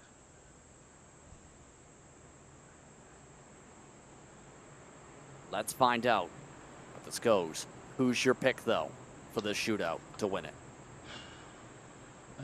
Well, unfortunately, my pick from the start of the race is currently not in contention anymore. So I'm going to have to go with Mike Hamlin. He's the one to keep an eye on this race. If you mean Della Riva, I'm not counting on him still. I'm not completely counting him out, but it's going to be a little bit of a stretch. He would have to have a little bit of help. I'm honestly tempted, though, to say Beltrami because anybody who's been a veteran in the series knows him. He's one of those in the top 15 or so when it comes to all-time starts for a reason. And I think a lot of those who are competing against him here tonight have that in mind. And a couple have already said, let's buckle up and get you that win over the radio. So how that lasts, we'll see, Taylor. Yeah, absolutely. We will see if that lasts. It's a natural green-white-checkered to determine the Intimidator for the Pacific 2nd split. The second race of the Major Series season comes down to 5 miles. Beltrami in control. He had a big jump last restart. More contained this time. Back and away. Hamlin times it up well. He's to 2nd already. Great jump right there by Hamlin as they set themselves up. Here they come, ready to get started as they head off into turn 1. And Hamlin not letting go of the 14's bumper. Banfield found a teammate, though. Timothy Klaus has hooked up with his teammate. The UDOX cars going to the front. Here comes Della Riva with a run on the bottom as well.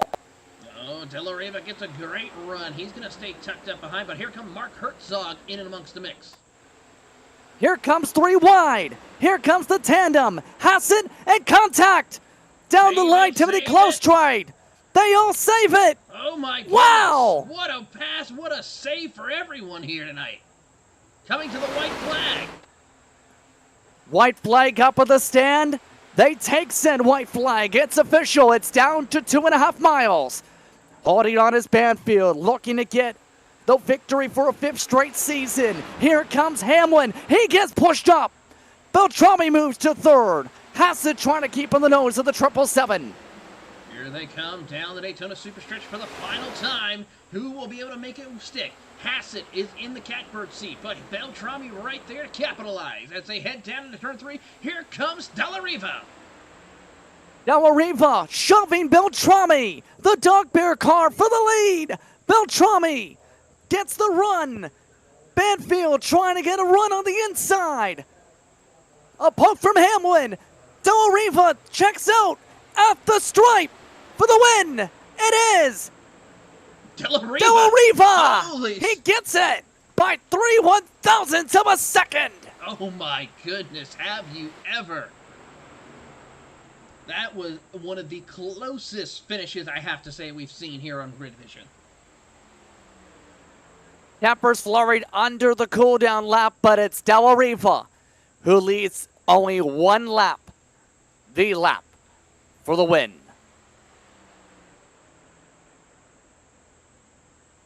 Let's see if we can get a look at that replay here.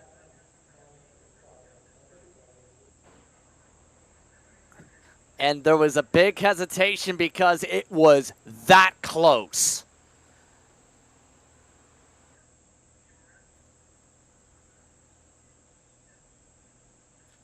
Just look at how razor thin this got.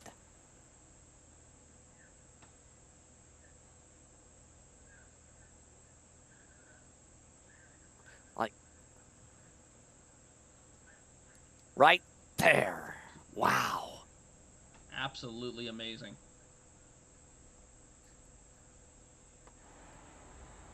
An intense finish, Eric Della Riva. He gets his first career win in the Major Series, and he gets it done for Evolve tonight. Let's take a look at the unofficial race results here tonight, where it's Della Riva over Beltrami, Banfield, Hamlin, and Herzog, your top 5. Slater, Fox, Klaus, Johnson, and Fillingham quietly finishes 10th. Anderson and Hassett crashed on the last lap, Taylor. Yeah, it's a tough break for them. But next up is Brian McGreevy, who will be the first car, one lap down in 13th.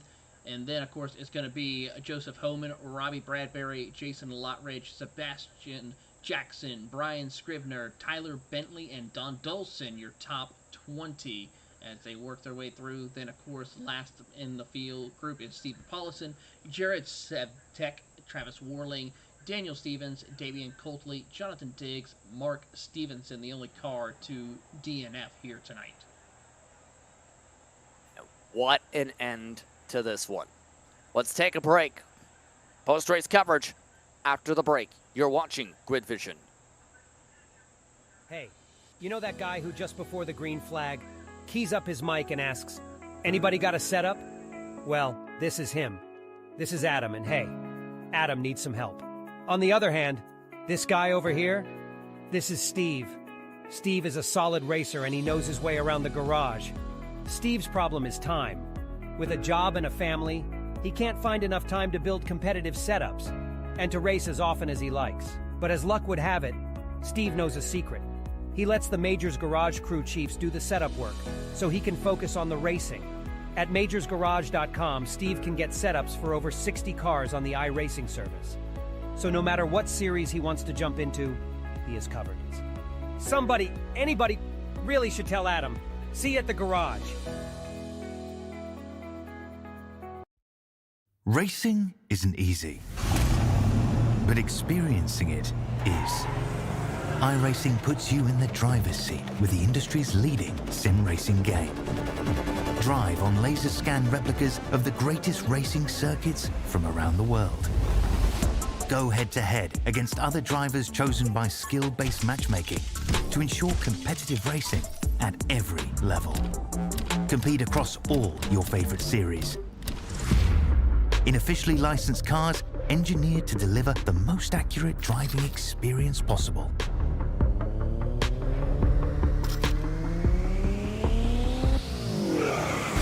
Join a race or host your own with players from across the globe.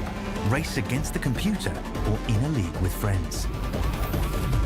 Feel the thrill behind the wheel. Visit iRacing.com.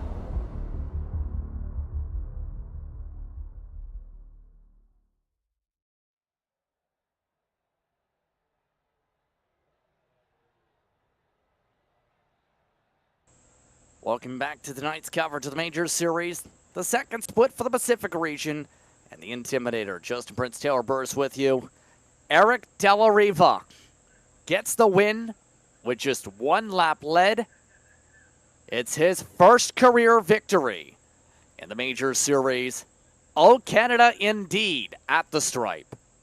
What a absolute amazing pass right here as he was able to get it done. As we take some more looks at this pass for the win, and there you see just how close it is. I mean, just absolutely amazing. Well, hoping Della Riva comes in for us to say hello, for him to say hello and talk about this win.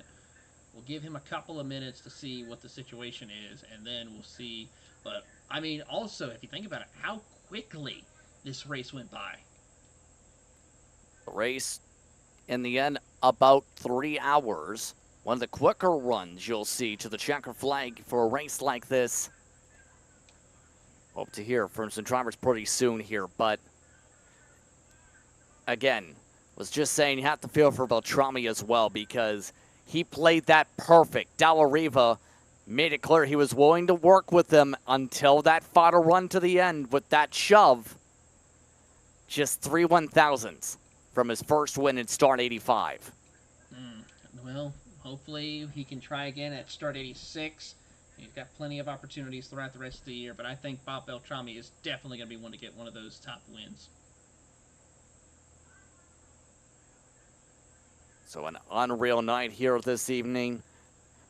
So keep in mind, as we wait along still, the next time drivers hit the racetrack would be for the 1967 German Grand Prix. You heard that right, Lotus 49s.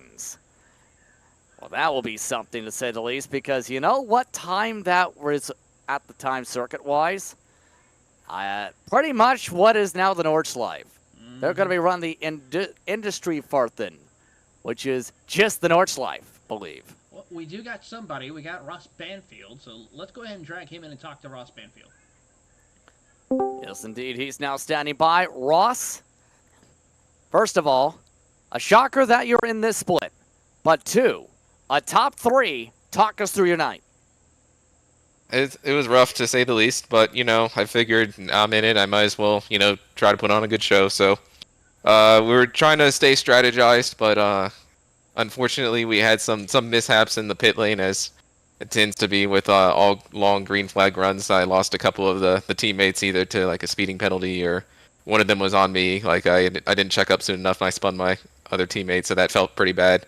But overall it was interesting. I was just happy that we're green for so long, because nothing's worse than the Daytona that's, you know, a caution fest. So it was great, and then towards the end it started getting interesting. I actually underfueled the car by about a lap or so, and so those last 2 cautions in a row really helped me out. I was worried if we did go green-white-checkered, I might not have made it, so it did play out in the end. An intern with this one. What was that mood like in the UDocs grouping here? Because it seemed you guys, with all that, also lost the draft, were at risk of being a lap down, and then the cautions changed the fortunes completely. Was that like that roller coaster of emotions for the final 30 laps in turn compared to the first 170? Ooh, so we were actually talking about that, and we're kind of joking about, you know, it'd be nice if a caution would come out right now. And I was like, there's no way. I was actually the one that was kind of doubting. I was a Debbie Downer. It's like, yeah, there's no way the field's spread out. It's not going to happen. You know, there's 20 laps to go. And then all of a sudden, you know, it came on, and we're like, oh, it's back on now, huh? So we all kind of collected together, trying to make a game plan, try to see, like, where people were going to be positioned for the restarts, and tried to make the best of it. Yeah, I mean, it was pretty good. It was really interesting towards the end, especially since a lot of these people I haven't run with before. So I was trying to figure out who knew how to push, who didn't. It was just a lot of trying to figure things out on the fly for the last 2 laps, and you know, you got to make them count. Now, there is one more thing I have to discuss in terms of things. One thing that was talked about into the week was the special patch on your cars for UDocs. And talk us in terms of that side of things in regards to Bill Schwem. Yeah, he was a very important family friend for our teammate Tim, one of his closest friends. He had his children. So we were running this in kind of remembrance. It was very sudden. I heard it was very hard on the family, and I can imagine from reading, he seemed like a really great guy, and from what I've heard from Tim, sounded like an incredible guy to be around. So it's definitely tragic to hear about that. And then I also just wanted to give a shout out to Jeremy, Donna, Preston, and Caleb. Let them know that this race was for them. We wanted to put on a good show for them. Even though we weren't in the top split, we figured we'd still give them something to cheer for. So congratulations once again, Ross, on the top 3 run this evening. You've, at the very least, conquered some of those curses that you've had at Daytona, including the not 10 top 10 clip from a couple years ago. Congrats on the top 3 here. Thanks, guys. Ross Banfield able to come in with the top 3 run here this evening. Your final thoughts here, Taylor, after this run here this evening? Honestly, great racing from start to finish. A lot of great drivers came out here to put on a stellar show, and we got one of the best finishes, I think, out of the entire major splits. All I have to say is Atlantic split tomorrow. I hope you can top what we just saw here tonight. Yeah, and those drivers have to get started at 10:30 Eastern for their dual races. No pressure. No pressure. We've seen how many drivers tried to qualify through in, more than 80 trying to qualify on that side tomorrow, amongst those looking for top split glory. But on that note, from the entire Grid Vision team, we'd like to thank you for watching and participating and watching the action itself throughout the action tonight. For more information on getting your league broadcaster, starting your career in broadcasting, contact us on Facebook, X, or email at info@gridvision.live. Let's give congratulations to Eric Del Riva on the win tonight from Daytona. That's been Justin Prince for Taylor Burris, our producer and co. We'll see you the next time on the grid. Good night from Daytona.